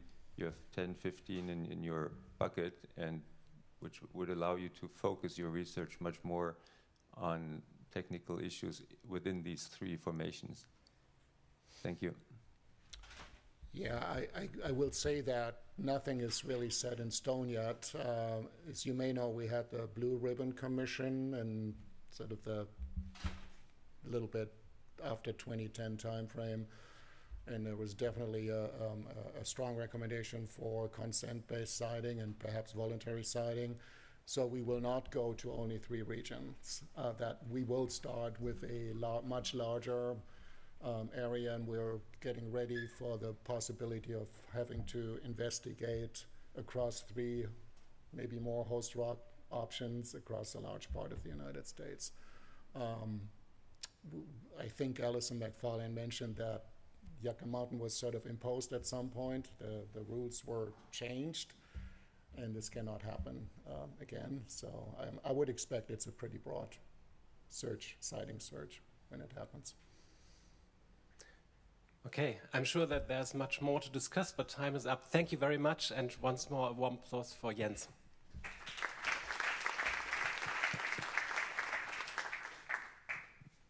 All right, now it's me again as co-chair. Let me introduce T.Vietor, who's with NAGRA, and he got his PhD in Göttingen.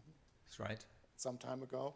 And now, currently, I mean, he's been with NAGRA since 2005. He's currently the division head for safety, geology, and radioactive materials, and also an executive board member. And I think you're leading all the technical work in site selection, performance, and safety analysis, which I would say is probably the most important job at NAGRA. Would you agree? All right. That's an exaggeration, I would say. It's definitely the most interesting job at NAGRA, I would say. So I want to convey some experience actually from our site selection program that we have, or we did in our planning, we experienced in our planning, because we were initially already aware that a very lengthy site selection program would also make the political process extremely difficult. So we were aware that participation that would last decades would barely be survivable for the members. So the entire idea behind Swiss site selection program was actually to have a speedy site selection. So to keep it up to dynamics, and I want to show you how Switzerland actually did that. It's not only NAGRA who contributed to that, but it's definitely also the regulator and the project lead from the Swiss Federal Office of Energy.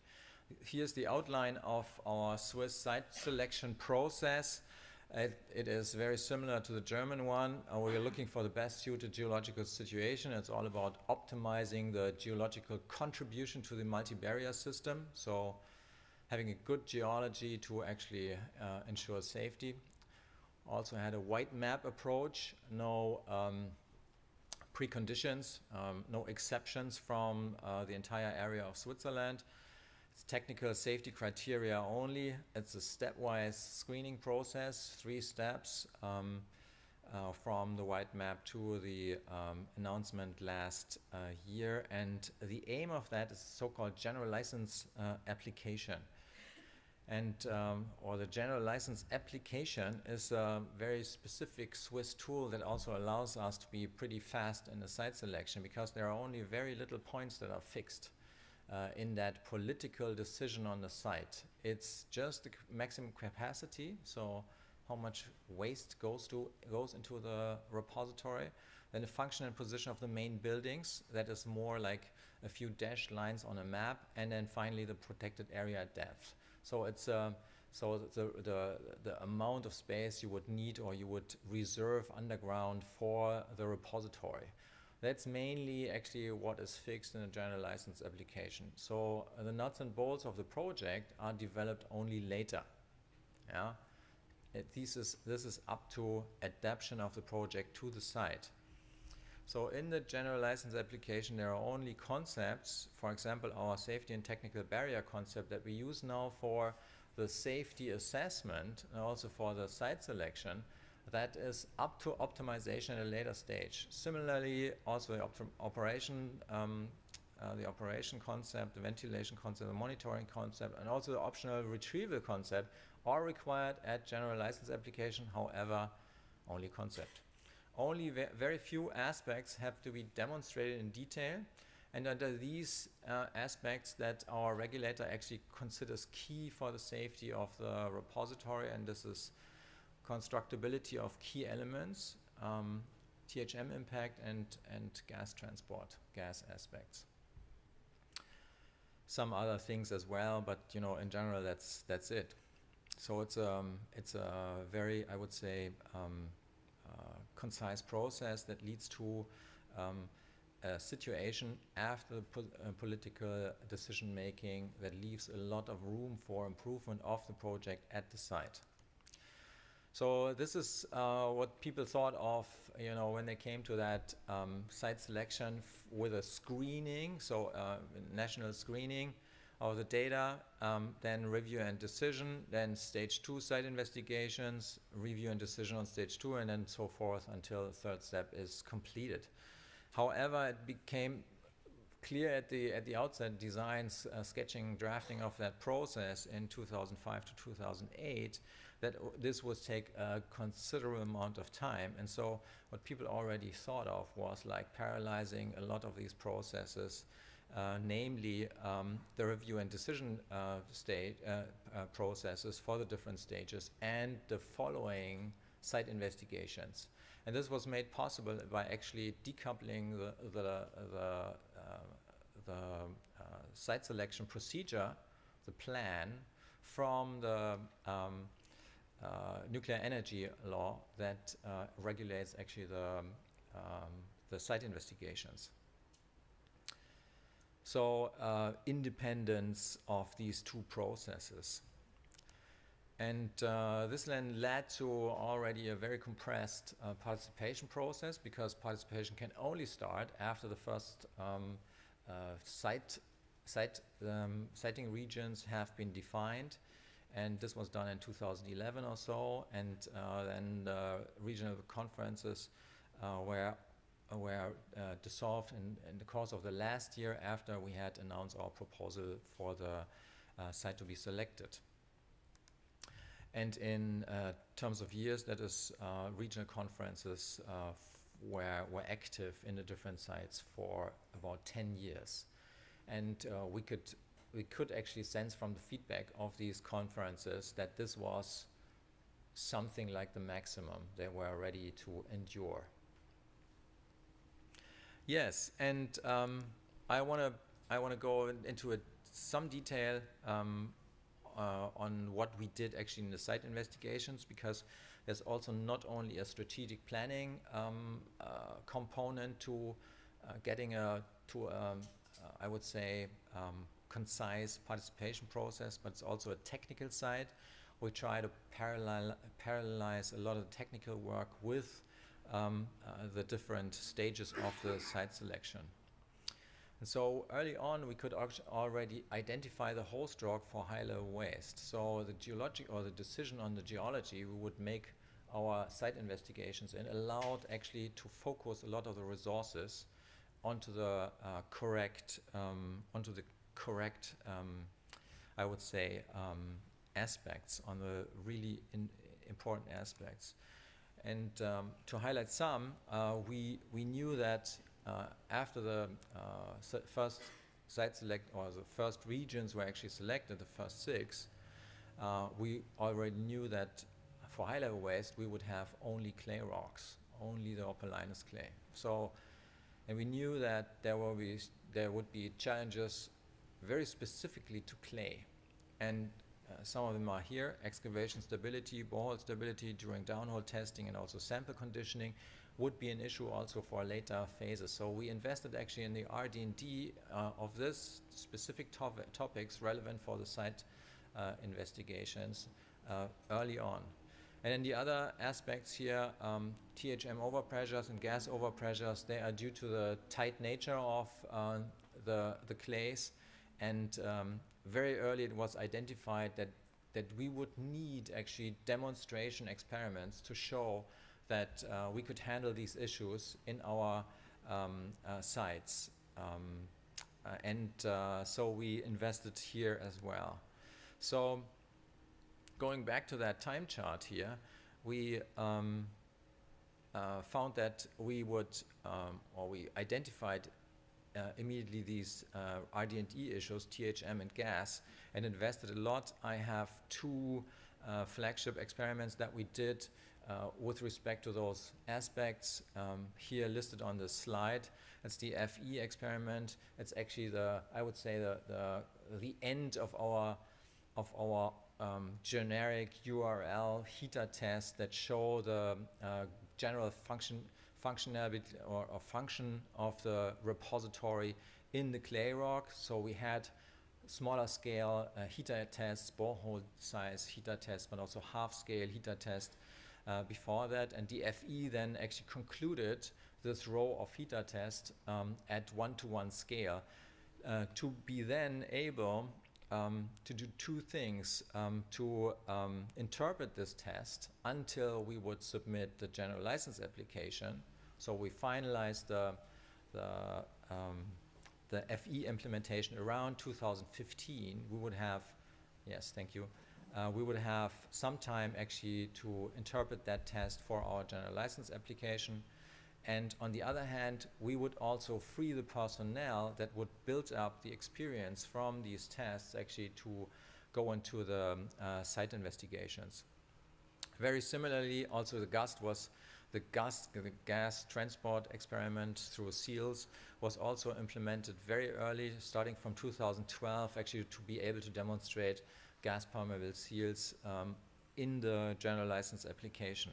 Actually, the last and very relevant gas flow test through the gas has just been completed in September, so right in time for writing it up for the general license application that we're gonna hand in next year.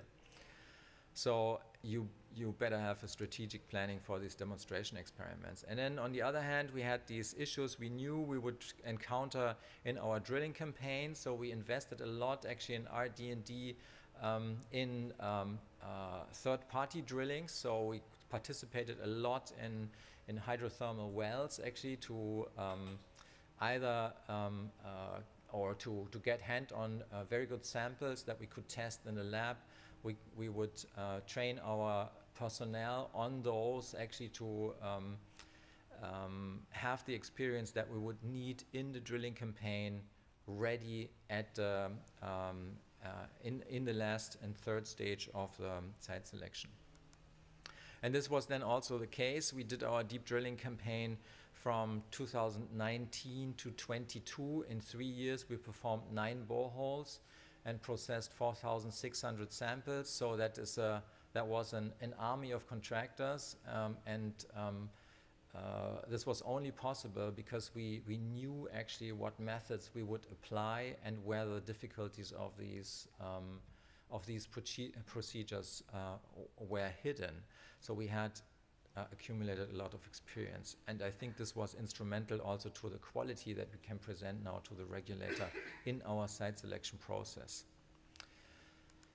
So, and we did very similar things also for landscape evolution. We tested a lot of stuff actually in the early phases to come up with the right methods. For example, we also tested airborne geophysical surveys to identify quaternary valleys.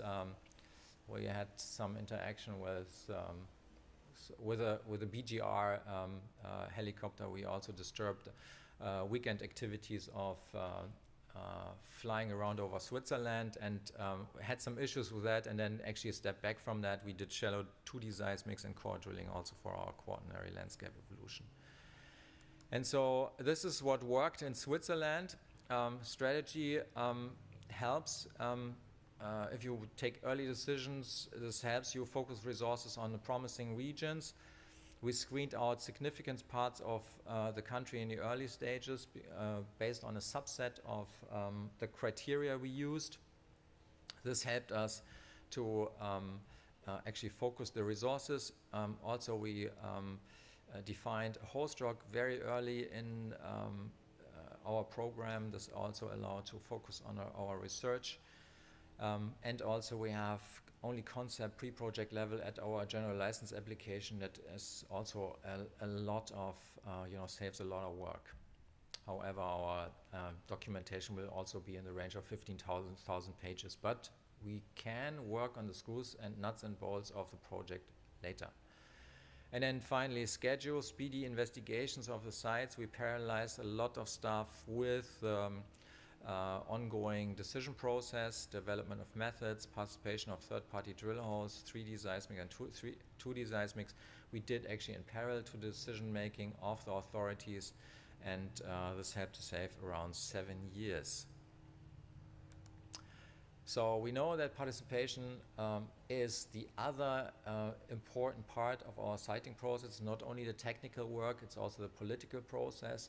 We don't have unlimited time for this participation process, so it needs a good strategy in the siting process, in the site investigation process, to complete that in, I would say, a survivable time range. Thank you.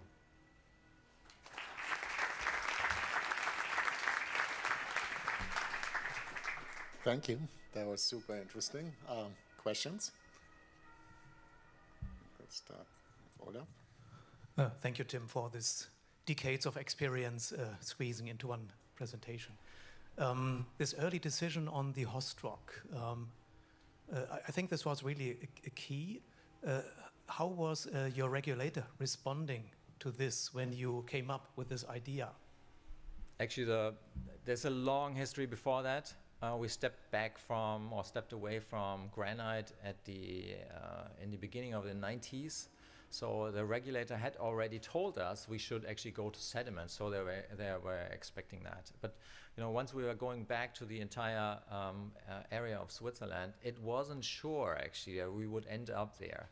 But still, we were able actually to compress a lot of, I would say, identification steps and early characterization in this first phase, and this helped actually to narrow down the search to key areas, and this was then in conjunction with the selection of the host rock. This was the relief of I would say the magic twist to the site selection program. Thank you.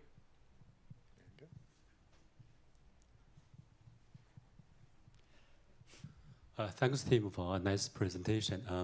You mentioned that the gas test will be done right on time before you submit application. Is this something you planned, or can you generalize to, how do we use, field tests to support our site selection? Actually, that's an excellent question, just to the point, because the GAST had tremendous problems actually in implementation. We had, this one-to-one scale tests. They are difficult and also challenging, and so we had technical problems with that. And the initial idea was to complete the test actually around 2014 or so. But we had to redo it, or we had to mend the setup. We also had to wait for much longer resaturation than we anticipated. And so we did an initial gas flow test actually, I think in 2021, and now a renewed one this year. But it was not intended actually to have, to use the full time before the general license application right up for the test. No, the intention was actually to do it much quicker. But you have to also take into account these things. And we had fallback options for an unsuccessful test or other failures. We had small versions of GAST actually prepared for I would say desktop testing. So UPC had prepared fallback options for us to be able to say something about gas parameters. It's here also in the case for a failure in the GAST experiment. Okay, I think we have time for one more. Anyone? If not, I'll ask you one. Mm-hmm. So it seems like it's been pretty smooth, right? The program so far has been successful. You've been down selecting from 3 to 1, and that seemed like well accepted. What's the key ingredient, you think? There's a lot actually. I could talk half an hour about that, but I think we were in some respects we were lucky. We all the new applications for nuclear power plants in Switzerland, they were they were retracted because of the Fukushima incident, and so there was the connection between disposal and and new power plants was broken up. So that was an atmospheric break, or I would say a good, or improved our relations to the stakeholders a lot, and improved the atmosphere in the entire search a lot. And then over time, actually, we teamed up, I would say, or there's a, can't say we teamed up, but there was the atmosphere between the regulator, the project lead, and the implementer, which all insist actually in their roles, improved a lot over the course of the site selection. Initially, this was it was difficult between these players, but as we had more meetings and we learned to trust each other, it was that actually accelerated the program. We had a lot of delay in the initial phases, but in the last phase, I think a half a year or so, in the last phase from 2018 to 23, despite the facts that we had the biggest program, all the site investigations, the detailed site investigation in that time, we had Corona during drilling, we have half a year of delay. So that's it was a huge learning curve for the program and also for on the technical side. Thank you and congratulations. All right. Thank you.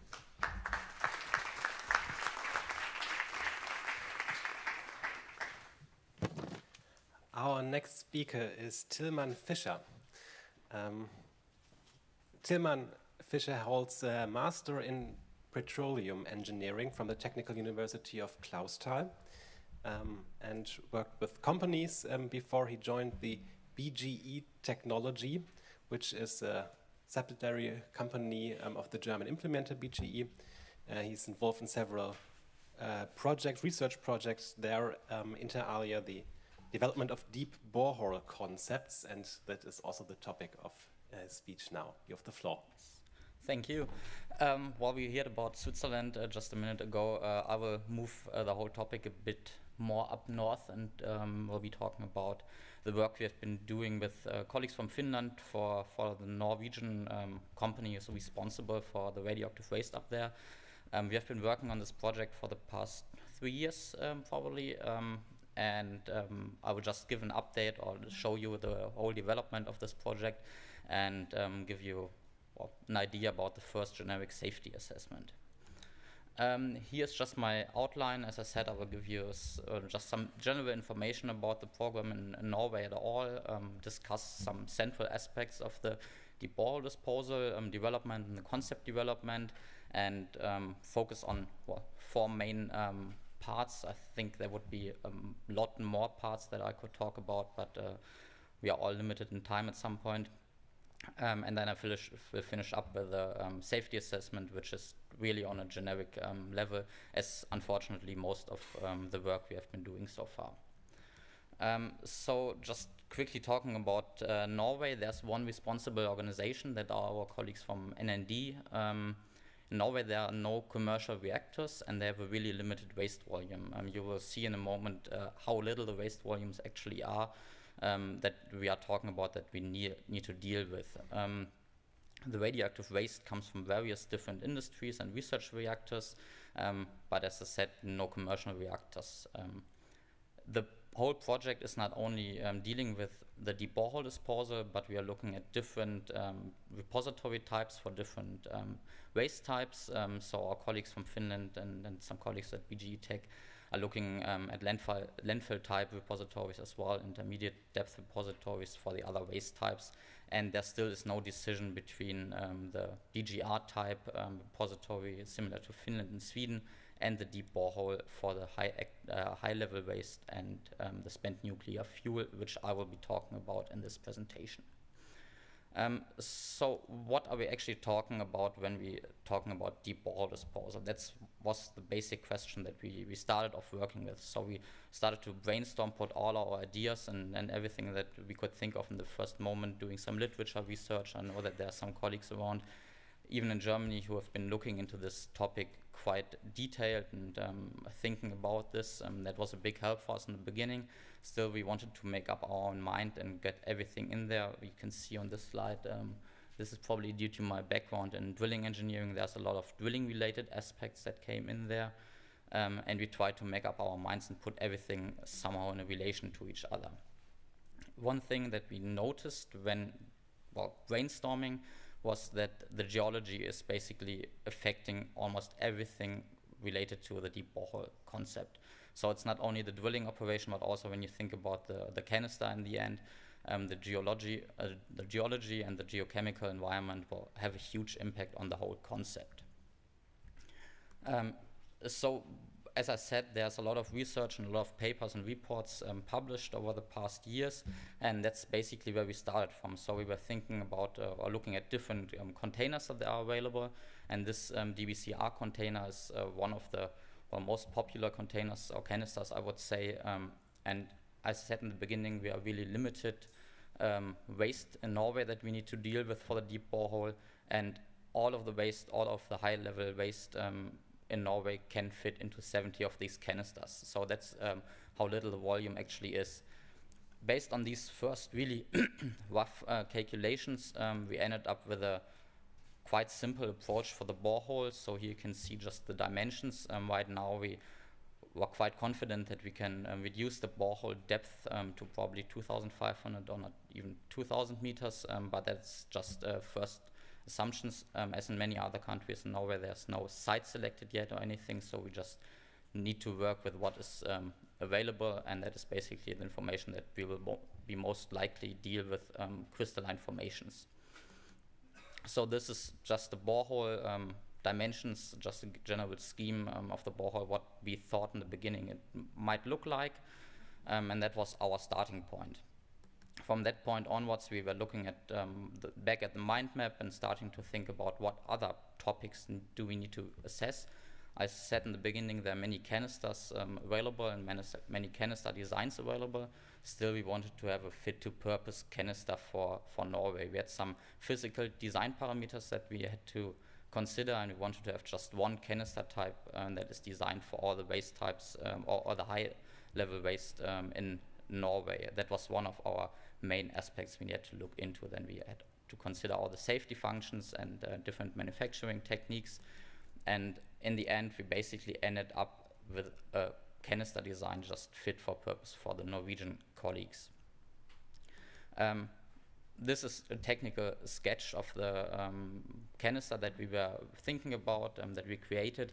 It looks slightly different to the one that I presented earlier, and we need a few more canisters. I think before it was 70, now we are up to 90 canisters, but still, even with these dimensions and with these canisters, we are quite confident that we can fit all of that into one borehole, which is, well, quite good for the Norwegian colleagues because I don't need to drill several boreholes, and that is, in the end, a huge benefit when it comes to the costing.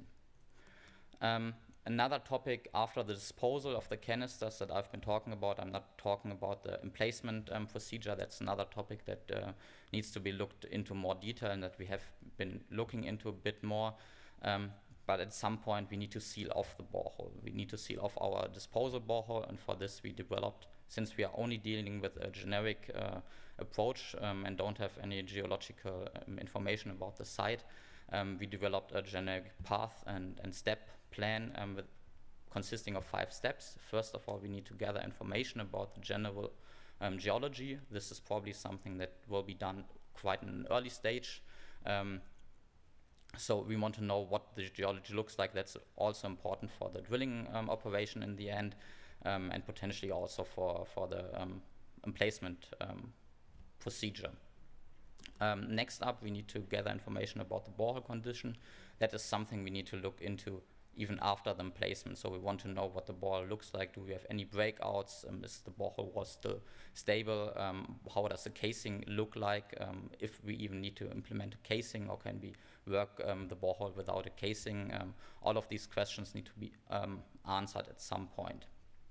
Based on these first 2 steps and all the information that we gathered, we then can potentially select, or we are able to select the material for the sealing elements or for the sealing system. So we are not relating on only one seal at some point in the borehole, but we want to have a sealing system of different elements with different properties in order to have a long-term safe isolation of the waste in the bottom of the borehole.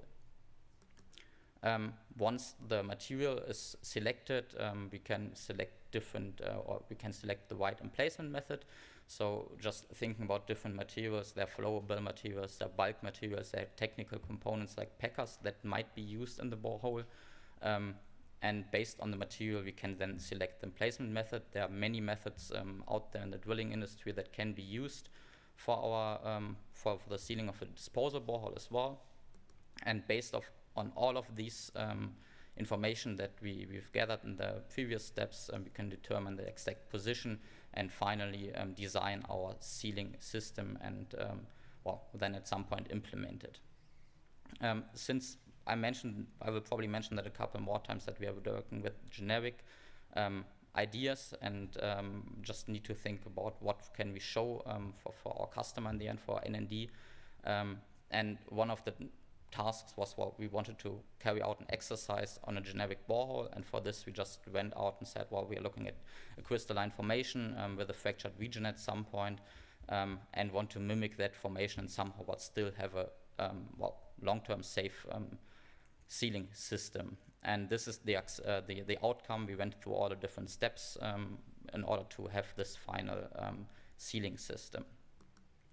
Another topic that I will briefly just run through is a TRL assessment.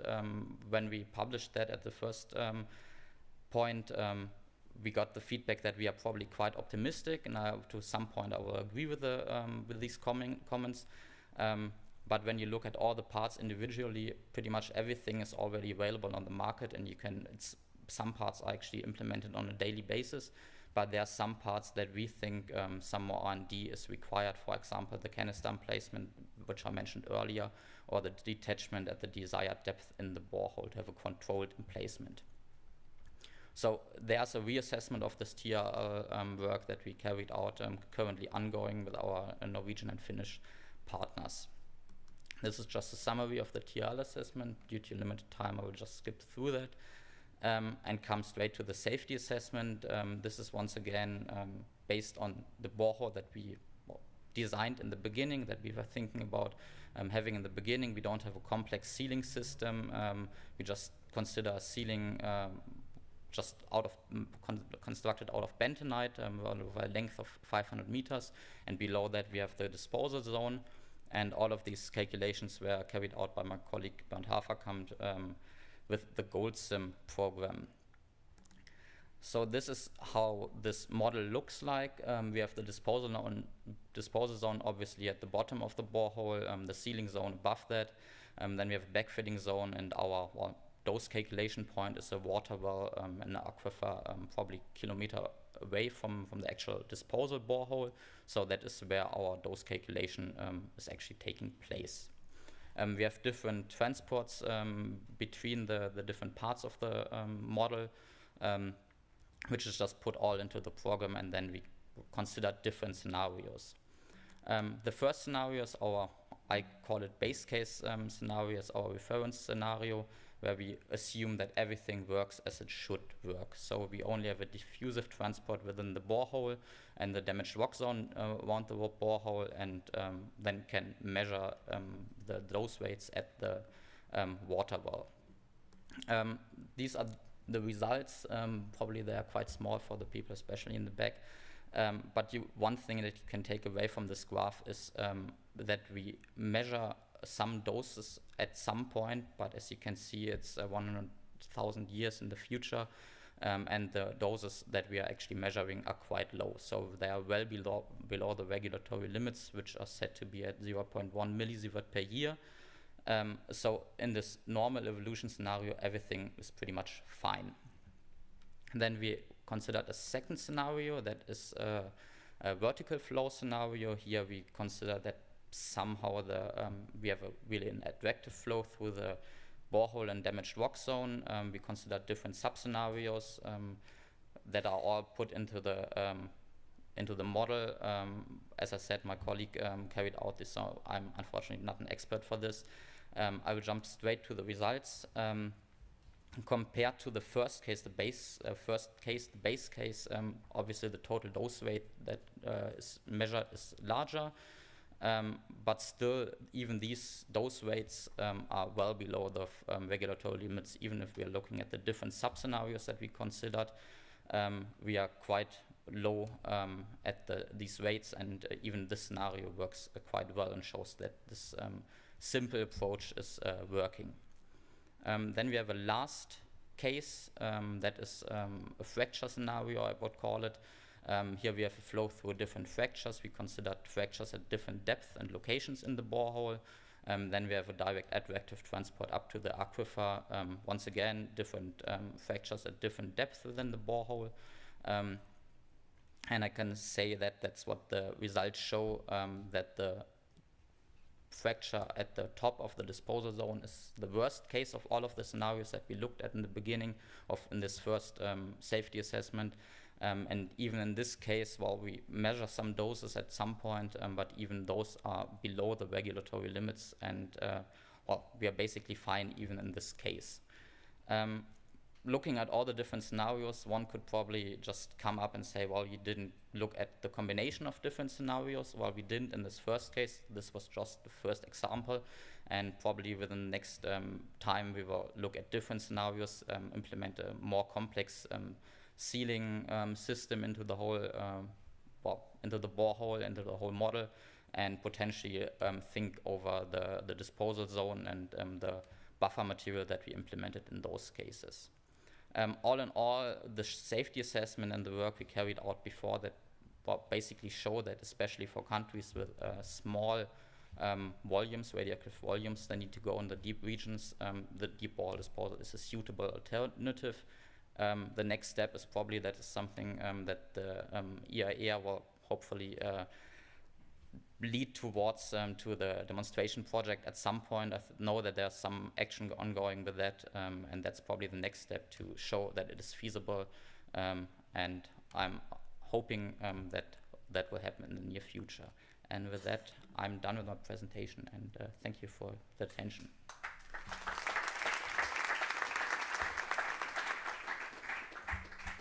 Thank you very much, T.Mann, for this interesting example of international cooperation regarding this new type of technology, deep boreholes. Are there any questions for T.Mann? Yeah, in the back. Salim Chowdhury from the Geological Survey of Lower Saxony. I got one remark and one question.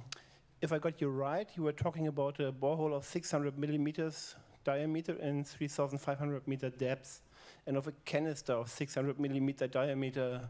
So, from my understanding, you need a bit of room between the canister and the borehole walls to move the canister. So you may comment on that. But what I'm really interested in, is there existing technology to drill a 600 millimeter diameter hole in that depth in crystalline rock? Coming to the first question, I think that was the canister that we BGE Tech developed after our first approach. Of course, you need some gap between that to ensure safe emplacement. So that's something that I think kind of mixed up between the different scenarios that we considered. I know that there's a more updated report where we have an updated borehole where you can find this discussion about this gap that is required. The second question about the drilling technologies, we talked to several different drilling companies, and all of them were quite confident that they are able to drill such a borehole. The 3,500 meters depth is probably a little limiting factor at some point. Still, as I said, we hoped that the depth can be reduced to 2,500, and that is something that I know that there's one company who have been working in Finland and drilled quite a deep research borehole, and they are able to drill such a borehole.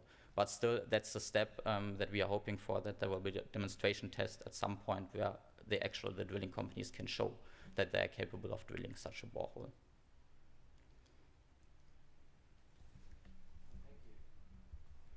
Thank you. One question in the back. Two. René Kahn, cheers. One remark, drilling technology in crystalline rock in Finlandia, in Helsinki, there was 2 6,000 meter drillings, and up to 4,000 meters they drilled with very high progress, high penetration rate with a hammer drilling. Yeah, and I also refer my question to this project because you mentioned 3,500 meters as the envisaged depth. We evaluated these 6,000 meter wells, which have been massively stimulated with wellhead pressures of about 1,000 bar. Yeah? And the effect of this fracking was, at the end of the day, an increase of the permeability of a factor of 2, not more.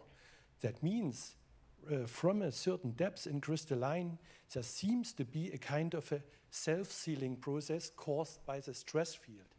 So that's why I ask, now comes my question, what is the justification that you go to 3,500 meters? I think the boreholes you're talking about are some of the reference boreholes that we are looking at too, and I think they're near the University of Helsinki. Well, that was our first approach. We looked at, that was the first beginning when we looked at different research and reports from the States. They were considering depth up to 5,000 meters while they were looking at different formations, different rock types and so on. But still, we are hoping, as I said, to reduce that significantly. We are hoping to work with the different capabilities of the formation to potentially seal themselves, and need to carry out more calculations. As you have seen in this safety assessment, it's a quite simple approach. And probably if we continue this way and we can redevelop this model and just change the dimensions, we can hopefully show that 2,500 meters or even 2,000 meters are totally sufficient. So we are stepping away from those 3.5 kilometers depth down to 2,500, 2,000 meters. Hope that answers your question. Okay, thank you. I'm afraid we're out of time, so the last question has to be discussed after the session or at the meal. And I'm giving the microphone to Jens again. Right. So we're coming to our final speaker. And this is R.Geysmans. He's from the Belgian Nuclear Research Center, SCKCN. And Robert is the social scientist we need in our session. And he's working at the interactions and intertwinements of nuclear science, technology, and society. And you got this nice title, Performing Science, Performative Science. So we're looking very much forward to what you have to say. Thanks. Thank you. Well, whether I'm the social scientist that you need, we will see. But well, first of all, good morning. I think I can still say good morning, although I do realize I'm the one thing standing between you and your lunch, so I will try to keep this within time. As was said, I'm R.Geysmans, and I'm a sociologist working at the Belgian Nuclear Research Center. And maybe my presentation is a little bit of the odd one out in this session, so I'll be not talking about international collaboration or international research programs. I will actually be talking more about, well, maybe interdisciplinary collaboration. Actually, the point that I want to make in the coming 15 minutes is that I believe that social science and humanities research should and could actually look more at spaces of techno-scientific research, like underground research laboratories. Because, and I will come to my reasons, but in general, when we think about social science and humanities research in radioactive waste management, we tend to think about topics such as, well, public participation, stakeholder confidence, risk perception, policymaking, which are of course very important and valid subjects to be studied, and I also study these in my work. But what we are less focusing upon is the techno-scientific research being done, the technologies being developed in radioactive waste management. And I believe that by building on science and technology studies as a subfield in social science and humanities research, and the frameworks that they use, the conceptual frames, the methodologies that they use, we can actually also learn something about the technologies and the techno-scientific research being conducted there. So first things first, well, what are underground research laboratories? I think I can be rather short here. Probably most of you know more about these than I do, but still. Well, again, no surprises here, but one of the main challenges that we are faced with in terms of long-term radioactive waste management are, of course, the waste timescales involved. When we're talking about high-level waste, spent nuclear fuel, we're talking about timescales of thousands of years, 10,000s of years, 100,000s of years, up to 1,000,000 years in which these materials will need to be kept safe. And of course, with increasing timescales also come increasing uncertainties of, well, how these materials will actually act over these time frames, how they will interact with these environments. And one of the main tools that we have within developing geological disposal as a potential option for this kind of long-term radioactive waste management. In order to reduce these uncertainties, there come underground research laboratories. So underground research laboratories, you can look at them as one potential way in which we can start to diminish these uncertainties, because what are they providing? They're providing a realistic environment for characterizing and for testing selected technical approaches and materials in the development of geological disposal. They are providing, as it has already also been in previous presentations been mentioned, they are providing sites for in-situ characterization of geological layers, for performance testing of materials, for technology development and demonstration, not in the least the demonstration of the possibility to actually construct galleries underground, training and professional development, also stakeholder involvement and confidence, for example, by making visits to these sites possible, international collaboration, there we have international collaboration. And as such, I think they are actually interesting spaces to look at in terms of the techno-scientific research being performed on, here in this case, then geological disposal. Maybe one more thing to mention here. In general, when we talk about underground research laboratories, we make a distinction between generic ones and site-specific ones. So the site-specific ones, these are the underground research laboratories that are situated at sites which are designated to in the future actually host a geological disposal facility, or the laboratory itself is designated to in time evolve into a disposal facility, while generic ones, they are not. So, as I already announced at the very first slide of my presentation, what I actually am arguing here in this presentation is that I think that actually social science and humanities research can learn something from looking at these sites of techno-scientific research, because usually we tend to consider these as, well, these are the spaces of the engineers, of the natural scientists, or technical scientists. But I have two reasons for arguing that, well, actually if we build on the concepts and the ideas of science and technology studies, we can also learn something from that from a social science and humanities perspective. And these two reasons are that, first of all, by looking at underground research laboratories as sites of techno-scientific research, we can get more insight into how knowledge is actually being performed, how research is being performed, because usually we tend to focus on the facts and the knowledge that we have and not on how it comes into being. And I will elaborate on this in the coming slides. And then second, related to this, I think by looking at how knowledge is being performed and how knowledge comes into being, we are also gaining more reflection on the performative nature of science itself, how science is not only describing a reality out there, but also is actively contributing to the performance of this reality. And to do this, we'll use the example, not really a case study, it's an argumentation, not an empirical study, but the example of the Hades Underground Research Laboratory. So the Hades Underground Research Laboratory is an underground laboratory situated in Mol in Belgium, actually at the site of the center that I also work for, the Belgian Nuclear Research Center, is being operated in a collaboration between the Belgian Nuclear Research Center and the Belgian Waste Management Organization UNRWA. It has been constructed already in the early 1980s, making it actually the oldest still operating underground research laboratory in Europe, and it is situated at a depth of 225 meters in bone clay, which is a particular type of poorly indurated clay that you can find at these depths in Mol. In terms of the distinction between generic and site-specific, so the Hades laboratory is a generic underground research laboratory, meaning that there is the explicit guarantee made that it will never be transformed in an actual disposal repository. So coming then to these two reasons that I mentioned of why I think that actually social science and humanities research can learn something from going to these sites of techno-scientific research.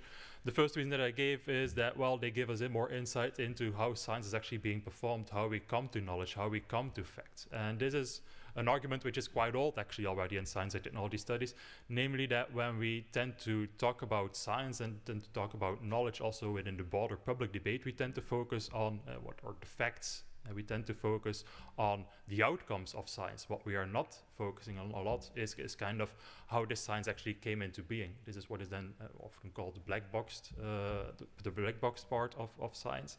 And what science and technology studies as a stream within social science is actually arguing is that with a metaphor we should shift a little bit our attention from what is happening on the stage in the theater to the whole machinery that is making what is happening on the stage possible.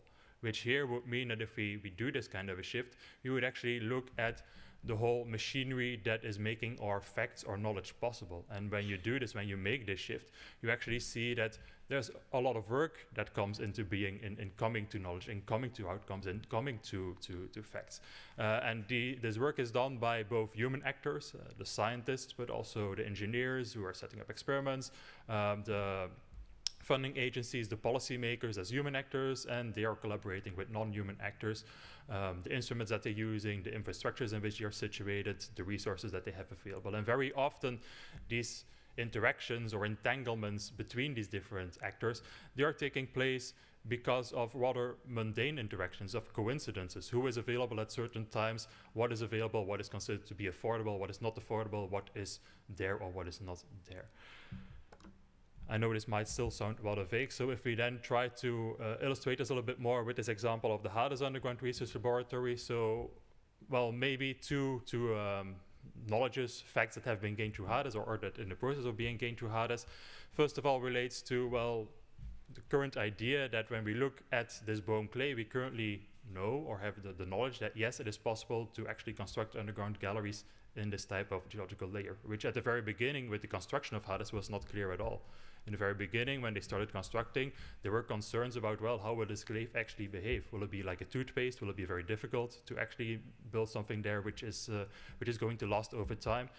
What they did in this very beginning is they started to freeze the underground until a depth of a couple of 100 meters and then started to semi-manually excavate, only finding out over time that actually, yes, we don't need this freezing. We can actually build on the clay as such to construct. So knowledge was gained through this kind of interactions between the freezing technologies, between the engineers responsible for excavating, between the tools which were there for making this excavation possible. And you can trace this then further towards concerns on, well, is it actually not too expensive to start freezing the underground if we would do this on a bigger scale, to the funders who need to provide the funding for this, to the scientists who are actually going to use the facilities, etc. So a wide range of intricate elements playing together in this, what we now see as an established fact of, yes, it is possible to actually construct in this underground.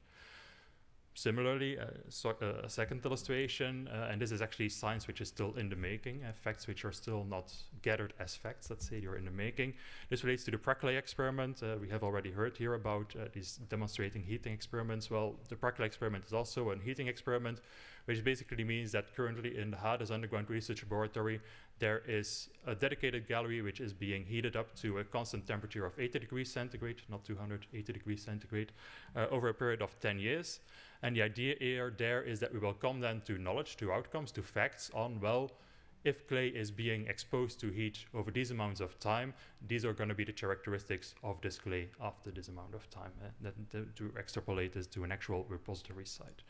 And of course, to come to these facts, again, you have this wide, intricate range of elements that can be traced of, well, the engineers who are excavating the gallery, the scientists who are setting up the experiment, who are monitoring the experiment, all of the monitoring devices that are being put in place and which are also now proving to sometimes fail over time. So it requires then reflections on what to do with this kind of failures, what can we learn from this, the funding that needs to be made available for this kind of experiments, etc., etc.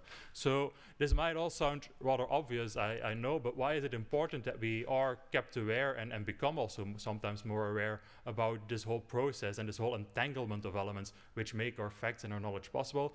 That is because of the second reason that I said, that actually science is performative. It is not just describing a reality out there, it is also actively contributing to this reality. To put it with a bit of a metaphor, you could say that what Hades is doing, Hades is putting the future into the present. It is basically making us think about, well, what is going to be possible. An obvious way in which this is being done, again, this Prac-Clay experiment, well, the future is being brought into the present by sealing off one particular gallery. In this gallery, you're going to put your heaters and you're basically bringing the future into the present, because currently, of course, we don't have a geological disposal facility which has heat-emitting waste in it. So we are mimicking this in order to then extrapolate this knowledge to a potential future repository. So we're bringing the future into the present. But what we need to be reflective about and what we need to be aware about, of course, is that we are bringing a particular future into the present. We are working towards a particular future. Again, maybe stating the obvious, but when you go to the Hades website, it is very clear that the future that they are working towards is the safety and the feasibility of geological disposal of high-level and/or long-lived waste in a deep clay formation in Belgium. Symbolically, the name Hades, obviously, those familiar with Greek mythology, refers to the idea that you're keeping things underground in the underworld, not letting them escape and interact again with the living. So there is a particular future being worked towards. And what we need to be reflective about, of course, in that sense, is that working towards a certain future also implies that you're making choices in which future you are working towards. Yesterday it has already been mentioned by Claudio Pescatore that actually in terms of safety, well, safety is a human construct. We are defining what we consider to be safe or not safe. So in that sense, we are also working towards a safe future, but what is safe? These kind of things, they are setting, or they are giving shape to the knowledge that we are gathering, the facts that we are gathering, the outcomes that we are interested in or not. So in that sense, each future followed is another future not taken. To relate this maybe back to Hades and to illustrate what this kind of situation or reflection could mean, well, those familiar with the Belgian context, you might know that actually in Belgium, the decision to go for geological disposal as a long-term waste management option for high-level waste has only come quite recently. I think it's now about a year ago that we have actually said, well, okay, this is the route that we will be taking. And this means that we are still at the very early stages of actually implementing such a geological disposal facility. Currently, there is a broad societal debate ongoing, and actually, where particularly we will be citing this, in what kind of geological layer, these are questions that are still open and that will still take many years to actually answer. That's one reality, but on the other hand, we also have this reality of Hades being now operational for 40 years, having been conducting research in a particular geological layer. Although it is, of course, it is a generic underground research laboratory, we can't deny the fact that it is situated in a particular location. So how kind of to match these two realities of having all kind of knowledge on the properties of clay and bone clay, and at the other hand not having any kind of idea yet of the siting and still having this as a discussion. These are things that I mean with this kind of reflection of how the science that we are performing and the facts that we are pursuing and the outcomes that we are interested in, how they also have a performative nature in itself. So with this, I want to end my presentation just as a conclusion and to wrap this up. What I've been saying here is basically that the practices, the decisions, and the actions taken here in this case at Hades, but it could be any other underground research laboratory or any kind of other side of technoscientific research, they actually leave socio-material traces that also contribute to the development of certain radioactive waste management options or futures, while making others less likely.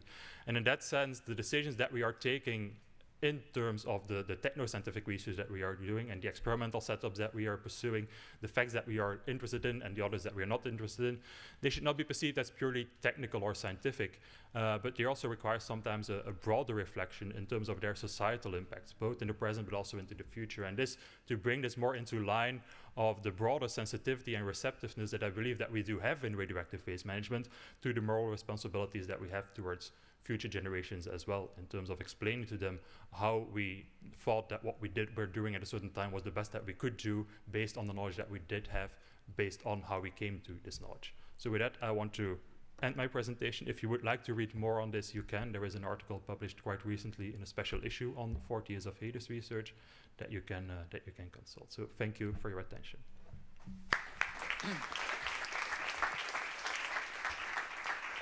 Thank you. That was really interesting. Want to invite questions?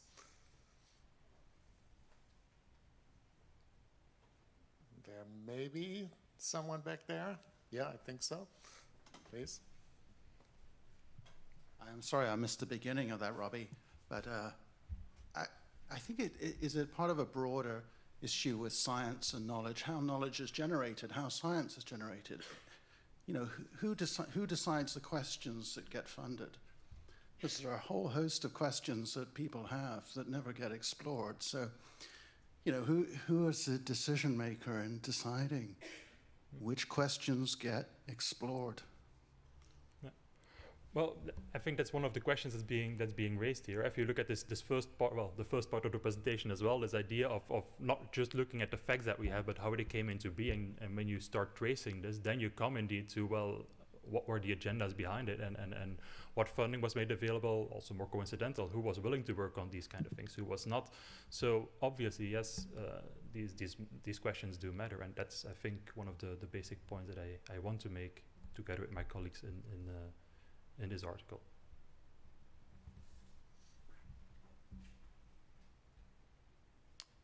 Tim?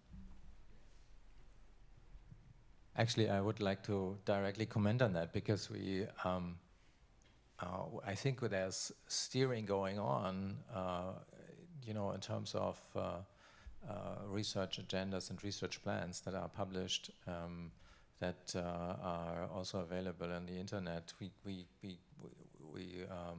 have an agenda that is, or a research plan that is adopted to the development of the safe repository at a site, and we make every 5 years a gap analysis, and according to that plan we also fund a research, not only our own research but also external research. So there's a lot of, and this is reviewed at several levels also by the regulator and stuff. So that's a very, I would say, a good discussion before we go into research at that level.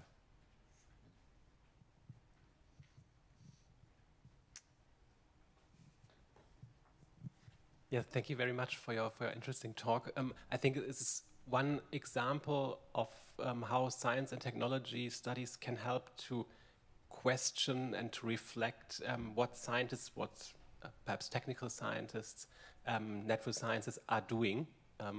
And so also questions what are our baselines as scientists, what we think is normal or set.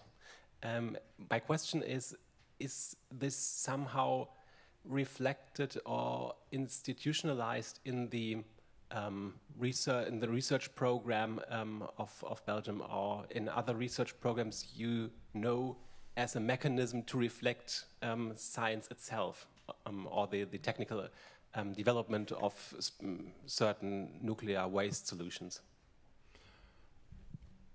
Well, I think to a certain extent, yes, this reflection, it does exist. Also, the example which was just given, it does show that there is a reflexiveness about, well, what science are we pursuing and why are we pursuing it.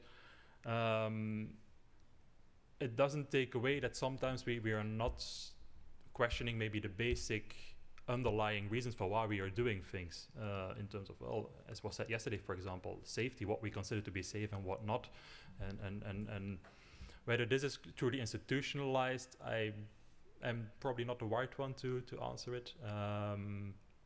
I know that in the Belgian context, at least, there is quite some social science research being conducted at universities, but also at our institute, which at least tries to kind of gain these or get these kind of discussions going. And I do have the feeling that we are sometimes listened to, sometimes not. Depends a bit on the context in that sense. No. We're probably at time, but I'd like to ask a quick one.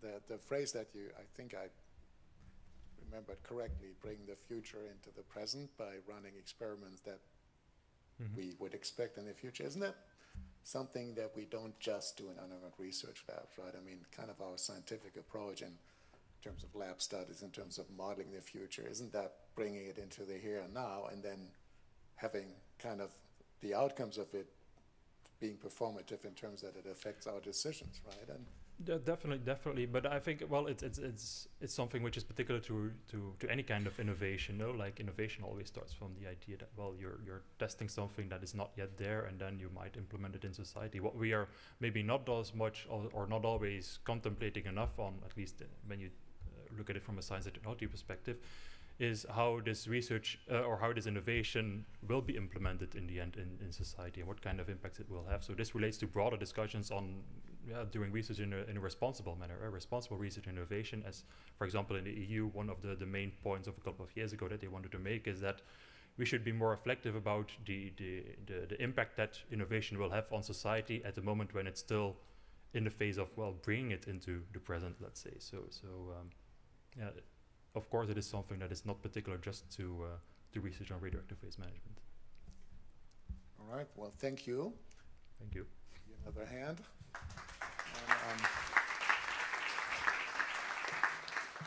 So that concludes the session. I think we're all off to lunch.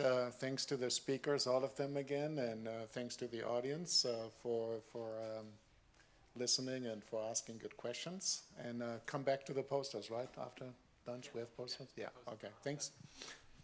Thank you.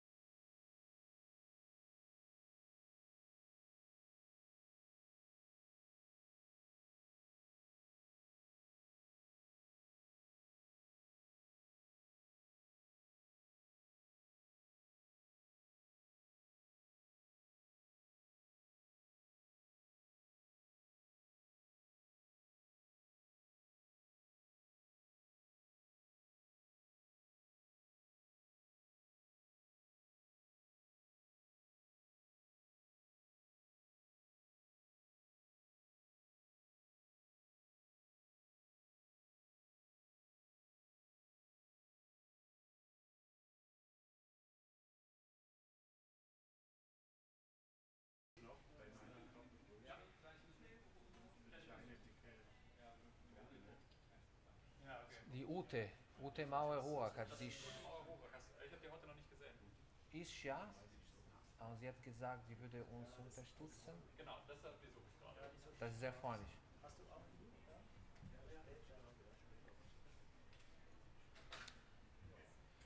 Shall we start soon, yeah?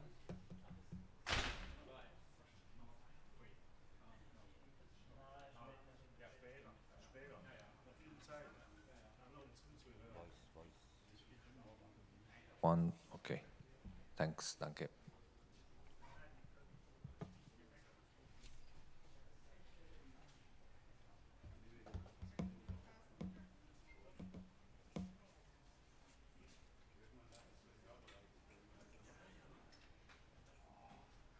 Ich kann auch Zeitnehmer machen, wenn du möchtest. Ja, danke. Weil ich muss dann ja auch gleich weiter gucken, wenn die Zeit läuft, wegen der Diskussionszeit, dass wir nach 20 Minuten wirklich durch sind. Ah ja.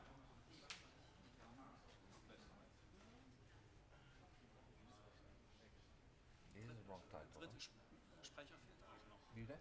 Dritte Sprecher. Third speaker is missing. Is missing the third speaker? Ja.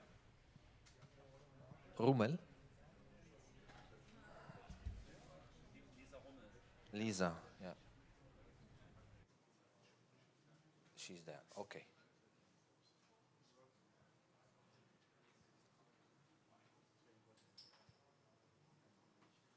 But this is the first talk, okay. Perfect. Okay, so shall we start? It's 4 p.m. sharp. So, yep.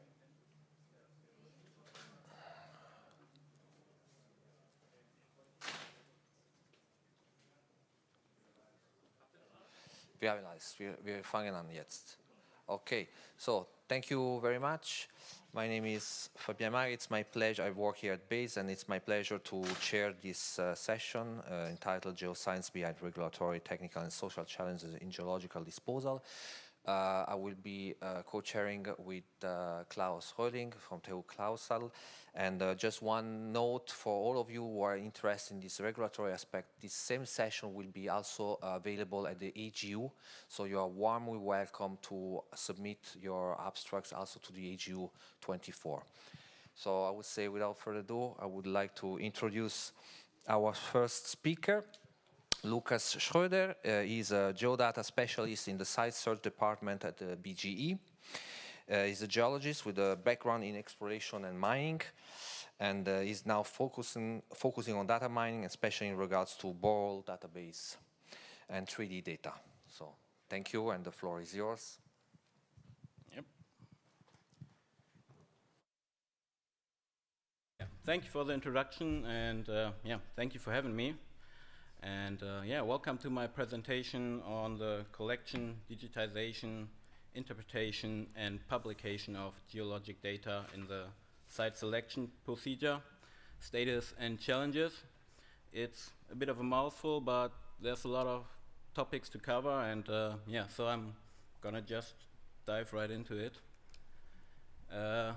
Real short, the table of contents. I'm gonna start with an introduction of the site selection division within the much bigger BGE, then talk a bit about the current state of the geodata management, go over to the data collection and digitization campaigns that we are currently doing, and then we'll look at how the data is used, how it's QC'd, and how we make results out of it, and then how we also want to present those results in a web application that we are currently developing.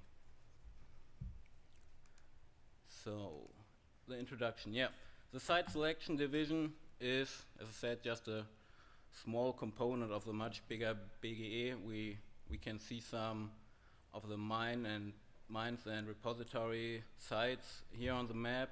The site selection division is approximately 140 employees divided into 5 departments, and we're located in the Peine headquarter office. And we are the people that are actually looking for the final repository for the highly radioactive waste. And Yeah, with this, let's take a look at the current state of the geodata management. Yeah, the geodata management already received enormous amount of files, approximately 1.5 million. And yeah, we usually receive this data from all kinds of state agencies, of research institutes, of companies, and receive it in a bulk, and then we start to process it and separate the data into its different data types. I should probably mention that right now we are only getting data that already exists. We're not actually going out into the field and collecting our own raw data. So this is all just data coming in from other players, and it's still ongoing. So there's a lot more to come. And especially important right now in the current phase of the site selection process is borehole data and seismic data. And as you can see, there's a lot of data available. We see about 50,000 boreholes deeper than 300 meters. And we, as I said, we're still getting more. And the other especially interesting data for us right now, as I said, is the seismic data. More than 340,000 kilometers of seismic data is currently planned to be used in the site selection procedure. And yeah, Germany is generally very well explored because of oil and gas, of geothermal exploration, and because of mining in general. So we have a good databases, although it obviously differs from region to region.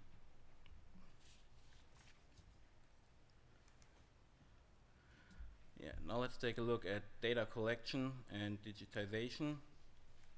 And this is a bit of a catch here. While we usually know the borehole locations and the seismic lines where all that data is on a map, a lot of borehole-related documents, like borehole profiles, like logs, like reports, still slumbers deep down in some dusty archives. And yeah, this data is gold worth for the BGE. Many people here probably know how expensive it is to drill a new hole or run a new seismic. So retrieving these treasures is very important for us.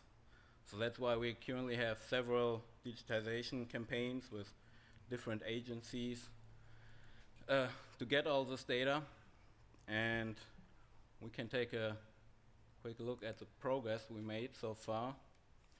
The green dots are boreholes where we already scanned the data, and the black ones are where we still miss data. And as you can see, we made a bit of progress, but there's still a lot missing. On the slide before I showed, there are just at the LBAC 16,000 borehole documents still in archive in analog form. And it's just so much data that we actually start measuring it in kilometers and not in files anymore. And a lot still to go, but I think we're on the right way. And let's go on. Now the data flow, data QC and use.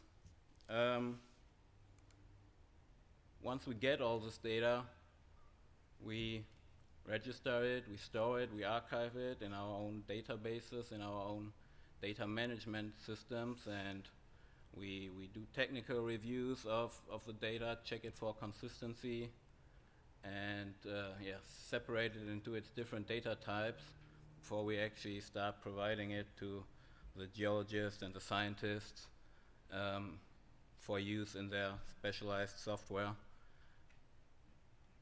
There's another QC step, and I want to give the example of borehole data here.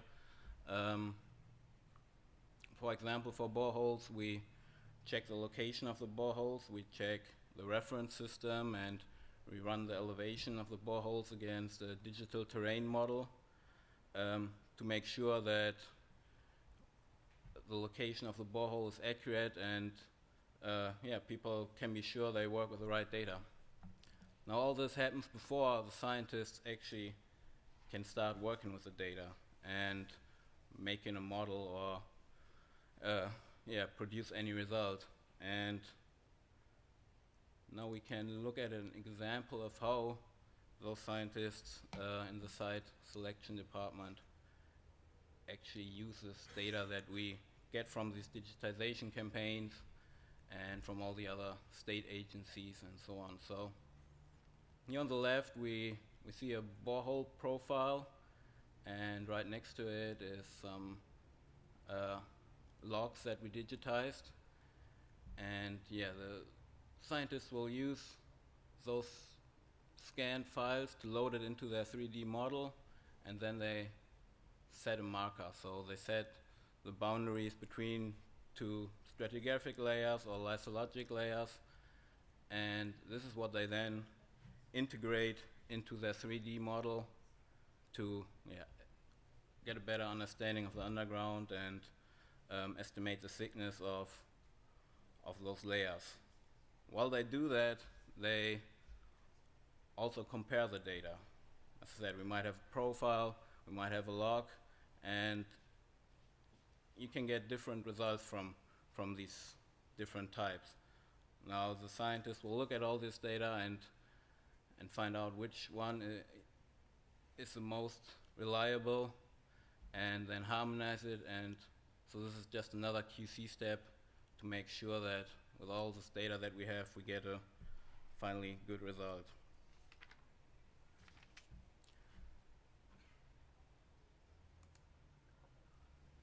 Yeah, and lastly, can take a quick look at the web application for public presentation of results.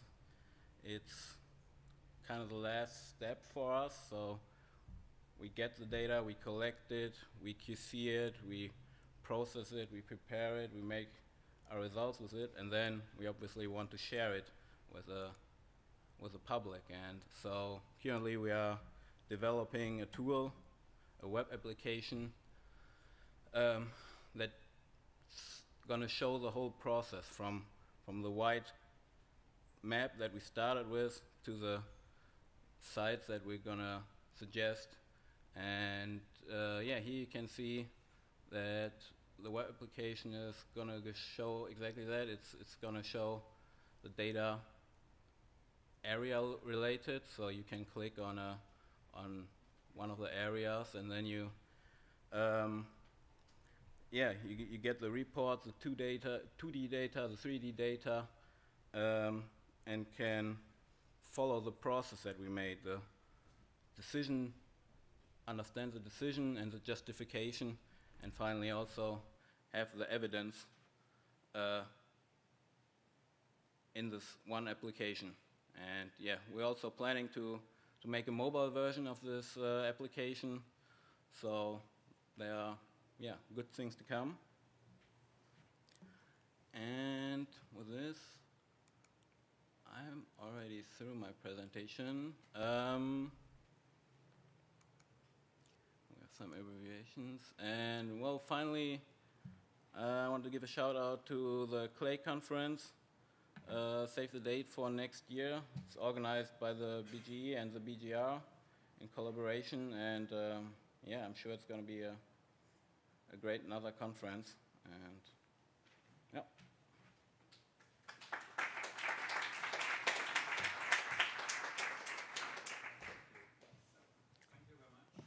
Oops, yes.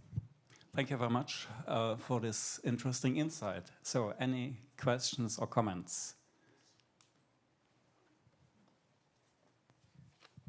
I have a question about the availability of the data when you are saying, okay, you are working on a web interface for the public. Mm-hmm. Does it mean that you will have the people access to all the data, so you could download data and make whatever you want with it? Yeah, great question. Right now we're only planning to supply the data for the sites, the 10 sites that we're going to give out as our results. So we're not going to publish all the data from all of Germany. there are some limitations to that because of some data is still not publicly available or classified, but we are actually, the law says that we need to make the data that we use to get to our decision available to the public. So, but there's the discussion also to maybe go a step further if we can, and if we have the time and resources for it. Thank you. There's one more.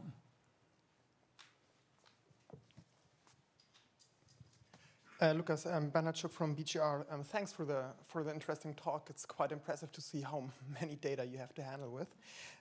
One question on slide 14, you said data QC is limited due to the sheer mass of data. Could you please elaborate a bit more on it? Sure. Yeah, so what I meant by that is the comparison for individual boreholes. So where we QC maybe a log by putting it next to a borehole profile and see if the log has the same, would lead to the same conclusion as a borehole profile. Now for some of our areas which are very small, you only have to look at maybe 10 or 15 boreholes.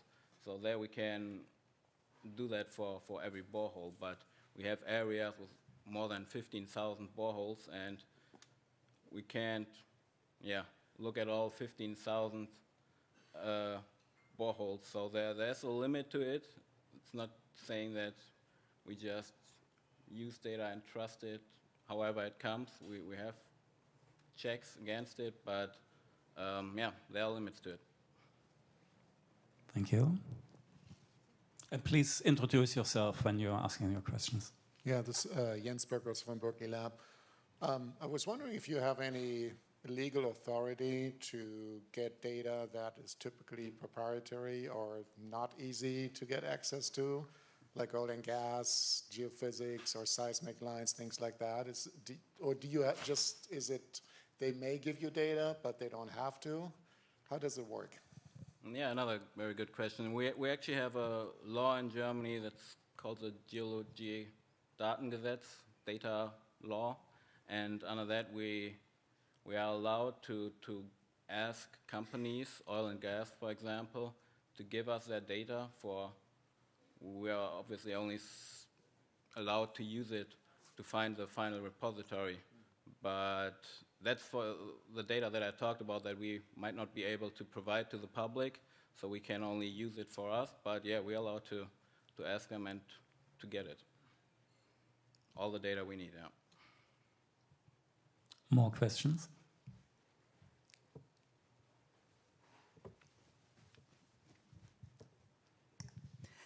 Nicole Schubert-Engelschall from BGR. Do you have an idea of how long it will take until you have finished your data collection or digitalization? We're not quite sure, I have to say. As I said, it's an ongoing process. We depend sometimes on other agencies. We are trying to prioritize, but also there's obviously new data being produced almost every day, and so it will never really stop, I think, but at some point we will have to make a cut and work with what we have, I think. And as I said, the database is very good, and the digitization campaigns will still go on for a while. We have room for one more question, I would say. J.Croisé from Inter. Just wondering, you have a gradient north-south. That means, okay, oil and gas in the north, and in the south, I see very scarce. Yes. Data. Yep. Will you get some more? So, in our current phase, we are not going out there and drilling holes and collecting new data.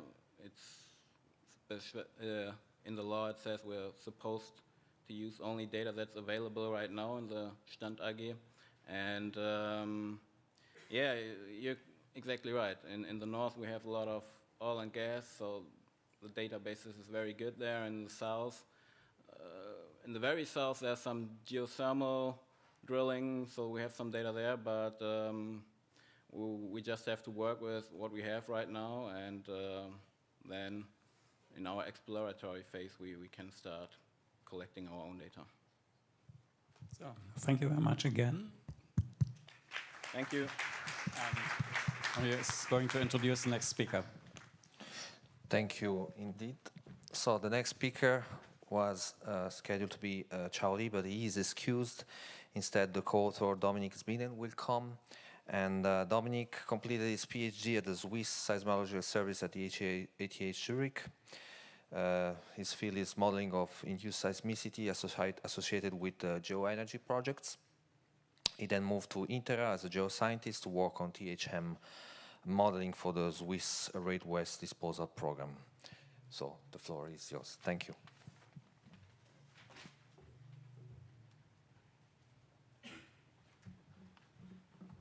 Thank you very much. Yeah, the title of her presentation, or of Chao's presentation actually, is Model-Based Assessment of Repository-Induced Effects, Contribution to the Site Selection Process in Switzerland. So we've heard about the site selection in Switzerland a little bit this morning. I'm just going to quickly run through it on one slide. So the site selection process was divided in 3 stages. In stage 2, 3 sites were selected: Jura-Ost, Nördlich-Lägern, and Zürich-Nordost, as you can see on this map. And last year, in stage 3, Nördlich-Lägern was selected as the most suitable site. It's the one in the center, located in northern Switzerland, as all the sites very close to the German border. And the next step will be the general license application next year. And in Switzerland, the site selection was done for both separated high-level waste and low to intermediate level waste repositories, as well as combined disposal of these 2 waste types. In Switzerland, we have different regulatory criteria, which are in order to assess the performance of the repository, and they're divided in 4 groups. The first group looks at the performance of the effective confinement zone today. The effective confinement zone is basically the host rock where the repository is located and the rock layers above and below. The second criteria group looks at the possible evolution of the effective confinement zone due to geological long-term processes, repository-induced effects, and human actions. The third criteria group addresses uncertainty of the first 2 groups.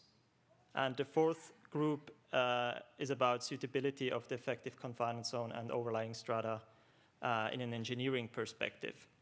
So this talk will focus about the models we have developed to assess the first 3 criteria groups. So on the right side, you can see again a summary. So the first group is about the initial state. The second group is about the long-term evolution of the repository. And these 2 result in a reference scenario. And then if you add the third group, you add uncertainty. And this uncertainty leads to alternative scenarios and alternative conceptualizations. So we have to deal in the modeling, we have to deal with a reference scenario and different alternative scenarios. So in order to assess the performance of the repository and the site, we have developed this modeling toolbox. So we have developed site descriptive models for each of the 3 sites. And these models really contain all the stratigraphy in each site. They can contain faults or boreholes. They can also contain the repository. And from these so-called parent models, we can derive daughter submodels, which only contain several features. For instance, we can have all the layers, all the geological layers inside, but not necessarily the entire repository. And then we can choose those models and target different assessment aspects with that to to target this criteria that I've shown you before. So these daughter models that are shown at the bottom, they can then be used to do mechanical flow or transport simulations. And then we can add the uncertainty with different scenarios, so we can also do uncertainty assessment. And from the results of these models, we can also calculate dimensionless indicators, which allows a comparison between the three sites. So I'm going to show you some more about these models later on, but just here on the left, you can see a model that is addressing the geological barrier. So we have the full stratigraphic layers, and it's probably hard to see, but we can put different locations of the repository here. But the repository is not explicitly represented in this model. So we just, for instance, in this case, we just release a hypothetical constituent from a possible location of the repository. And then with this, we can find the best location for the repository for each site. And on the right side, you can see a more sophisticated model where the entire repository is included. Or we take components of the repository, such as shown on the center plot on the right side, where we have a cross-section, and we just, for instance, have cross-section of caverns. And with those models, we can assess the repository-induced effects coming from corrosion leading to gas pressure buildup, coming from heat release, from the high-level waste, for instance. And I've already mentioned the uncertainty, so we are considering 3 different types of uncertainty. The first one is the parametric uncertainty. So if you have measurements from the field, let's say, for instance, permeability, you won't get one value, but you will probably will get ranges of these values. So what you can do about this is, first you can do Morris screening to find the most sensitive, the most important parameters. And then you can take these parameters and these ranges, and you can do a lot of simulations, testing all the parameter space, so-called Monte Carlo simulations. And this will then lead to also probabilistic distribution of results, for instance, pressure buildup or radionuclide release, depending on what you are investigating. Then we have conceptual uncertainty. This could, for instance, be aquifers below or above the host rock that we can simulate with different boundary conditions. We can have spatial variability in the layers.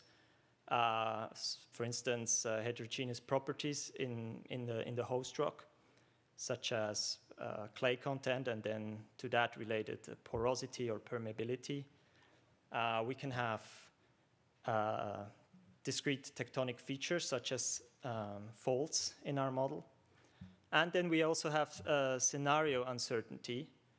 For instance, we can have different evolution of ice age, evolution of the overburden, glaciation, or we can have reactivation of faults.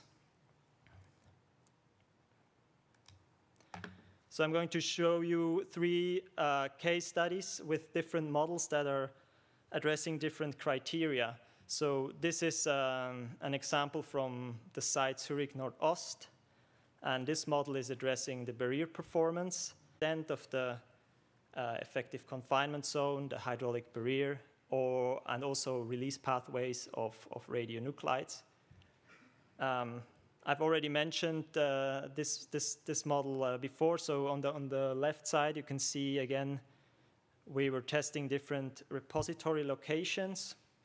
And then we can, for instance, release a tracer from these locations that is mimicking a radionuclide. And then we can monitor in the model the breakthrough of this tracer into layers above or below.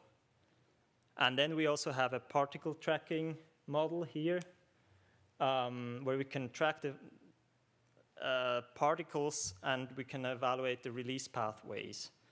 And then on the right, we can add parametric and conceptual uncertainty. So in this case, we were investigating models with diffusion only, or we were adding advection, and then we were adding different boundary conditions. For instance, you can have a lateral or vertical flow in aquifers.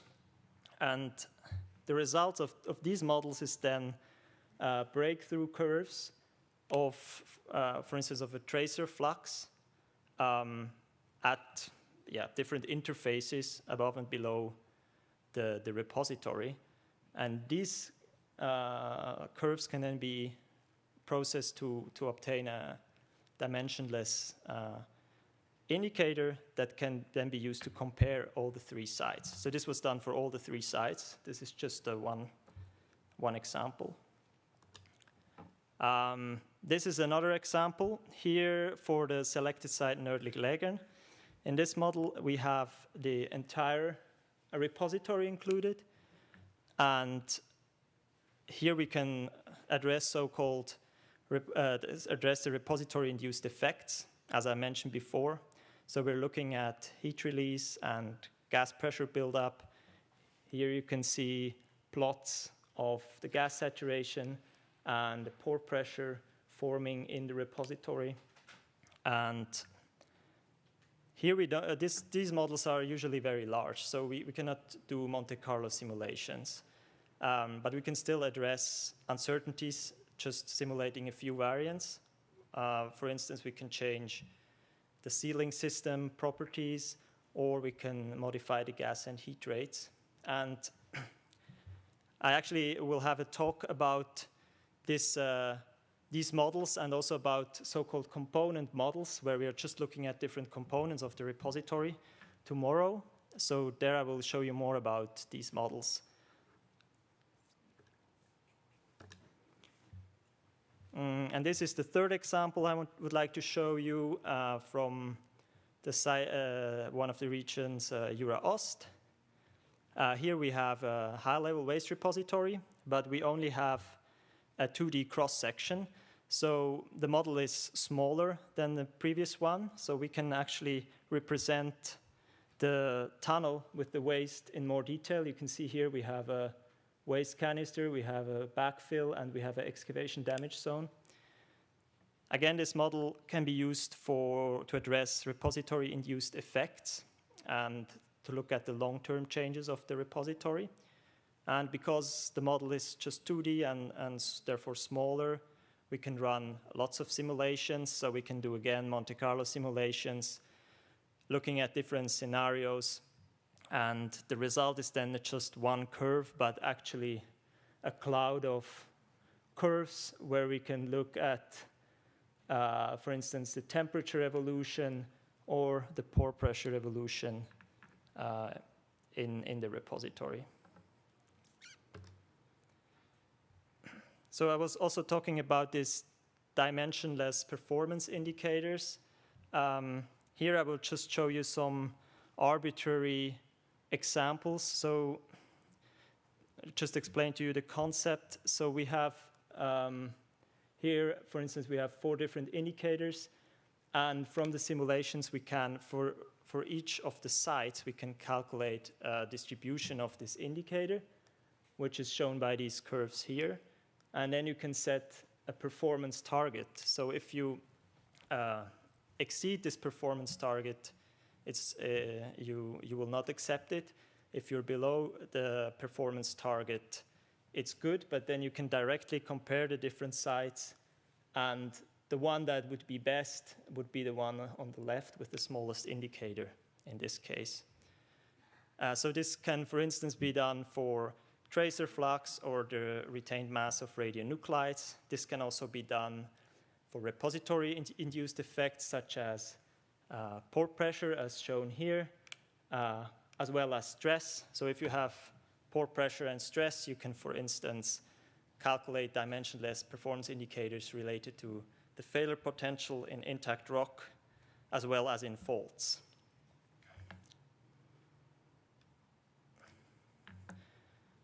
So this is our approach we used for modeling this for the site selection in Switzerland. So I'll just quickly summarize. So we have developed this model portfolio integrating site descriptive models for all the 3 sites. So these can be used to address the criteria I've mentioned about geological barrier, the long-term evolution of the repository and its surroundings, and we can add uncertainty. The dimensionless performance indicators allow us to compare the 3 sites. And overall, the model-based assessment supports a traceable, transparent, and verifiable implementation of the site selection process. So I would like to thank NAGRA and other partners for their collaboration, and yeah, I'm happy to answer any questions. Thank you.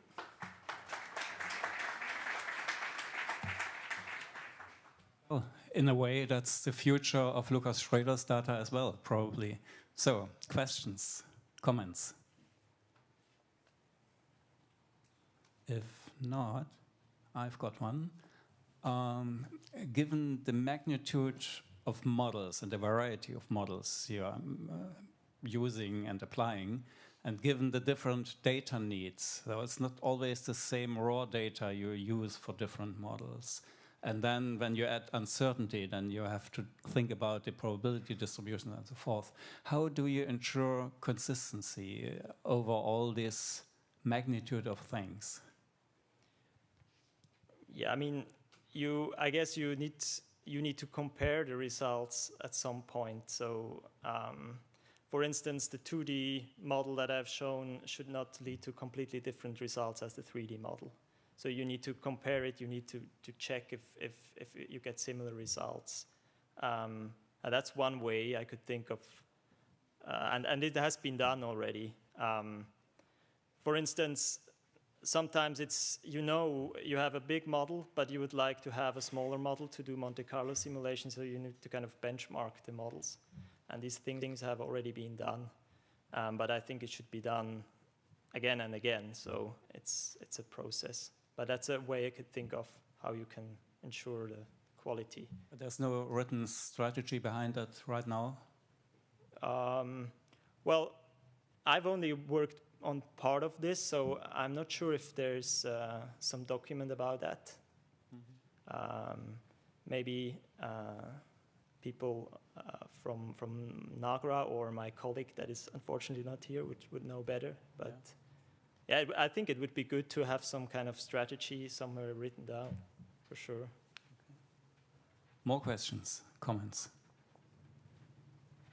There's one.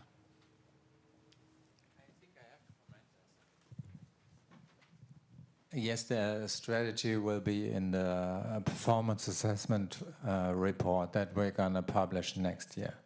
So no need to worry that this is not properly documented. I was referring also to the planning, not only to the evaluation in the end, but also how you carry out things. No, the planning is nothing we document in detail.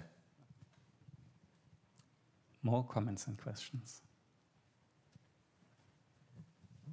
Yeah. Just a small comment. We are not talking about the host rock. This is not granite. This is not salt. So what is it? Yeah, I mean, in Switzerland we have the Opalinus clay, so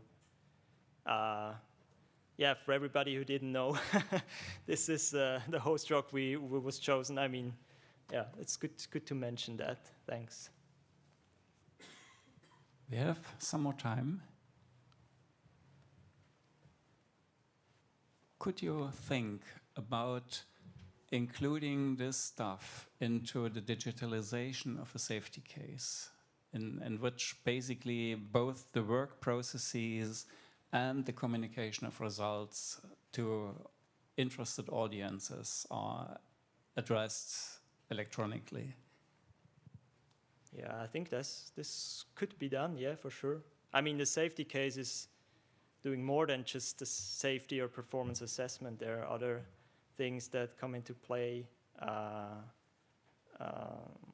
like finances or communication, or, I mean, but yeah, I mean, I haven't thought about how to do this, but hopefully Other people have already started to do it because, like Nagra, for instance. Okay, thank you very much again.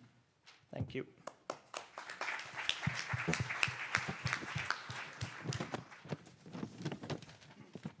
Thank you very much. Our final talk is from Ms. R.Rummel. After her Master Science in Geoscience and PhD in Computational Geodynamics, she's working since 2020 as a researcher at the Federal Institute for Geoscience and Natural Resource, PGR. And her topic is her focus is mainly on semi-quantitative method to forecast possible regions of volcanism in Germany. Thank you very much.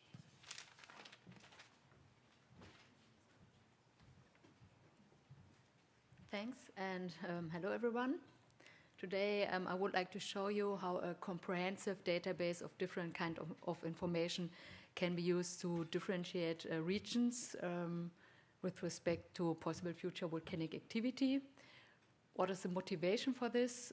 If you look to the German Repository Site Selection Act, there's written that an area is not suitable for highly reactive waste if quaternary volcanism is present or future activity is expected within the next 1 million years. That is already quite a long time. And up to now, the quaternary volcanoes are considered in this kind of exclusion criteria because they are quite easy to define where volcanic activity was happening in the past. But we don't really have future scenarios for volcanism. And that was the motivation for us to start our project. But first I want to show you how the volcanism was distributed in the past so that you get somehow a feeling that it's not just something that what happened locally, but it was really distributed in the Cenozoic time. And what you see here, that you have in the southwest of Germany, you have here the Kaiserstuhl volcano, then the Hega volcanic field and the Urach volcanic field. And then in the central part, you have a lot of different kind of volcanic fields. Maybe maybe the Eifel volcanic field in the western part. That, I think, maybe the famous one. And then, but we have also other ones, like here the Westerwald, Vogelsberg, Hessian Depression, Röden, and then we have also several volcanoes close to the to the border of the Czech Republic. And what is very interesting is that the volcanism in the Cenozoic time was very not just laterally distributed, but also temporally. That means sometimes you have quite long breaks in between different kind of periods. It was sometimes reactivated after, let's see here, after millions of years. And therefore, we believe that it would be quite important not just to look at the very young quaternary age here, but just to consider the whole range when something, and also to include other parameters and not just the quaternary volcanoes. But this maybe you will see on the next slides. Our objectives were we wanted to develop a Germany-wide applicable method that can be used to differentiate areas for possible future volcanic activity. And in this method, we wanted to consider a variety of geoscientific indicators, not just the past volcanic activity. And these indicators and related parameters were given some information about volcanism of the past, but also which kind of indicators could give us some information about the present state of the crust or lithosphere that could promote volcanism. And then we combined all the different parameters to an index. The result I will show on the next slides. And this index could potentially then be used for the hazard assessment for future volcanic activity. How did we start? First, after a preliminary study from May 2019, we were executing two expert surveys where we asked for questions regarding volcanism in Germany, but also which kind of indicators could be used for the forecast of volcanism, and then which parameter can then be used to quantify the indicator for this special, for that method. And to the end, we had 30 indicators from these expert surveys that we figured out. And here are the top 10, just to give you an idea which kind of indicators that were. For example, here are the deep low frequency earthquakes in Germany. Then we have also geochronological data of volcanic rocks. We have geochemical and isotopic analysis of mantle fluids, earthquake swarms, occurrence of Cenozoic volcanic rocks, teleseismic anomalies, and so on. And here are some of our reports that are published on that on our webpage from the BGR, or are published soon, maybe the next days, I would say. And now I want to show you how we came from the indicators to the parameters. We had, starting with the 30 indicators, we had to think about which parameters can be used to quantify the indicators. For some indicators, it was quite, let's say, obvious. For example, for the Cenozoic volcanic rocks, we just used the occurrence to quantify that indicator. But for example, for the seismic anomalies, there can be different kind of parameters. We choose here, for example, the change or the relative change in secondary or primary wave velocities. And what was then important, if we had this 30 indicators, but we had to think about which indicators can finally then be used, for which do we have enough data that can be used Germany-wide, and also which indicators really tell us something about future volcanic activity, and not just about processes maybe that happened in the past but wouldn't be important for the future. And other stuff where we had to think about was what is resolution of the input data that we were using for our models, what are the uncertainties, and we had to define threshold values above which we were saying this is now relevant for our method, but I think I will also show this later, then it's getting more clear. And after re-evaluating all the 30 indicators, we now have 15 indicators that we were able to quantify with 20 parameters. And for 2 indicators, we have an external, let's say, contract with the company Smart Tectonics and Mines, and they are executing numerical models from the lithosphere, asthenosphere system for us to get also this aspect of future volcanic activity and the forecast of it. Now we'll just show you one example, what was the different kind of steps for an indicator to quantify it. Here the example is the seismic anomalies in the Earth mantle, and such seismic anomalies are dependent, for example, of the mineralogy of the rocks, but also the temperature influence, how fast waves go through the Earth, and also the water content and the melt content. And then we had to define quantifiable property. In this case, we choose, this is now here on the right side, you see the data from the collaborative seismic Earth model that are the secondary wave velocities.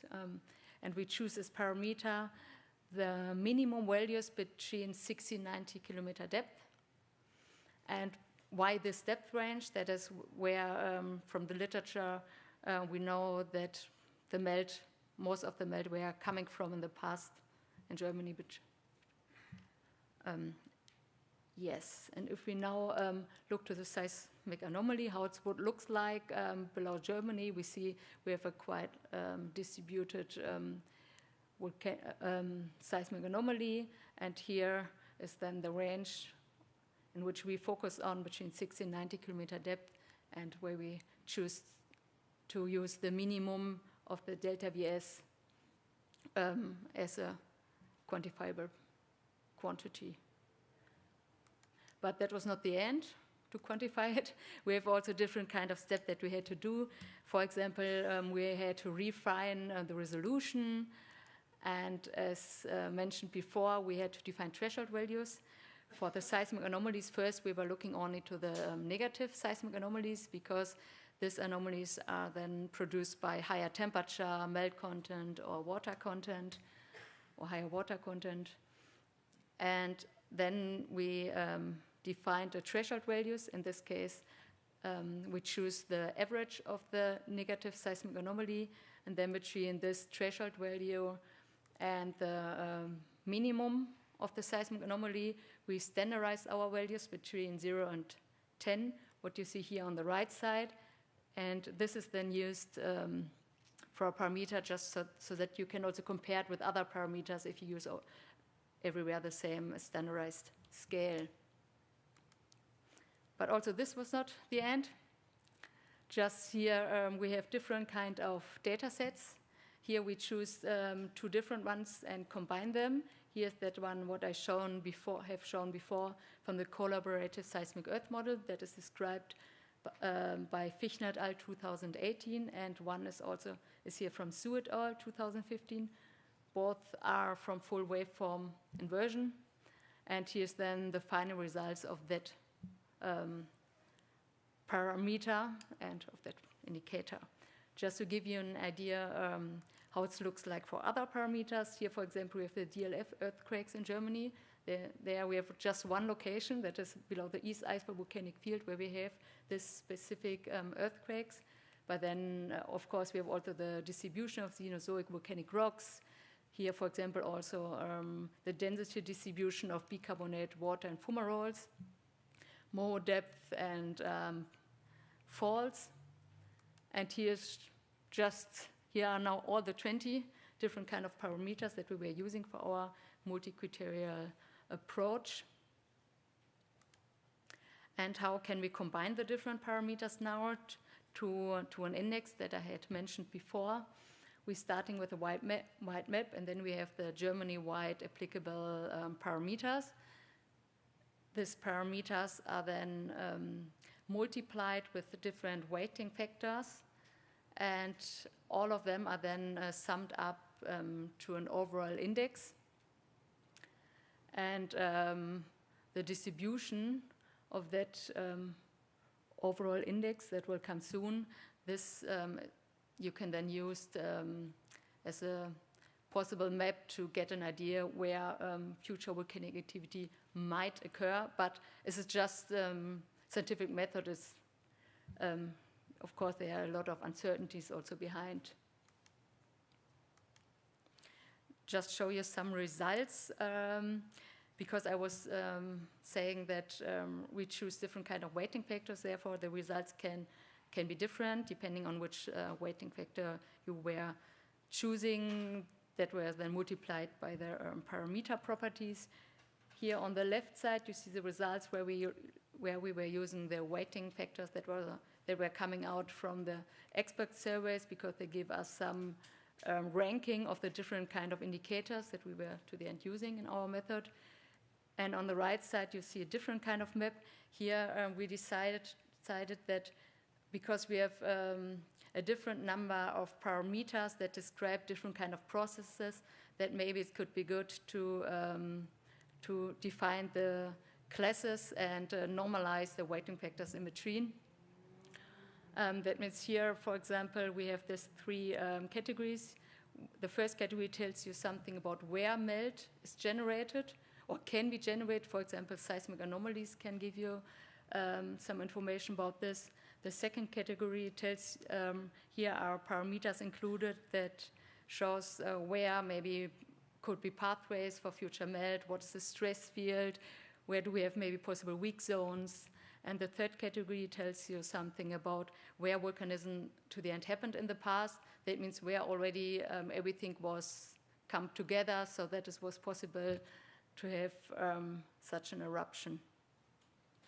But as you maybe would think now, oh, maybe there's a lot of subjectivity in this kind of maps. Therefore, we also tried what happened if we just use random weighting factors for all the parameters and then compute 1,000 simulations, and then let's see how the average would look like. And here's the results. You see already it doesn't look so different, because if there's just one parameter that is in one simulation maybe a little bit higher or lower, but with 1,000 simulations to the end you just use the average, and that is then quite similar to the results that we also get when we were using the ranking from the expert surveys. And therefore, I think we can say that the results are quite robust, at least in terms of the weighting factors for the different kind of parameters. But of course, there are also other uncertainties behind, like which parameter you choose, what's the threshold, and so on. I think there you could also do a lot of other more studies, but at some stage you have to stop there. How can you then differentiate areas? There are different kind of ways. First, you can use some classification method, what you see here on top, where you just use a method so that to the end you can put different kind of index values in one specific class and say maybe here's now a higher risk than here. But in our opinion, when you just use fixed class, the problem is that you lose information within a class. And also now it seems to be that between two classes there are very huge differences. And therefore it might be better just if you want to analyze the results of the overall index, if you just use a continuous value distribution where you can maybe use different kind of contour lines to see where they would be, but you don't lose the information of the surrounding and the gradients if you use this kind of continuous distribution of the values.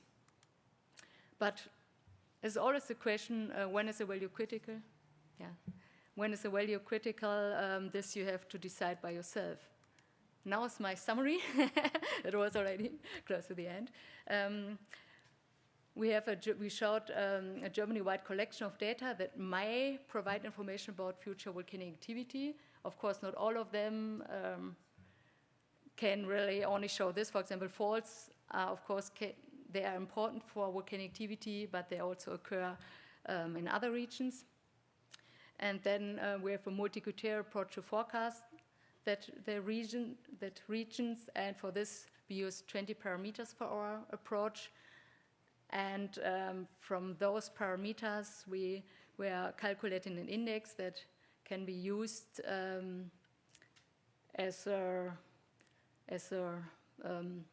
or the result of the index can then be used to quantify the possible regions for future volcanic activity in Germany. And what is quite interesting, you see that the results show that an elevated risk is maybe not just where the very young volcanoes in the Eifel, for example, occurred, but also maybe in other regions as well. Okay, thank you for your attention.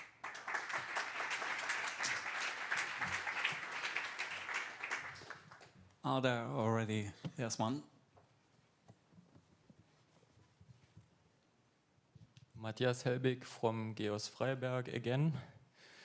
I have one annotation and one question or recommendation. The first question or annotation is that the Eibenstock granite massif now is excluded from the areas of interest because of a new evaluation of volcanic activity. And this is. Sorry, can you tell me where it is exactly? It's in Saxony, okay, Western Saxony. It's a very, very large area. It's affected by uranium mining in the past, and it's suitable for repository. Yeah, they're okay. A little bit more northwards. Sorry, this was the annotation, and the question or recommendation. What you have presented is a perfect example for use of artificial intelligence, because all these maps or these data themes you are combining can be used in an artificial intelligence process. It's suitable for that, or logistic regression. So this does the job. Thanks. That's rather a comment than a question. Is there one more? Oh. Sorry. Wolfram Rüag, BGE. Have you any idea of which kind of volcanism would occur there, where you say that it's likely that there volcanism may occur? Because we also have some studies about the areas which might be affected by volcanism, and so is it which kind of volcanism? Because to assess the consequences of volcanism, this might be important. I mean, because in the Eifel, I don't know, because maybe there's also maybe magma chamber, I don't know. But the other region, I would, because we don't see something in the seismic signals up to now, and we maybe just have the anomalies in the mantle, I would more think about monogenetic volcanic fields where something is maybe coming very fast upward. But of course, you need the weak zones or the faults that can bring the melt upward. I think that is always the important question which we have to focus maybe in the future, where something is really able, if you just have the anomaly in the mantle, how then this can come up. But yeah, I wouldn't really think about that now. There's a very, like the L.A.Schröder eruption, I wouldn't expect this now in the south of Germany, I think. Maybe there are more small things that is coming, but I don't know. Thank you. I'm very sorry we have 2 more requests for questions, but we cannot do that because we have to move to the next session, which is going to happen without a break, I guess. And I would like to thank all the speakers, you especially, and you all for your questions and comments. And I would like to announce that part of this session are not only the 3 talks, but also the posters outside there. The poster session already took place, but the posters are still there and the people are around, so please have a look and ask those guys. Thank you. Hallo Jens, ich wollte mich ja... Wir haben eine Pause. There's a break. Yeah. Oh, all the better. We have got a break. Yeah. Please come back here at 20 past.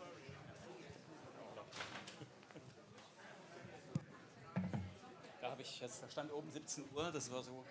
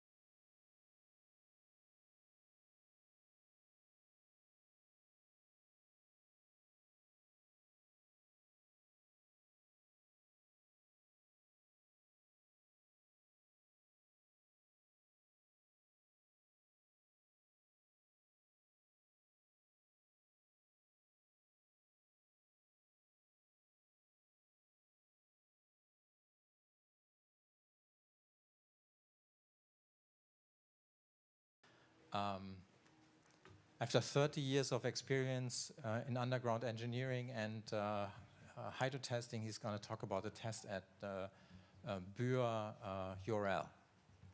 The floor is yours. Thank you, Tim.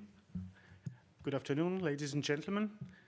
I am thrilled to present a neat experiment which has been conducted at the URL in Bür. CMHM is called, the Centre de Meuse-Haute-Marne in nearby Bulle, and which has the purpose of the determination of the in-situ determination of hydraulic parameters of the Callovo-Oxfordian Clay rock, which is a close cousin of the opalinous clay, which is studied in Switzerland and found as the best host rock you can find for disposal of radioactive waste. Now, just start with a little bit of a context. This is, well, you might be all aware of Bür site and the underground lab. Callovo-Oxfordian Clay, which is in the eastern part of France, located at around 500 meters below ground. And at this position, at a certain time, well, this Callovo-Oxfordian Clay rested a quiet life, 170 years, million years, I'm sorry.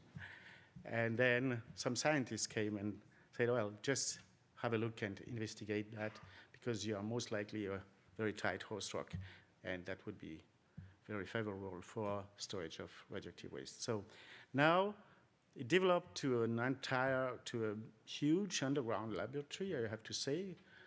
The first example was actually Monterrey in Switzerland, but then it came to that French size, factor of 10, let's say, and with a lot of experiments to study the diffusion of radionuclides in pore water and all type of things, including permeability.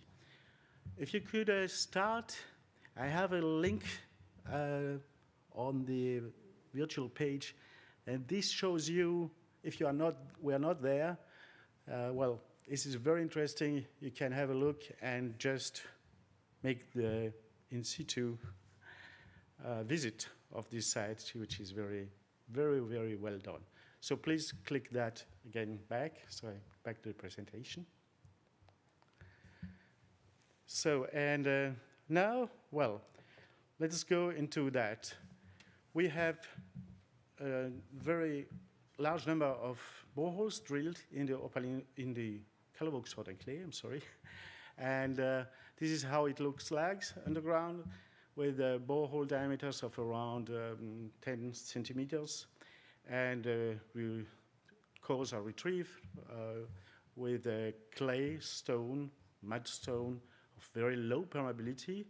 And this has been extensively tested on these cores in the lab on drill core samples, but also using single packet test at boreholes.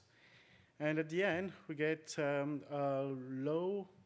the results of a very low permeability rock of 10 to the minus 21 to 6 10 to the minus 20 meters squared, which is about, for the oil petroleum industry, several tenths of nanodarcy.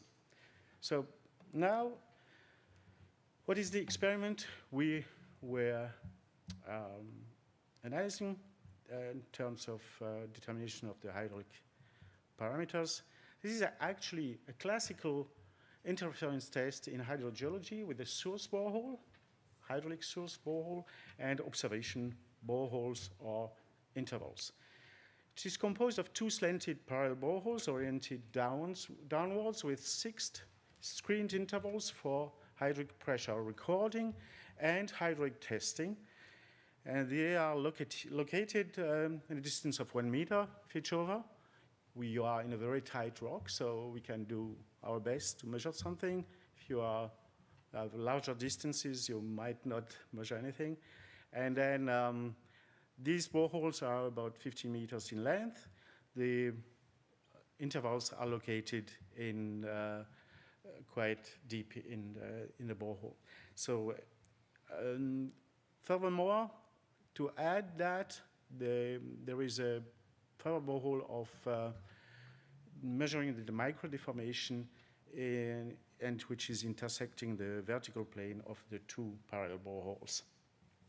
And pressures, hydraulic pressures and deformation are measured in the rock mass over 6 years. And during short-term tests, hydraulic tests with pressure and flow rates. So what was the aim of this experiment, which has been designed by Andra? The aim was basically measurement, a quite direct measurement of undisturbed clay permeability at the meter scale, and to study also gas migration using the boreholes also for injecting gas in one interval and observing the gas migration processes. This is a short sketch on what it looked like on the field. You have drifts on the left side, the access drifts to the boreholes.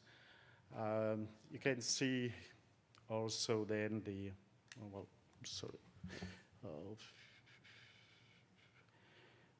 these are the slanted boreholes with a dip of 30 degrees, and which are, if you look from the other side, they look like this, with in blue the test intervals. Here is the test injection zone, and the other five blue ones are the observation intervals. The intervals are made of porous stainless steel, and they are limited by the packers, which are rubber packers, and also some resin sealing sections.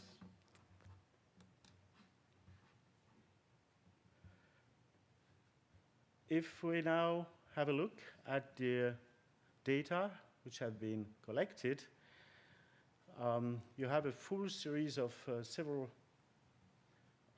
years of pressure observation, and during the short-term test, which are hydro tests, injecting water, synthetic water, which cannot react with the formation of water, and gas injection, also nitrogen gas.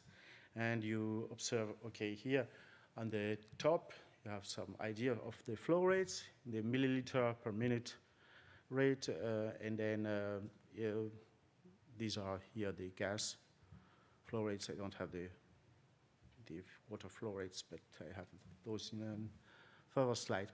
So in the middle, you have the injection pressures. You are recording at the injection test, and the observation, where you see real responses, hydraulic responses, which interpreted as hydraulic responses, and we are not in a range of pressure where we did any harm to the formation. We didn't frack the formation for all this experiment, at least during this time of 2009 to 2013.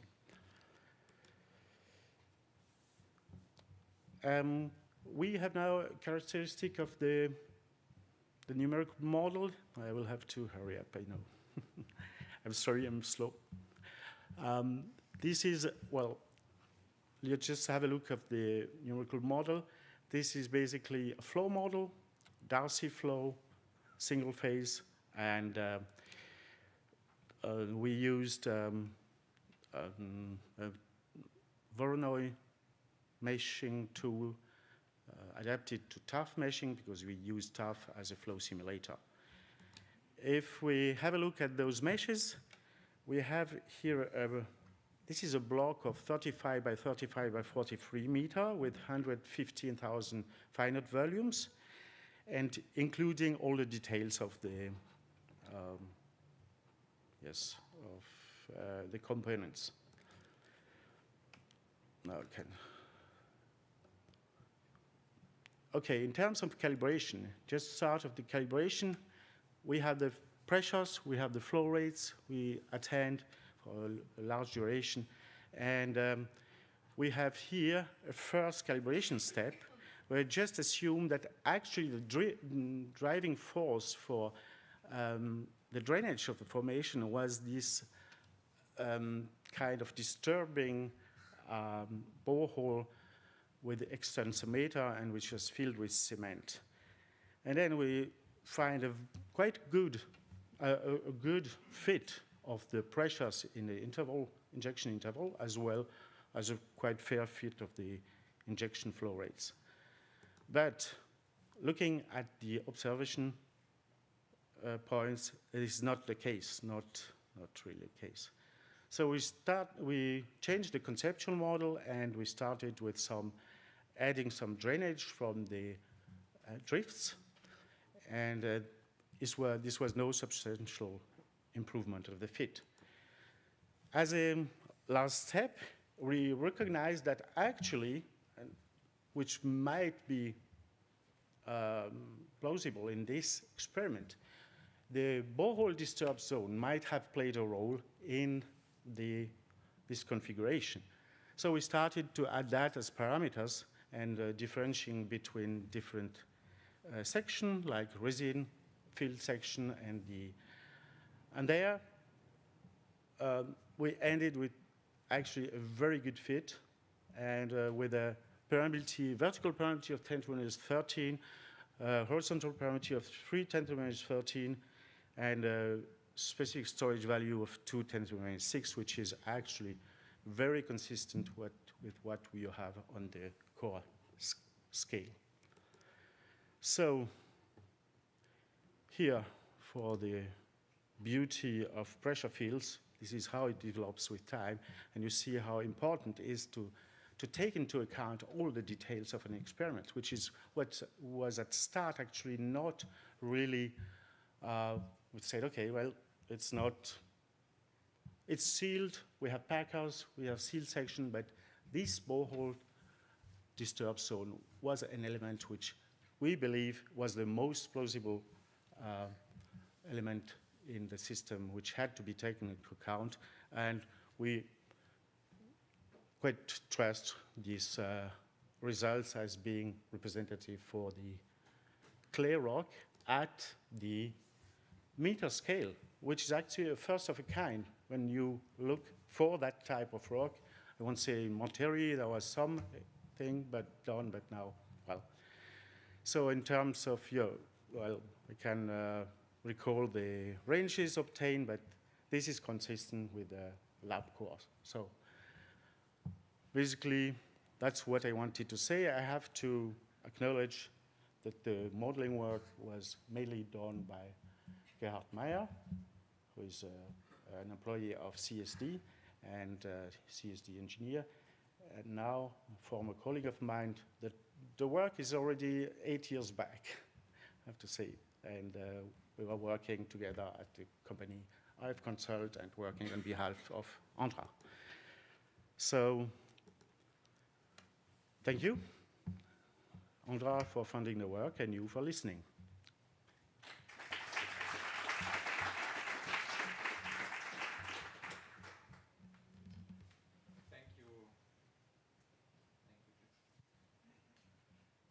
Thank you, Jean, for this nice presentation. Do you have questions to Jean? That is not the case. I have one.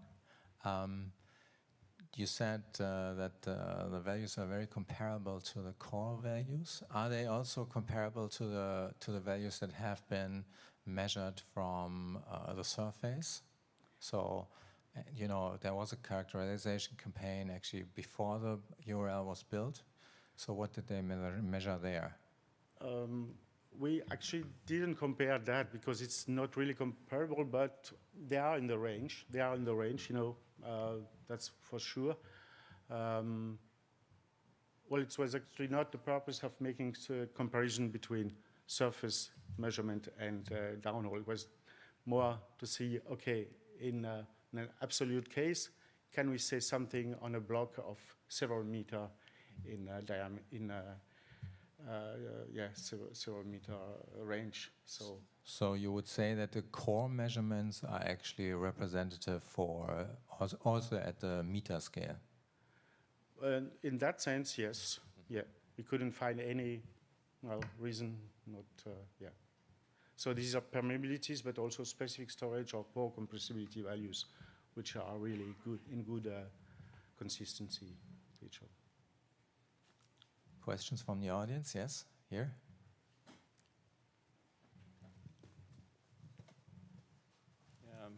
Sorry again. I have a question concerning the measurements you have done on the boreholes. All these parameters you gained from that, all these measurements are comparable to what SKB did and the Swiss did. Is this comparable? What NAGRA did? Well, NAGRA methodology. As far I'm aware of, NAGRA did a lot of core testing, did also at Monterrey in the lab quite a lot of single borehole, less interference testing. So I would say, but it is for sure, it's something comparable as a methodology. This is totally in the range of the host rock tests we did in Monterrey, and also within the bandwidth of the stuff that we measured in the deep boreholes that we just did. Okay, if then there are no more questions, then thank you, Jean. Thank you. And we proceed to the next and last speaker of today. Thank you. The next speaker is T.Mann from the Federal Institute of Geosciences and Natural Resources with his talk on a note on the duration of claystone exploration programs. Thank you. The floor is yours. Good evening, everybody. So today I want to talk about some aspects that will regard the duration of claystone surface exploration programs, and in that respect also the duration of the site selection process in general. So in Germany there are 9 claystone sub-areas, and they are distributed here in southern Germany, the Middle Jurassic Opalino stone formation, the Meeresmolasse from the Oligocene, and in northern Germany vast areas from the Paleogene, and also host or sub-areas which were deposited from the lower Jurassic up to the upper Cretaceous. The sizes of these sub-areas range between 943 and more than 62,000 square kilometers. So it will be a huge challenge to narrow down these sizes, especially if we compare it to the estimated size of a clay-hosted repository. In a recent report, the BGE published the probable duration of the site selection procedure.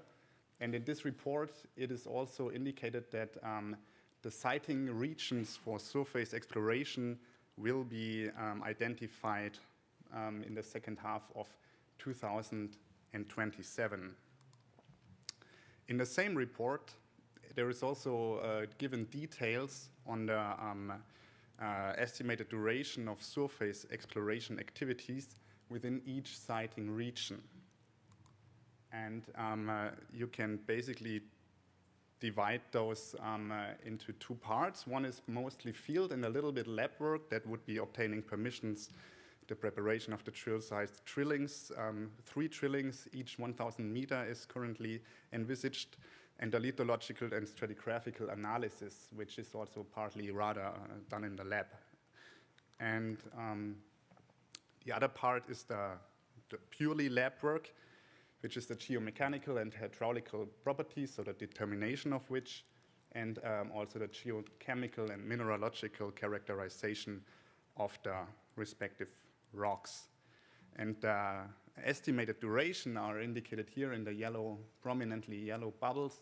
So 31 months for this upper field lab work part, and 11 months for the purely lab work part.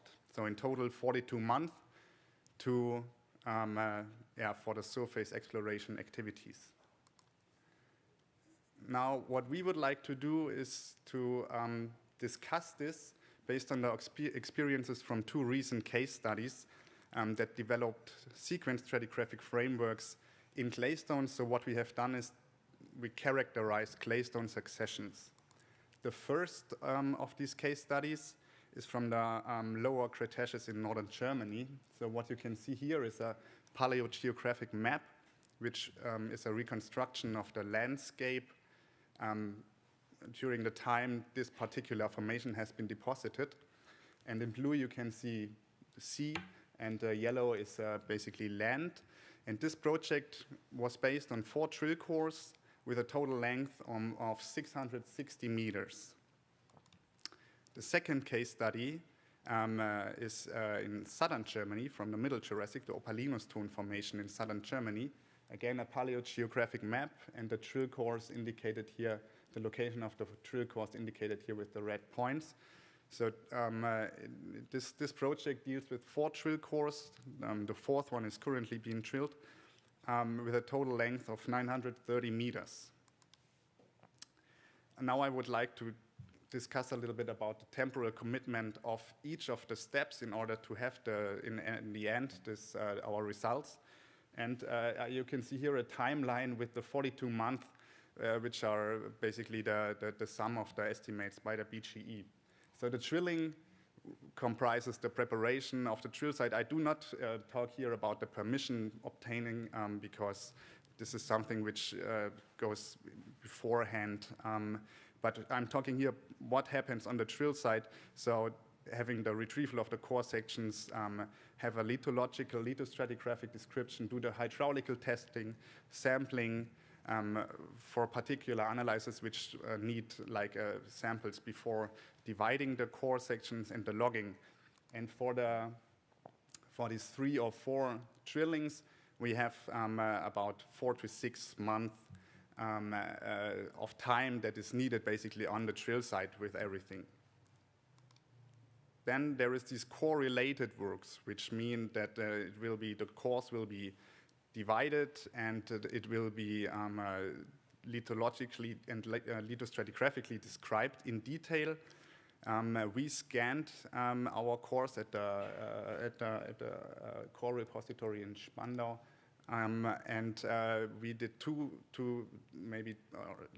measures: the multi-sensor core logger for the petrophysical parameters in a 5 centimeter interval, and the XRF core scanner in a 1 centimeter interval.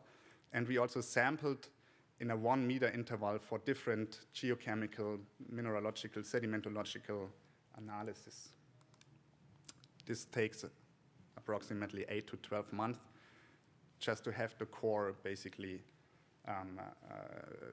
to have everything, every samples and every scan done.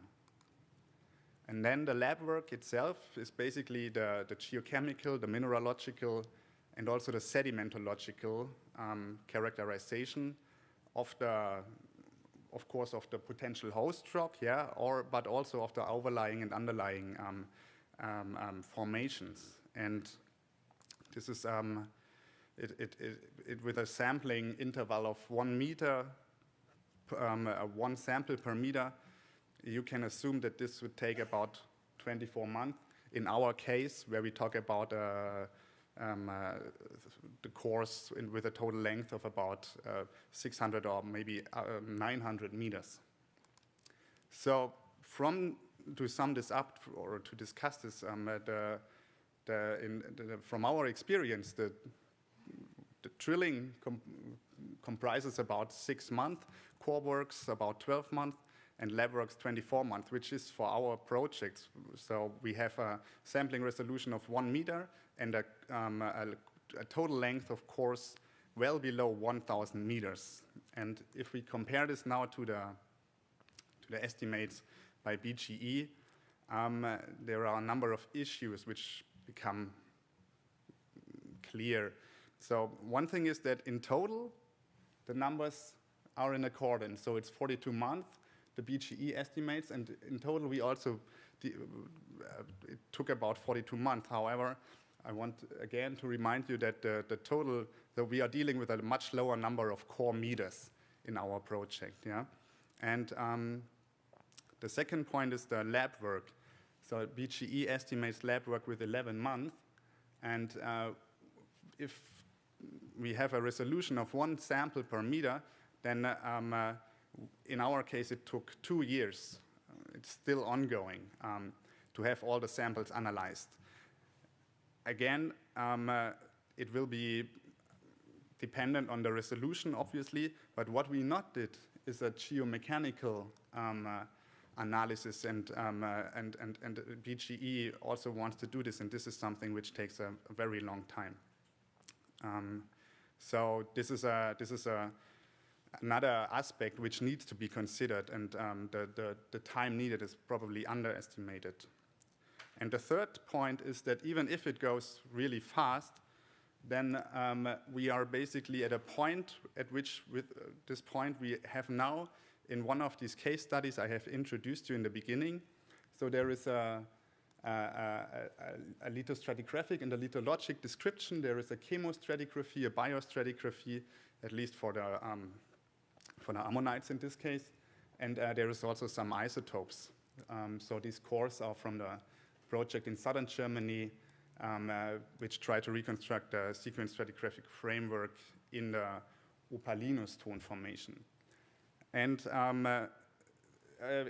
if you have the data so far, then it's also possible to try to find sediment series which have been deposited at the same time in different parts of the basin. So in order to reconstruct basically transgressive, regressive cycles, and to correlate on a chronostratigraphic basis and not on a lithostratigraphic basis across the basin. However, this requires the chemostratigraphic, the biostratigraphic, the lithostratigraphic expertise, which is basically very difficult to combine sometimes. This is also why it's important that there is here et al. So there's really a collaboration between many different people. But this is not, by far not the end, because we are not really at a point to say with confidence that these let's say these systems tracks, if you want to call it so, or para sequences, are really the same for the 3 cores. And I want to explain this here for the core in Röttingen, which is in the Eastern Alp.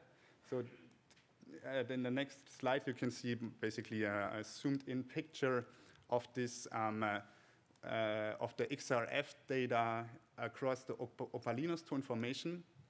And what we found is a distinct cyclicity within the XRF silicon-aluminium ratio. So there are obviously 5 fining upward cycles with relatively sharp boundaries in the macroscopically homogeneous Opalinus Ton formation. And because these cycles are so symmetrical, if you want, so they are probably related to the variability of orbital parameters. And this means that it is not just something which affected the area around where the core has been taken, but something that affected the entire basin. And the question is now, is if this cyclicity also has an effect on the quality of the barrier, just like in the classic sequence stratigraphic approaches, where you have basically a shift of facies up dip or down dip depending on relative sea level changes. And this is something we cannot tell yet. Yeah, we are still basically in this interpretation phase. So, to sum up, the BGE estimates about 42 months for the duration of surface exploration activities within each siting region, and as a result, the sites for underground exploration shall be proposed. Now, in a first glance, this is in accordance to the field and analytical workload from 2 recent BGR projects. However, this would only be realistic if the sampling resolution is lowered significantly, because we were dealing with a much lower number of core meters. Yeah?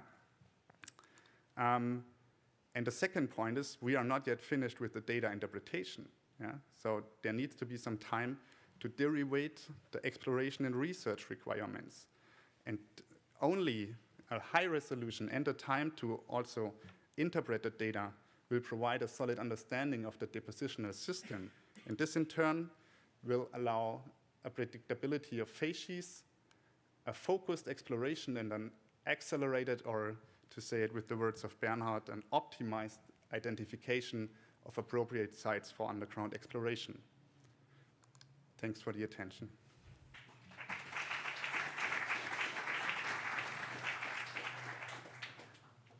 Thank you very much. Are there any questions? Thank you for this very nice presentation. I have a question about how do you expect, you are now dealing with shallow clay systems with these boreholes. How do you expect your conclusion would be affected if you go more in depth, like below 300 meters? Yeah. So from a sequence stratigraphic point of view, at a certain depth, you will not see distinctly changes in relative sea level anymore. But we were also very surprised that we see it in this Opalinostone formation in that prominent way. So it is not that the depositional area has been subaerically exposed, but there is a change in the environment, so that, for example, more fine-grained or silt-grained material reach the basin, and this might also happen for claystones which have been deposited deeper, if the basin itself has a certain geometry. Yeah, if it's, let's say, very deep but not very broad, you can have this influence as well, I would assume.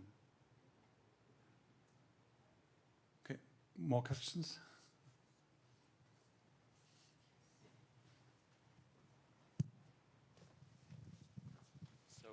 It's one annotation and one question.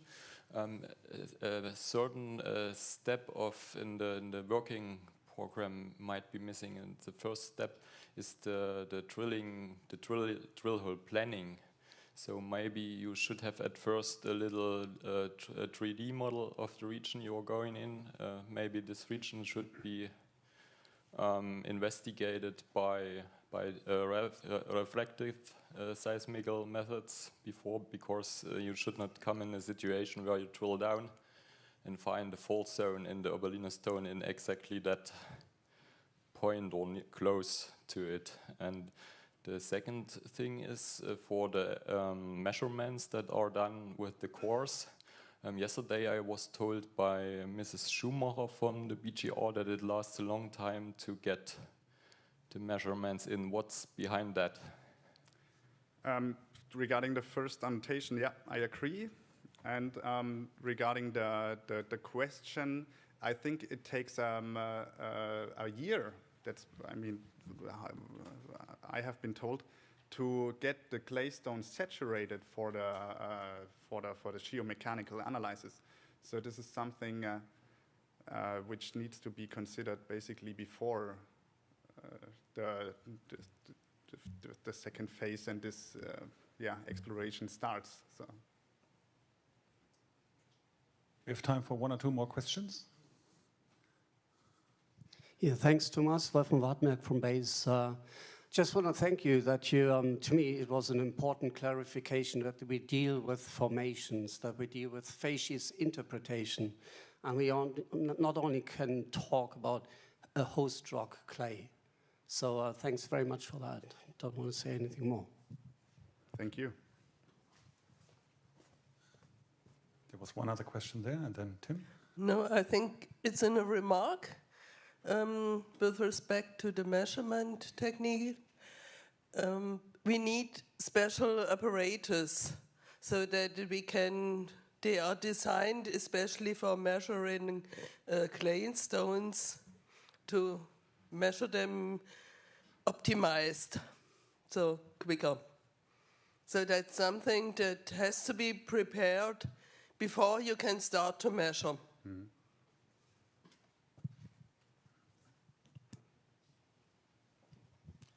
No, you are dealing, I think, with 3 or 4 boreholes. Did you think about parallelization of the works? You know, what we did in Switzerland, we simply processed everything on the site and then also used the initial results to assess our host rock formation in the confining units. So like you know, you condition on the site, you do all the measurements with not one contractor but with 4, or you industrialize the process and then you go down to, like, I would say you could do easily half the time. Yeah, that's a point. It always depends on the how many people, how many samples, if you want. So you can analyze at the parallel, but there is still this.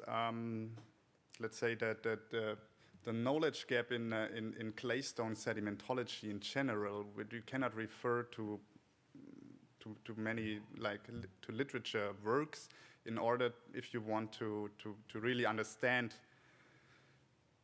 the system completely in a holistic way, and not, if you not just want the numbers, yeah, if you also want to have like a broader understanding, maybe also between the South German basin and the North German basin. Yeah, this is also something that has been not very much considered so far, and this is probably not related just on a certain amount of analysis. Yes, you need them, but you also need the combined expertise, and this needs some, yeah. I understand your strive for understanding the system. It's actually good, but you know, in order to make site selection, you have to concentrate. This is our view on the safety relevant properties of the system, and I'm not sure if a sequence stratigraphic analysis is required to assess the confining rock zone. Maybe not to confess the final rock zone, but maybe on the way to this decision, it might be helpful. Okay, one last question. Thank you very much. Stefan Schöbel from the base. Thank you, Thomas, for this very nice presentation. Just one quick last question. Did you address this issue to the BGE, and if yes, what is their response? We are in contact with the BGE in exchange, and so this issue. I mean, this is like what Tim basically said.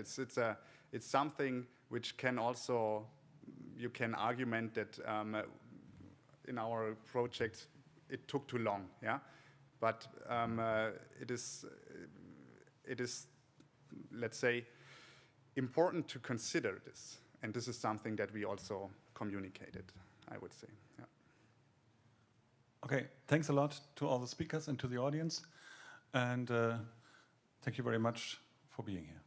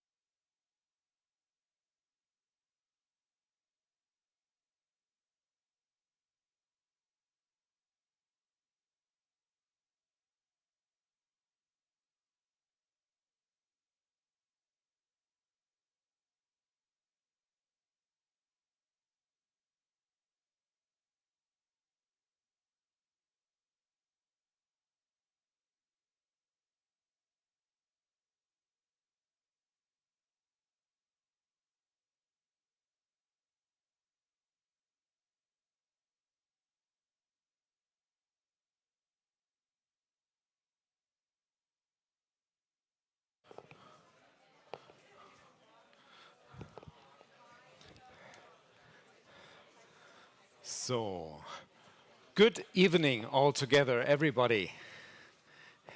I see still some people coming in, having just closed and finished their sessions downstairs. Welcome up here again.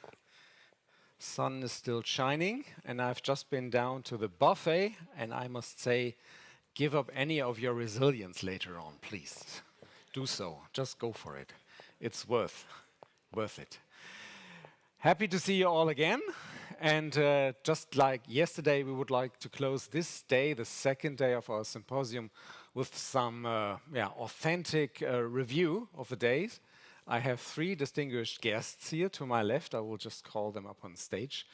And I hope you can join us in letting this day pass and kind of looking back upon it. I hope you all had good talks and interesting discussions. And I would like to welcome now, as announced, Markus Weißkopf from BASE, a colleague of mine. Thank you for welcoming her as well. She's from the Department for Participation, Beteiligung, as we say. We have Irmgard Niemeyer from Jülich, from the Forschungszentrum. Welcome as well. And last but not least, and this time really here in person and not by video stream from the other side of the world, from Berkeley, I do welcome J.Birkholzer from the Lawrence Berkeley National Laboratory. Day 2, 9 hours later. How was it? We start with you? Yeah, thank you. Good evening, and thank you very much for this opportunity. I think I have 3 highlights to offer, if I may. The first one, of course, on the keynote this morning on science communication. Yeah, from I thought Markus Weißkopf. Yeah, it provided excellent strategies for more resilient science communication.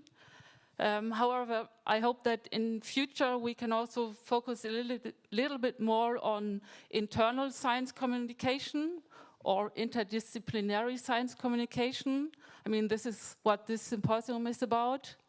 And I think it's worth also considering some ways to overcome some still existing language or terminology barriers like jargon or also acronyms. Okay. So that was number 1. Number 2, on international aspects with the 2 sessions we had on international organization models, but also on international research collaboration. I found that they very well highlighted the need and also the benefit of international collaboration, something that we also need in the complex area of nuclear waste management. And I think for Germany, there is much that we can learn from other countries when it comes to processes, and also for Germany to provide also technical and scientific solutions to other countries. I'm also pleased to see so many international participants here from outside Germany and even outside the European Union. I learned that we have participants from 15 countries. However, in order to identify the participants a little bit better, I would have loved to have a participants list. I understand that you may have some data protection restrictions, but for networking, it would have helped. And last but not least, I should also like to refer to the panel this afternoon, in which I had the pleasure of discussing on safeguarding nuclear waste management with 2 other experts and the audience. And yeah, this was also in line with the conference, research for resilient safeguards. And it turned out that there is also a need for further increasing the awareness of all the international commitments with regards to peaceful use of nuclear material. And I hope that this can also be continued at the next symposium. Thank you. Irmgard Niemeyer, thank you very much for your impressions of today. Yes, please. Very welcome. And I do understand your suggestion of a list with the participants to get in contact. I'll go for networking later on. I'm sure Carlo Dietl and his team will consider that. And there might be some data questions open, but hopefully we can at least tackle them or even solve them. Markus Weißkopf, I knew very well that BASE is looking forward towards November. There's going to be another new big conference on questions of the search for a final repository in Germany. Another big step for BASE as well and other participants. You're from the Department for Participation. What does resilience mean to you, looking back upon this second day of the symposium? Thank you and good evening. And actually, when you asked me to join this closing remarks session, the first thing that came to my mind was, okay, I should not visit the sessions from my own field, like social science, humanities, and participation, but visit the other ones, because that was the thought. Building resilience is to learn to talk to each other and to go to the places we do not understand. So, but obviously we had a keynote speech from Markus Weißkopf, who I know well. This is my field a bit, science communication, and my own session workshop with my colleagues on science communication was a bit hard to go to these other sessions, but yet I managed and I learned a bit about clay. But I realized that it's really hard to participate in dialogues when you're not familiar with the field and the language. So I can add to your point there as well. And I think it's important for resilience to learn how to communicate with each other and understand the logics and problems in a way. And that is also, we have to send and use a language that people from other areas understand. And on the other hand, we have to make the effort to try and understand and grasp. So the basic logics. So I think that's really something we need to do to succeed in our area, and that is also exciting to do that. There are no closed doors here. Yeah, literally. But still I realized that interdisciplinarity, for example, the posters, there are not so many, not enough social science perspectives, so I think we have still to go a long way to learn and to grow. So, thank you.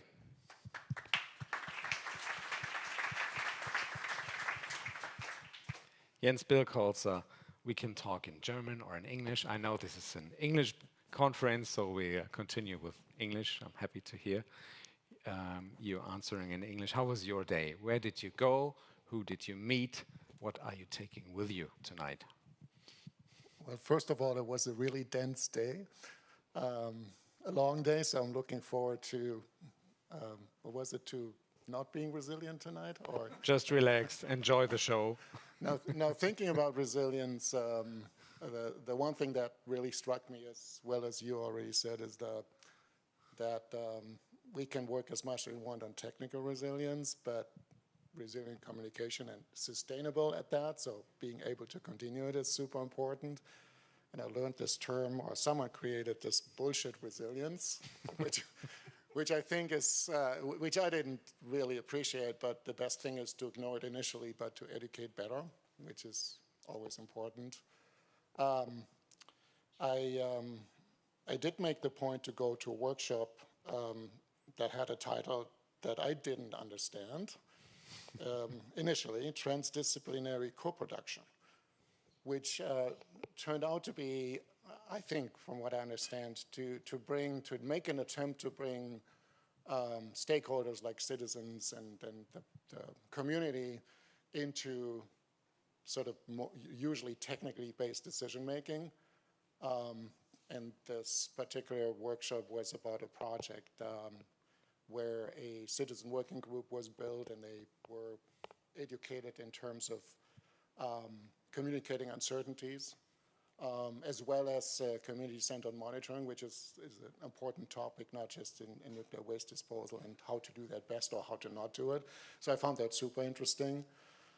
And I think the final comment, perhaps, over both days was, I think several mentioned the very long intergenerational duration of the thing that we tackle here, 50, 100 years of developing repository and making sure that we have resilience in place to go from one generation to the other, which means knowledge management. It means that we need to grow talent and not be at the position where everyone retires on us. And I think that's super important. But it looks like we're solving that. I think there's a really good balance in this room, at least. And so I'm optimistic. One more question. Thank you. J.Birkholzer. I'd like to ask one more question, maybe beyond this conference where a lot of experts come together. And as you've already said, we have a certain code of language, we understand each other, or we speak a certain language. When you run into normal people beyond such a conference, let's say out on the street, and you want to talk about what you're doing, you're dealing with a final repository in terms of nuclear waste. Do you need a lot of resilience to get their understanding? It's probably not so much about resilience, but about patience. To Good. explain all the basics and provide sufficient information, and also stay friendly if some unfriendly questions occur, which is sometimes the case in the nuclear area. Okay. And I would add the term openness or change of perspective. It's just to, well, I do it in a way a bit professionally, so to talk with the people outside in our participation department. So, but the real important thing is not to want too much, but to step to have eye-level contact, so and enter a discussion, and you can actually have really good discussions and dialogues with just normal people. So that's really, really a thing everybody should try. So I guess people are convinced that the waste is here and it needs a solution, a place, but how and when? That's the problem. They might have lost patience or understanding for these endless, seemingly endless discussions. J.Birkholzer, how is it maybe from the American perspective as well? I think my experience is beyond just nuclear waste. We're doing a lot of geothermal or CCS projects, and I think the key is to not just, where basically projects are built, to not just go there one time and lecture. It's really be there and listen. First, what are the questions? And make a sustainable effort and find your local stakeholders. When you go back tomorrow in the evening or on Saturday, I don't know who's going to participate in the trip to Wismut, which will be on Saturday's schedule. What are you going to tell your folks or your peers about hopefully participating in the next safeND symposium? Any recommendations? Any good tips? Why it is necessary and does make a lot of sense to come? I think every scientist should be eager in presenting research in an interdisciplinary setting, as what we have been also realizing in our session, that you often can imagine what questions you get, but those ones from non-experts or people from other scientific areas, they are sometimes even more important for moving your work forward. Thank you. Do you want to continue? I tell him that Berlin is a beautiful city and the sun is shining always. And I think I'm with you. There's not a lot of symposia like this where you really try to integrate technical or physical and social sciences. You have conferences that may have both, but they're usually tracked and you don't try to really combine it. So I think this is pretty unique. Thank you. Maike, your closing remarks maybe? Yeah, I've heard there's always good food, so. Food. Thank you very much. This is a very nice way to pass over to the anchor or moderator of tonight. Once again, thank you very much, all of you. Thanks a lot to you.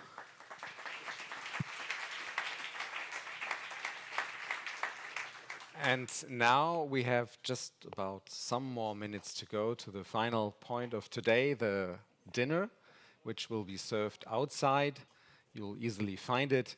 Those of you who are non-German and those who are German will definitely rejoice when I say from 7 o'clock on, das Buffet ist eröffnet. Have a nice evening and see you again tomorrow. Bye-bye.